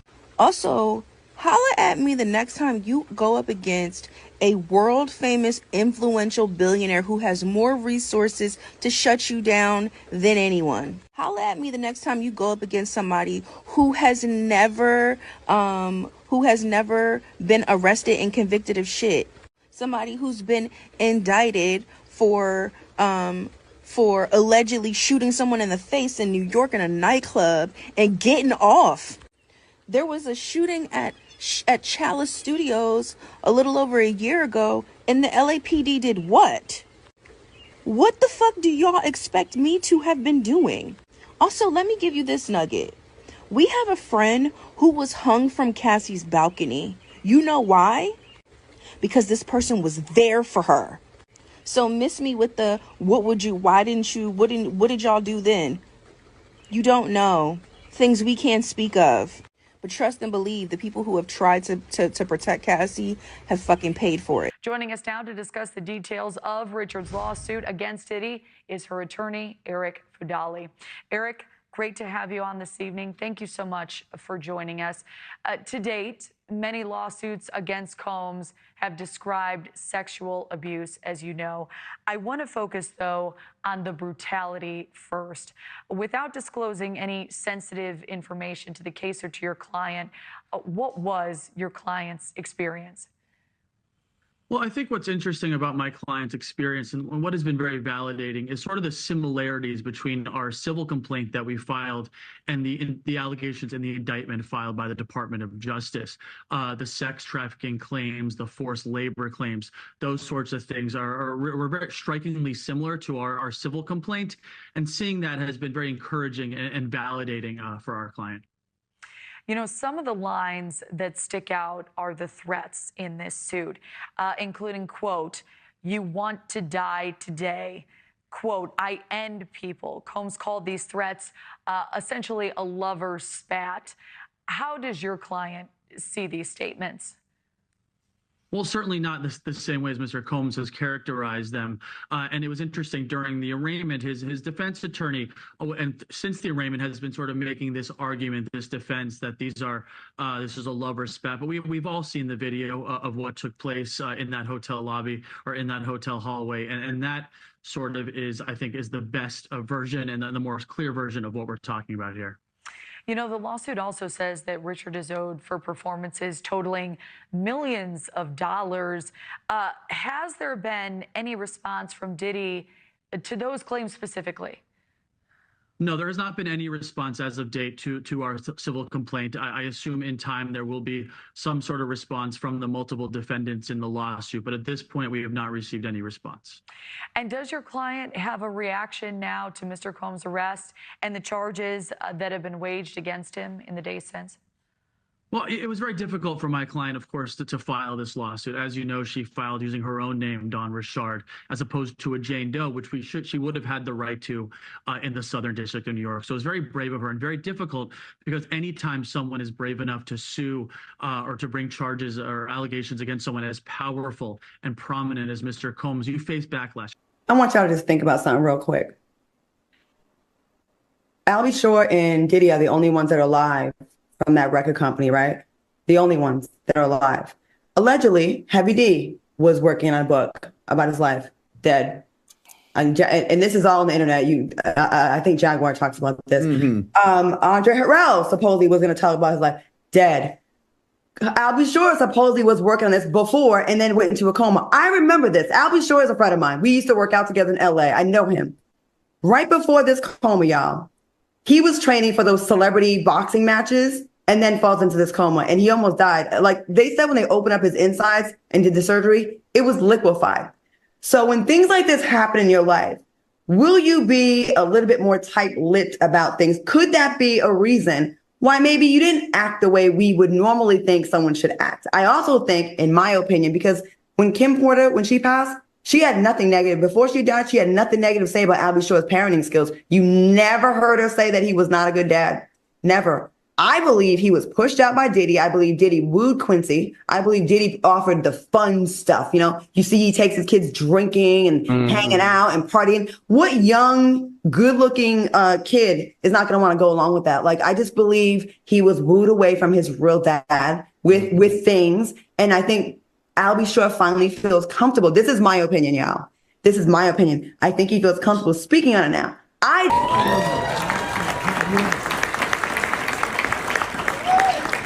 So hold on to your britches, and you'll really understand how I ended up in a coma.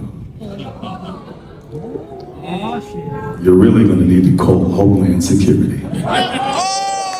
Pray for the young people. You know what this is. It's not a game. And please understand very clearly, there is zero woosah moments, me talking about situations for over more than a decade and a half, and then all of a sudden everybody woke up like, whoa, yo, we thought you were crazy. Yeah, I am crazy. I'm crazy to tell a mother on 3 forms of public transportation across a bridge to get to work to support me that, hey, I may have to pass on these opportunities for scholarships because I'm going to write a song and we're going to eat for the rest of our lives. That's crazy. But what I am not is a liar. That I'm not. All I did was give the science. I was ignored, laughed at, ridiculed, things of that nature. But that's okay. My God is so much bigger that my God got me. And I got you. As alleged in the indictment, to carry out this conduct, Sean Combs led and participated in a racketeering conspiracy that used the business empire he controlled to carry out criminal activity, including sex trafficking, forced labor, kidnapping, arson. And I told the story, and then afterwards he was like, I'm not going to run this interview because like Diddy's insane, and he blew up Kid Cudi's car and all this shit. So I feel like you did that on purpose. Like you wanted to see what he'd do to you. No, I wanted to get killed by Diddy. But now everyone just found out that he like blows up people's. Kid Cudi finally told the story. Let me say a little bit more about the charges. The indictment alleges that Combs abused and exploited women and other people for years, and in a variety of ways. As alleged, Combs used force, threats of force, and coercion to cause victims to engage in extended sexual performances with male commercial sex workers, some of whom he transported or caused to be transported over state lines. Combs allegedly planned and controlled the sex performances, which he called freak-offs. A lot of these celebrities, every single celebrity in the culture has been to Diddy's house, which means they've gone through all his phones, text messages. I've seen Jay-Z at his house. I've seen T.D. Jakes at his house. I've seen Chris Brown at his house. I've seen Jordan Woods at his house. I've seen Travis Scott at his house. I've seen Beyonce at his house. I've seen Tiana Taylor. I've seen them all. So who was with you this weekend? A bunch of my friends. Diddy, Quincy, Justin Bieber. So far, French so good. Montana. I didn't go to bed.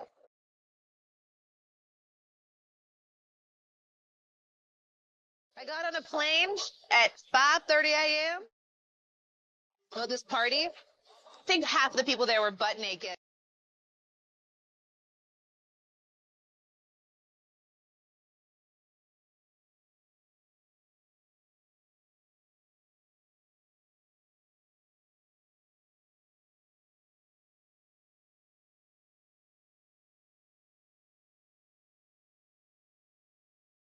I saw you, warming up, but now you got to make a toast for Diddy.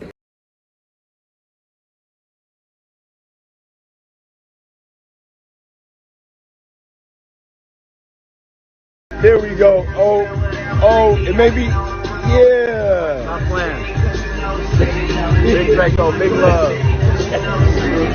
Yeah. All 2021. Yeah. That's what's up. We just out here enjoying life. Yeah, love. 2021,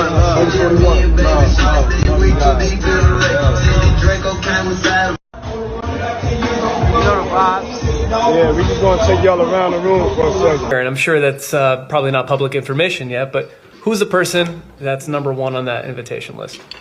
Leonardo DiCaprio. And I can get on that list, Yes, right? without a doubt, you are invited. That is so generous of you. Cheers to that. See you at the white party. Kids have like an hour left. So get extra comfortable, kids, because after that, y'all gotta go. It's a wrap for y'all, because this thing turns into something that when y'all get older, y'all don't want to come to. Okay? So, you know, let's just start to get our groove on a little bit. In an hour, we put the kids away. It's all good. All right, DJ, let's hit it. Let's do it. Joe's literally the only one on the dance floor two-stepping. That's how early the party is. I was at that party, and I left early, and I saw nothing wrong about anything or anybody. It was a good time. Like a puppy party used to be a good thing. And a lot of times when these celebrities are saying, LeBron's saying, yo, yeah, puffy parties are the best. He's not talking about these type of things. There's obviously. another set of But rooms. we love to have fun on the internet and go crazy. And it's I was just stupid. asking. I've never been. I feel like there's the party, and then there's the after party. And that's the other part too, the after party. Rooms. Yeah. And that's the California culture, right? Like what That's California culture? Yes, it is. And hear me out. Honestly, she I was at a party at Diddy crib in LA. This was the beginning of 2020. You know what I mean? Diddy had put everybody else out the crib, like the influx of people he had put them out. But he had took a liking to me in particular around the time, man. It was really, you know what I mean, like putting his arm around me. Right. So he had put majority of the people out, but he allowed me to stay in there. Mm-hmm. Me and maybe about 15 others. Right. Jay-Z and Beyonce being, two of the other 15 people in the room. So that'll just put it into perspective of the type of company I was in at the moment, And she came over and introduced herself to me like as if she had to. Right. Beyonce, cut it out. But I'm a big fan of your work, you know what I'm saying? Whoop de whoop, and that was just dope. That was dope as hell to me, man. That was dope.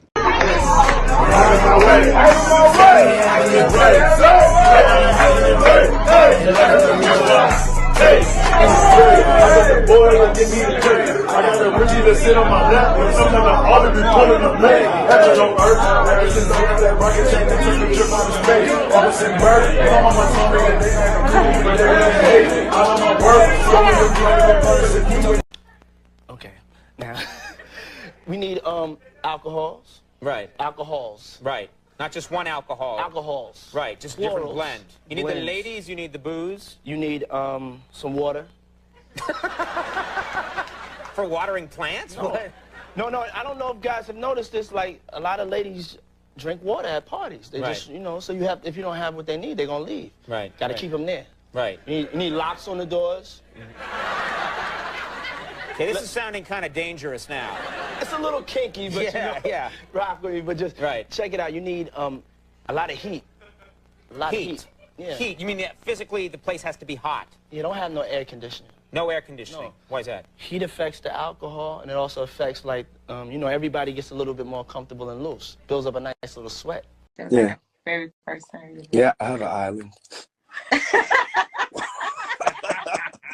This is just for inspirational motivational uses only. You know what I'm saying? You don't know a lot of black men that come from the hood. They got an island. I got an island. It's called Love Island. So when I took you to Love Island, and then you realize that the plane landed, and then we had to float to another island. What was going through your head when we were going there? I'm gonna go to war by this nigga, he mad. What was your favorite time that I took you off the grid? What room was that? Wait, they say, nah, I ain't gonna say that. I heard about that though, but I ain't about to say that. But What I was ain't it? about to say on my. You and Diddy? Yeah. Yeah, you and Diddy. You and Diddy what? You and Diddy. No. They said he was. Him and Diddy what? I'm just saying the rumor. I ain't never heard this one. They said he was. How you knew that? How you know Now I'm about to Google because I ain't never heard this one. Because nobody would ever say that one. Oh, yeah. So here goes Envy. They said he was Diddy's boy toy. Yeah, I was in Jamaica with him. Oh, I see it now. See? I was in Jamaica Osiris in Jamaica with his alleged boo Diddy. What was happening recently was that with the whole cancellation of Diddy, you know, Diddy got canceled. Because of Cassie? Just like she took it back though. I know, but like it's unclear. So but this was something I've been talking about for years because it's like now a documented thing that I saw him like at a party in Miami. Like I was at a party in Miami that I should not have been at, like some real black excellence shit that I was not deserving to be at, but I went with the DJ. Yeah. And I took ecstasy and I ended up wandering around in some mansion on Star Island. And I end up walking, I guess it was his mansion. And it's all like just hot. It's all hot black people. Yeah. And then just like one moron with an afro. And everyone's like, right, when you had an afro. They're like, whose man is this? Yeah. But I came in and I basically saw him. I walked in a room I shouldn't have walked into and I saw him like hooking up with a dude, basically like full spooning situation. This guy, Felix the House Cat, who's like a producer. Whatever. I then told the story on a podcast and then his people called me and were like, you need to say you were joking. Like say you're a funny guy and like you made it up for the views. And I was like, but I did not. I saw it. And he saw me when I came in. Were you like a little scared? Yes. Because everyone in the room like stopped because I opened the door and was like, is this the bathroom? And everyone was like, no, this is a room where like celebrities, like male celebrities hook up. It's like some glitterati shit. We want to thank you. Come here. Don't sit on the bed at night. No homo. No, just don't get close to the bed. Don't get close. But it's just like, yo, we want to thank you for hosting the thing, man. It's been a pleasure. You didn't have to do it, and you did it. No. I definitely didn't have to do it. I definitely didn't have to. First and foremost, I'm not getting in the bed. Shout out to him and what he did. I'm just gonna, if we can, let's just put the camera a little this way, just so we're not. I don't want my shot to even, I don't want it to come close to the bed at all. I should look like he fresh off a goddamn plane. I should. Fresh off the garden stage. That's my brother right here from day one. We used to wake up and. Damn, pause, but like, check this out. Back in the days when he was like 10 and I was a little bit older, his older brother, we used to fight over the Frosted Flakes. You know what I'm saying? Before pause was invented. You know what I'm saying? But it's my brother for real. We used to actually wrestle off of the Frosted Flakes because he used to always get up early with me. Now he's one of the richest stars in the world. And what the fuck did Puff just say? Nobody's going to acknowledge this but me. Puff just said we used to wrestle over the Frosted Flakes, and we're streaming live. That was stupid. Moved to New York City, and I lived with Sean Puffy Combs for a year. That's the crazy thing. Now, that was L.A. Reid's idea, right? We're sending you over to something called Puffy Flavor Camp. There you go. To learn Flavor Camp? Yeah, Flavor that's Camp. what it was called. And you're going to go to Puff Daddy's. He's going in the 90s. Do you understand what that's like? Puffy's place was like just filled with chicks and orgying like nonstop, right? No, not really. Did you miss me though? For real? Because it seems like a thing. I with miss this partying birthday with party, Puff, man. But I'm talking about for your birthday. Huh? Why won't you party with me for your birthday, man? Miami, a night of party, and I don't really remember what I was saying. You know what I'm saying? Would you like a reminder? Yeah, sure. Play some. Hey, yo, listen, I love it all. I love it all, man. I like when you like this, Daddy. Yeah, when you put my bag Daddy, I in, like when you scrambling and scraping for shit. No. That was you. Scrambling. What? You said, I like when you do it like that, Daddy. When you scrambling and scraping for shit. Hey, man. And he often electronically recorded them. The freak-off sometimes lasted days at a time, involved multiple commercial sex workers, and often involved a variety of narcotics, such as ketamine, ecstasy, and GHB, which Combs distributed to the victims to keep them obedient and compliant. Diddy has been an addict for 15 years. Asked what he prefers to use, someone said, I'm sure he's on the bleeding edge of whatever it is out there that can get you really up there. I had anonymous conversations with several people who know Diddy really well. People I trust to give me an unbiased view of him. One of them told me, the last time I saw him, there was nothing behind his eyes but a vapid darkness. Diddy's years-long perpetual drug haze meant that some of the women who are suing him, he doesn't even remember them. And people who know him say they don't recognize him. He's been super up there and detached from himself for years. He hasn't acted like himself in years. There were multiple interventions, and they all failed because no one could protect him from himself. Some people have said out of this, oh my God, which super powerful person did Diddy piss off? No. You're missing it entirely. When Diddy and Cassie were together, he dragged her down into drug abuse. After she got away from him, she went to rehab. And in talking to people, she realized she had been through something crazy, and she began to find the courage to speak up. She went to him and said, I have a book. I've written everything. Give me $30 million to make it go away. And because he was in a haze, he did not say yes. He said no. He didn't have the perspective to understand what was really ahead of him. He had been living above the law for so long, he didn't realize what was about to happen. When Cassie sued him, that alerted federal prosecutors and started this whole thing falling apart. I had sex with Cassie and Sean. Basically, he would masturbate and tell me what to do with Cassie. I had like 15 encounters, and I heard lots of business. Because what they would do is Sean talks a lot on the phone and on the TV with speakers and stuff, and I was like a sex slave, okay?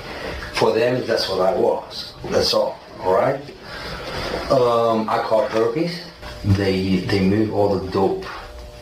Okay, all the dope on private jets, which don't get screened by customs, by the inside the United States. Okay, they move what's called high grade powder MDMA. They move cocaine and they move liquid cocaine in the bottles too. Okay, so they put the liquid cocaine in the bottles and they move it. I seen the liquid cocaine. I drank it myself. As alleged, when Combs didn't get his way, he was violent, and he subjected victims to physical, emotional, and verbal abuse so that they would participate in the freak-offs, and that Combs hit, kicked, threw objects at, and dragged victims, at times by their hair.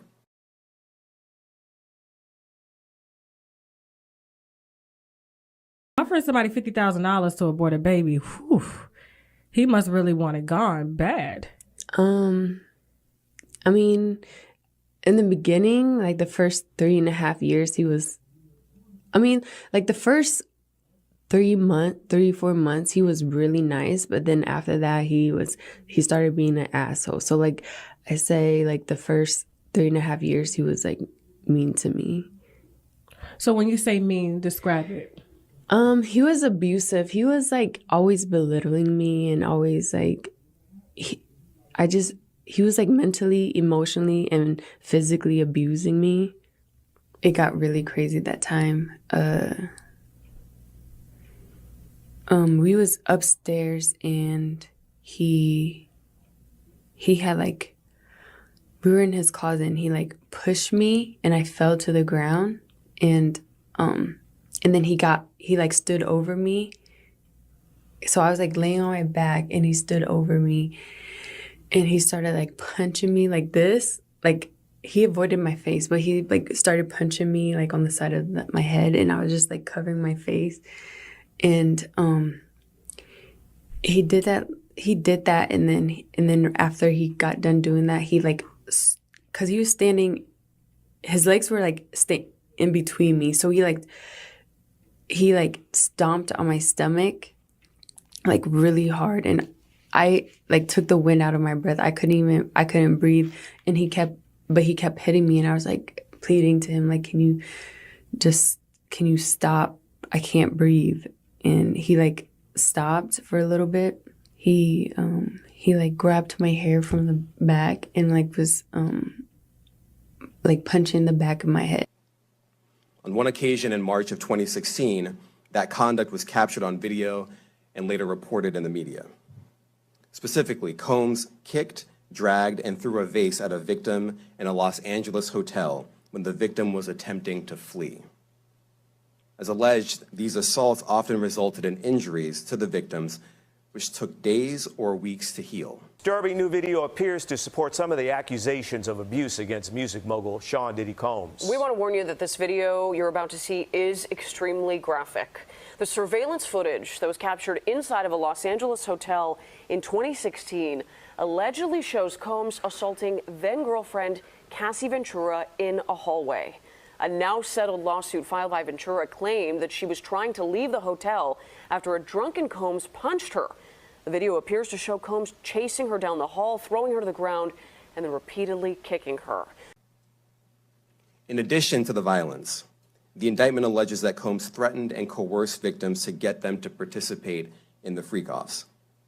He used the embarrassing and sensitive recordings he made of the freak-offs as collateral against the victims. Jones lived and traveled with Diddy for 13 months. The complaint states Mr. Jones was sexually harassed and assaulted by Mr. Combs. It also states Mr. Combs required Mr. Jones to solicit sex workers. The complaint goes on to claim Diddy has hidden cameras in every room of his homes and that there are recordings of celebrities, music label executives, politicians, and athletes in compromising positions.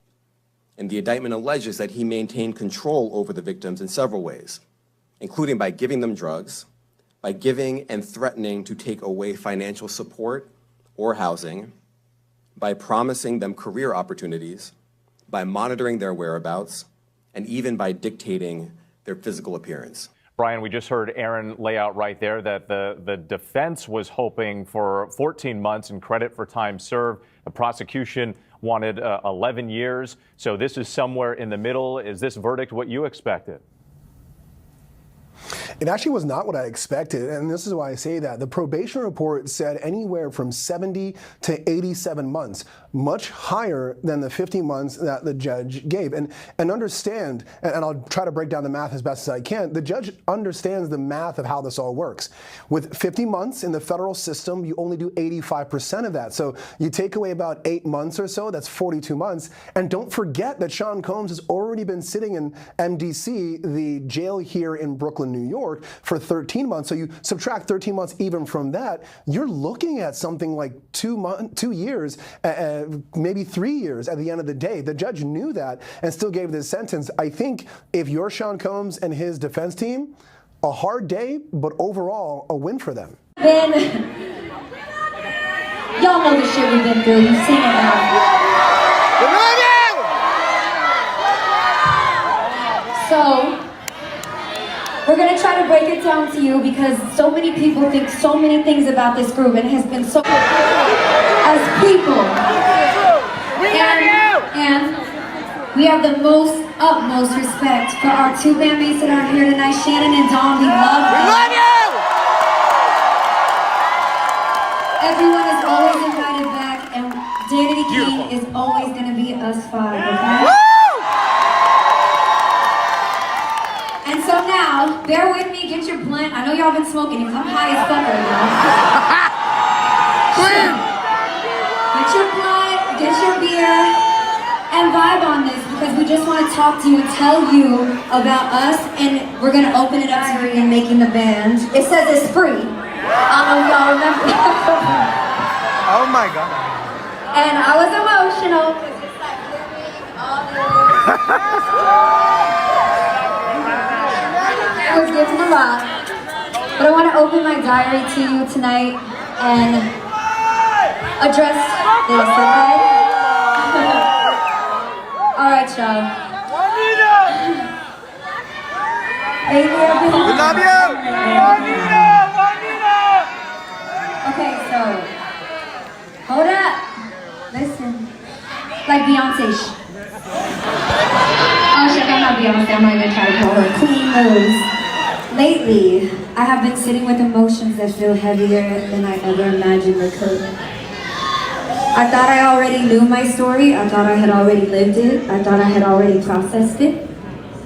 Already put it somewhere on the shelf where I could move forward, but watching everything unfold publicly, seeing parts of a world I only knew from inside my own limited lens, was like living it again, but this time with context.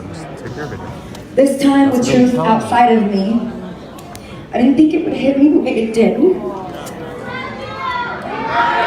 I thought I understood my own past, but watching the pieces line up from a distance outside myself, it feels like my nervous system was reliving everything with more clarity than I ever. It feels like being forced to stand in front of a version of myself that I had to bury in order to survive.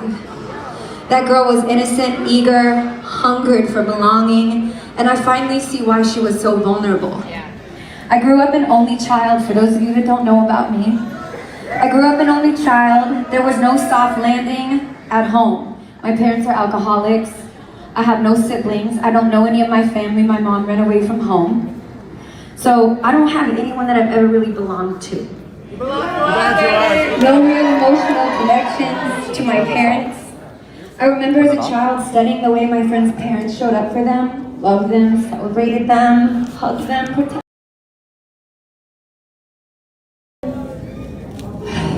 And I remember the constant thought was, if I could just be perfect, maybe my mom would love me. When you grow up craving approval, you become someone who chases it. You learn how to make yourself small to keep connection. You learn how to be impressive instead of honest about how others are affecting you. You learn how to survive without protection. So the first time I met someone who seemed to be a dream maker, someone who could unlock the visibility and acknowledgement that I never had as a child, someone that could make my mom truly see me, their approval felt like what I imagined family was supposed to feel like. There was nothing better than that approval. I want to be clear. Like someone saying, you matter. Like finally someone was proud of me. I didn't realize that needing belonging can make you overlook what doesn't feel right.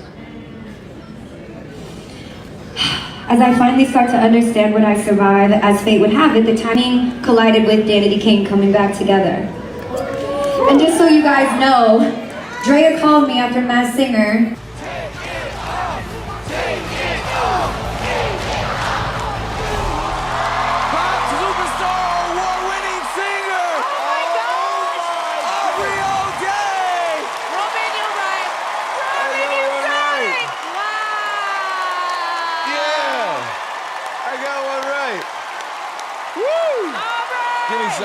Robin was correct. Give me some. I'm on the board. Robin.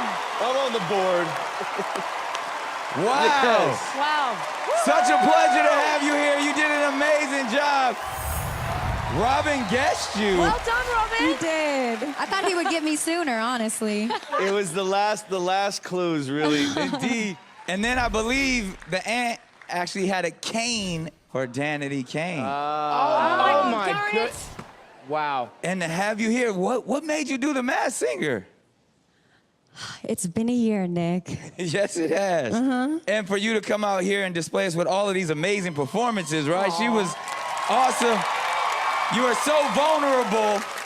Your story has been one of the most powerful that we've had in seasons. How did it feel to share it here with all your fans and everybody that was enjoying you? Oh, wow.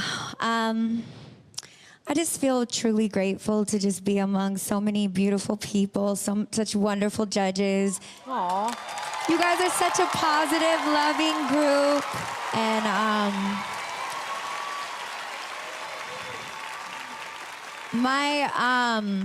my ex-boss, I'm gonna go there. He calls himself Love. He legally titled himself that, and he uses the love heart to express that everywhere he goes. He's in prison now, and I just want to say to you guys, the love heart is now here. And was like, hey, you did really good on that show. I want to sing again.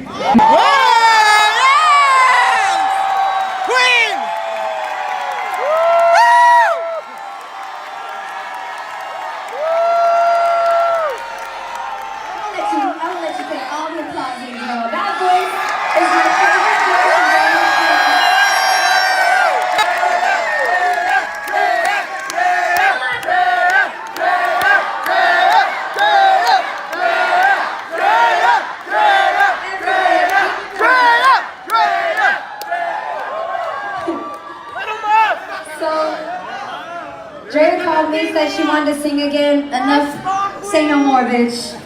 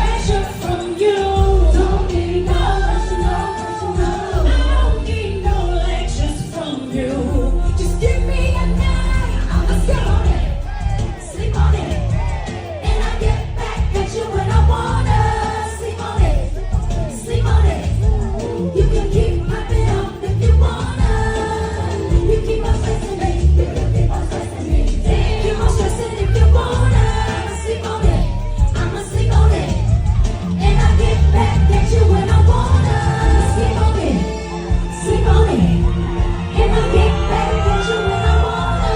Sleep on it, sleep on it. You can keep popping off if you wanna. You keep on stressing me, you keep on stressing me. Keep on stressing if you wanna. Sleep on it, I'ma sleep on it. And I get back at you when I wanna. Yeah, yeah.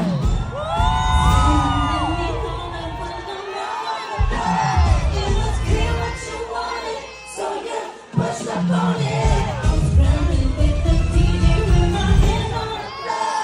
I guess you couldn't take it.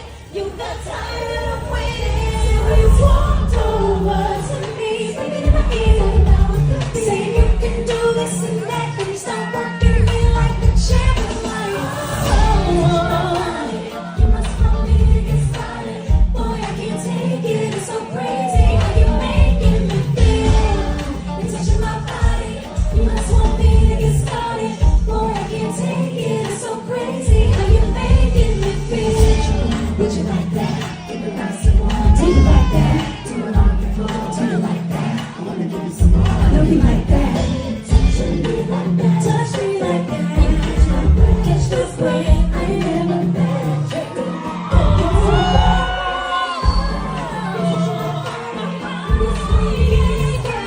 Boy, I can't take it. It's so crazy.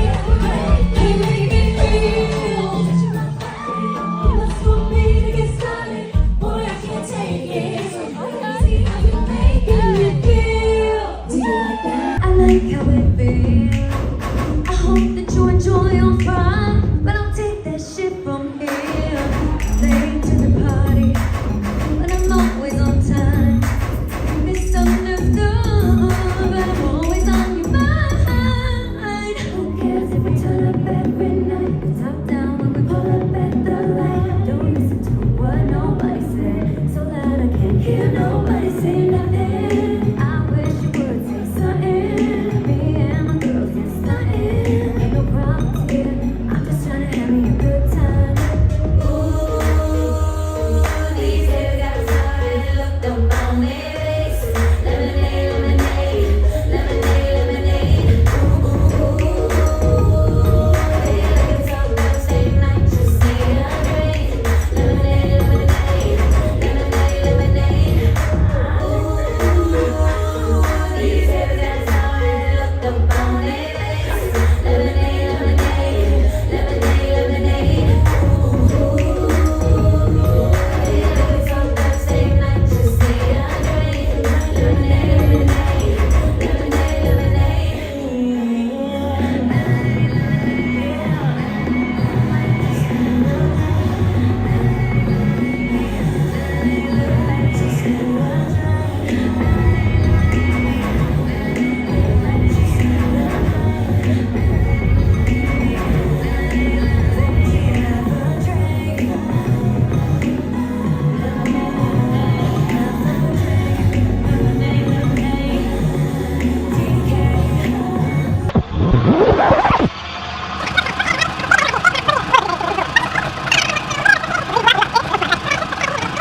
Tell the truth. How are we feeling about Danity Kane's comeback with just Andrea and D Woods? They just had their performance at the LA Block Party, and fans are divided. While some people are excited just to have any kind of Danity Kane, some people feel that it was a little off, that they sounded a little tired, and still salty that none of the other girls are in there. It is kind of weird. I don't know how I felt about it. I love seeing Andrea. I almost would have rather it had just been Andrea singing Danity Kane song, because just two of them just feel so wrong, and they're not the two to do it either. But tell me all your thoughts and follow for more Danity Kane and Pop Princess content. Do you got a birthday kid handy? Do you know how to catch up on one? Tell me, are you patient, understanding? 'Cause I might need some time to clear the hole in my heart. I'm not trying every remedy and nothing seems to work for me. Baby, the situation driving me crazy. And I really wanna be a lady. But the one before you look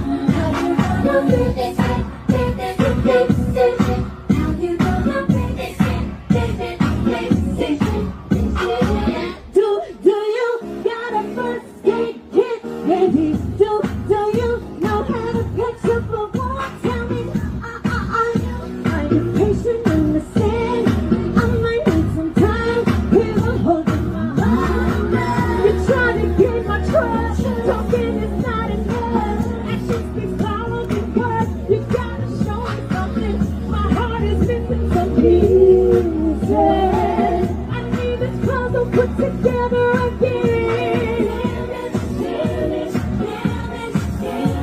I thought that I should let you know.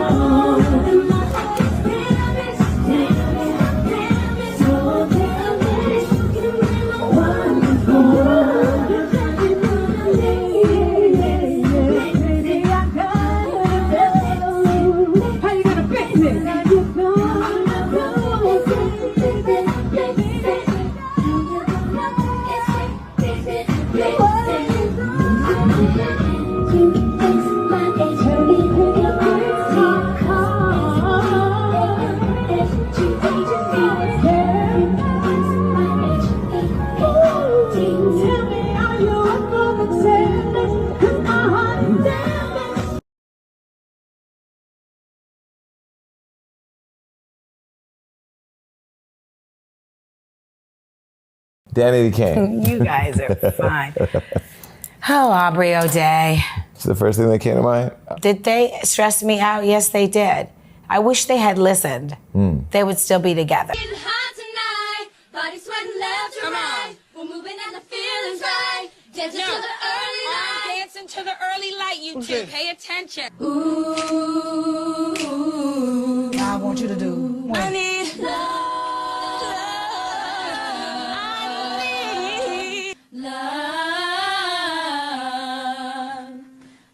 Are you cutting? Hold on.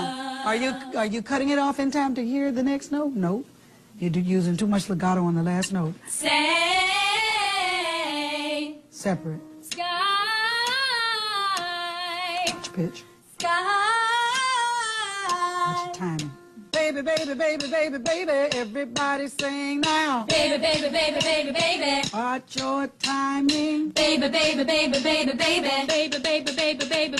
Baby, baby, baby, baby, baby. Baby, baby, baby, baby, baby. Okay, now your accent. Do it again. Baby, baby, baby, baby, baby. Sound bad. Baby, baby, baby, baby, baby. Yeah, there you go. I need you forever. I need you forever. I need you forever. Go on, take the lead. I love you forever. It's up to you to take it to another place. Go on. I love you forever. Yes. I love you forever. Hey, stop it. Let's go back to the feeling. Let's keep it raw. Sing to whoever you singing to. You singing to God, your mother, your boyfriend. Get lost in it. I want you forever, yes. I want you forever. I want you forever. I want Glenn forever. I want Glenn forever. Glenn? Yeah, hey, that was great. How did you like that, Glenn?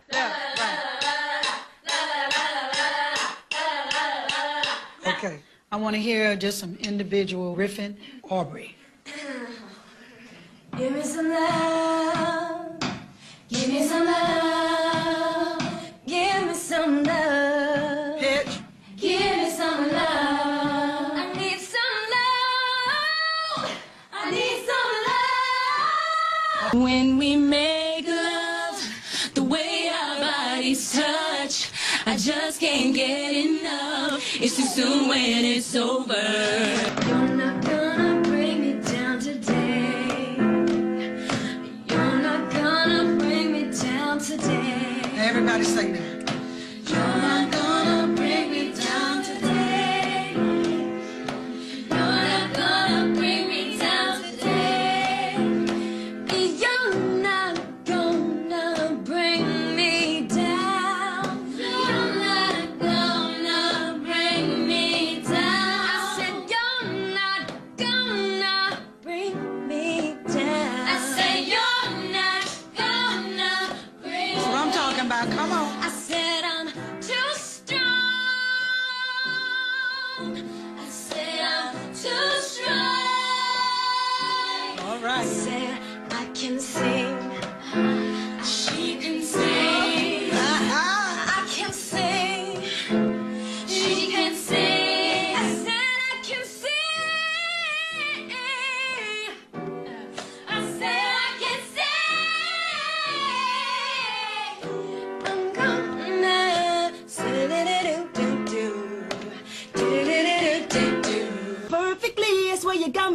that you were made for me. Sing it. Anytime that it plays, I know you're down. You're the type I can trust to be around. The way you hear me and feel me got me loving you that much more. Really, I don't wanna see myself with anyone else, 'cause it's the way I felt. Got me so caught up, I'm stuck on you. So real, I know I got the truth. Oh, everything I've been missing. Oh, with you there's no second guessing. Oh, you and me is a blessing that I can't and just won't let go of. Hey, yeah, E-I-O.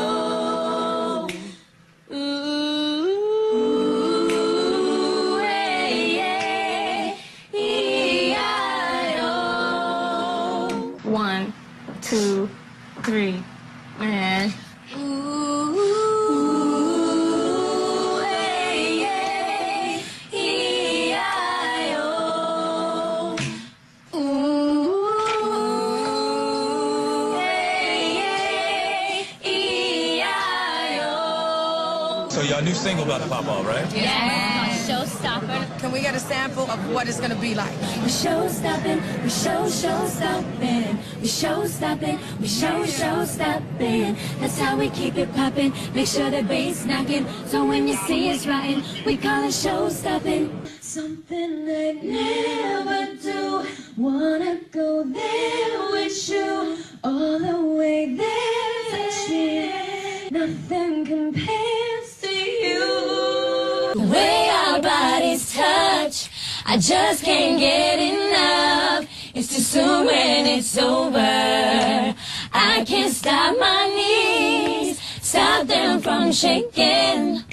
What he does to me, he knows just what I need. You ain't never seen chicks riding this clean. Louis Vuitton seats, we do it deadly. That's how we keep it popping. Make sure the bass knocking. So when you see us riding, we call it show stopping. We show stopping. We show stopping. We show stopping. We show stopping. That's how we keep it popping. Make sure the bass knocking. So when you see us riding, we call it show stopping. You and me went together, don't you? Though in the town, I'm keeping my promise to you. I've got your back now when the chips are down, and it seems like it's so hard for you to move ahead. Just know that I am by your side.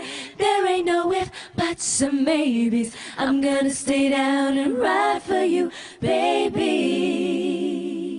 All right. Oh, you're touching my body. Oh, you must want me to get started. Boy, I can't take it. It's so crazy how you're making me feel. Oh, you're touching my body. Oh, you must want me to get started. Boy, I can't take it. It's so crazy how you're making me feel. You just don't know what I do to you. If I said you into a different feel, don't leave me all this love. Don't be all for sure. You make me love to something never do. Wanna go there with you all the way there.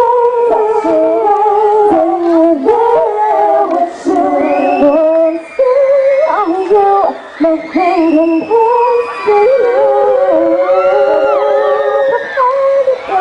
so I can love you right now. I want to do, and it's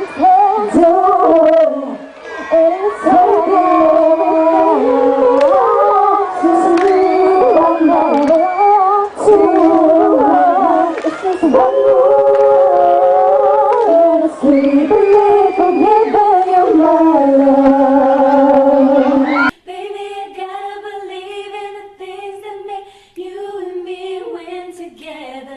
Don't you know in the town, I'm keeping my promise to you. I got your back now when the chips are down, and it seems like it's so hard for you to move ahead. Just know that I am by your side. There ain't no if, buts, or maybes. I'm gonna stay down and ride for you, baby. God is the joy and the strength of my life.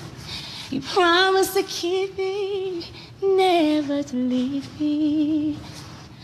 He's never ever fallen short of his word. God is my all, and all. So that's where you at? Baby, just hold me, because your arms, they keep away the lonelies. And when I look into your eyes, then I realize all I need is you in my life. 'Cause I've never felt this way about loving you feels so good.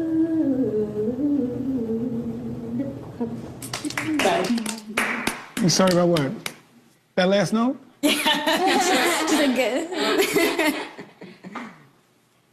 I mean, the last note is important because that's the last thing that somebody hears. But you don't have to apologize. Not for what you just did. God is the joy and the strength of my life. That's right. Connect with us. Come on. He moves all pain, Connect with us. misery, and strife. Connect with us, Dawn. You got to connect with us. He promised to keep me, never to leave me. Come on, let it happen. He's never ever fallen short of his word. Why you hold on to I it? gotta fast and pray. Come on, open your eyes. Come on, come on. Stay in the narrow Open up, way. open up. Keep my life clean. Come on, baby, come on. I want to go with him when he comes back. Open your eyes. Come on with us. I've come too far. Come on with and us. I'll never turn back.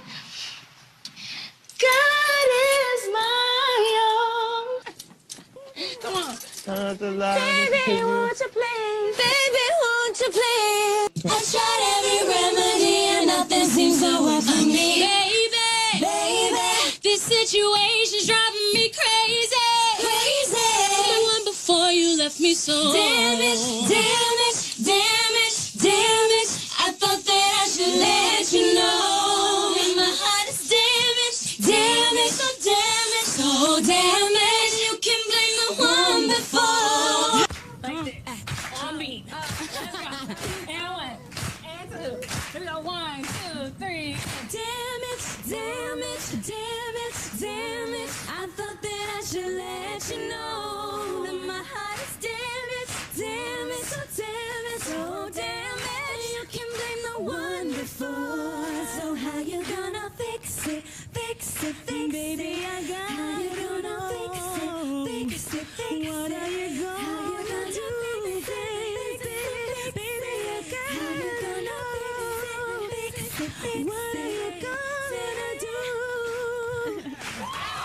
Damn it, damn it, damn it, damn it. I thought that I should let you know that my heart is damaged, damn it, so damn it, so damn it. And you can blame the one before. So how you gonna fix it, fix it, fix Baby, it? I got How you gonna fix it, fix it, fix What it? are you gonna How you gonna fix it, fix it, fix it, fix it? How you gonna fix it, fix it, fix What are it, you fix it? Smooth space, anything he wants, I can provide it, I'm right. The feelings I tell you what you want, let it be that it's yours. I can all that it's yours. When I get you when I want a baby, yeah.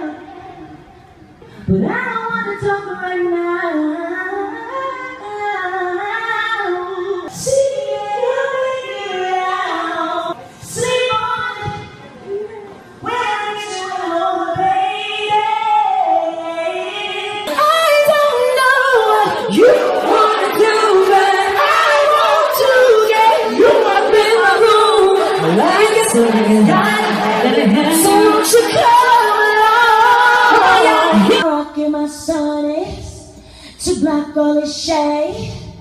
We over here setting up shop, slinging lemonade, late to the party, but I'm always on time. What are you gonna do, baby? Baby, I gotta know. What are you gonna do? Yeah. Thought that I should let you know.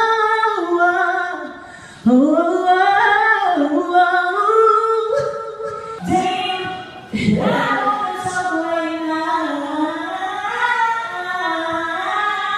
Yeah. Making sense, miss you till almost took a sanity. I started at your first like poetry. Damage, yeah. Thought that I should let you know. This is a classic case of there are no shortcuts, ladies. I don't believe there's shortcuts in this business. And I believe if you stay the course, you'll get everything that you know you deserve. The shortcuts bring blood, honey. You did create this group. You guys created this group. I did. And that was difficult because when you think about creating a group that haven't grown up together in a family, you have to take 5 individuals with 5 different lanes. I mean, one has to stand up while one has to do this, one has to do this, one has to do this. And the art form of that, they all had different agendas, and their different agendas created the dissension, the distrust. Aubrey wanted to jump out there and be that star, and I'm like, you were that star, but you thought there was a shortcut. So Aubrey had an agenda then? Obvious, yeah, it was out front from day one, which I don't judge. I just say, why does that mean everybody else is not talented? I got your wig, ho. Ha ha. Ew. Like JK, but like maybe not. But thank you for watching. But you hating ass bitches always have something to say. Hating ass bitch, but you're still watching my vids. What?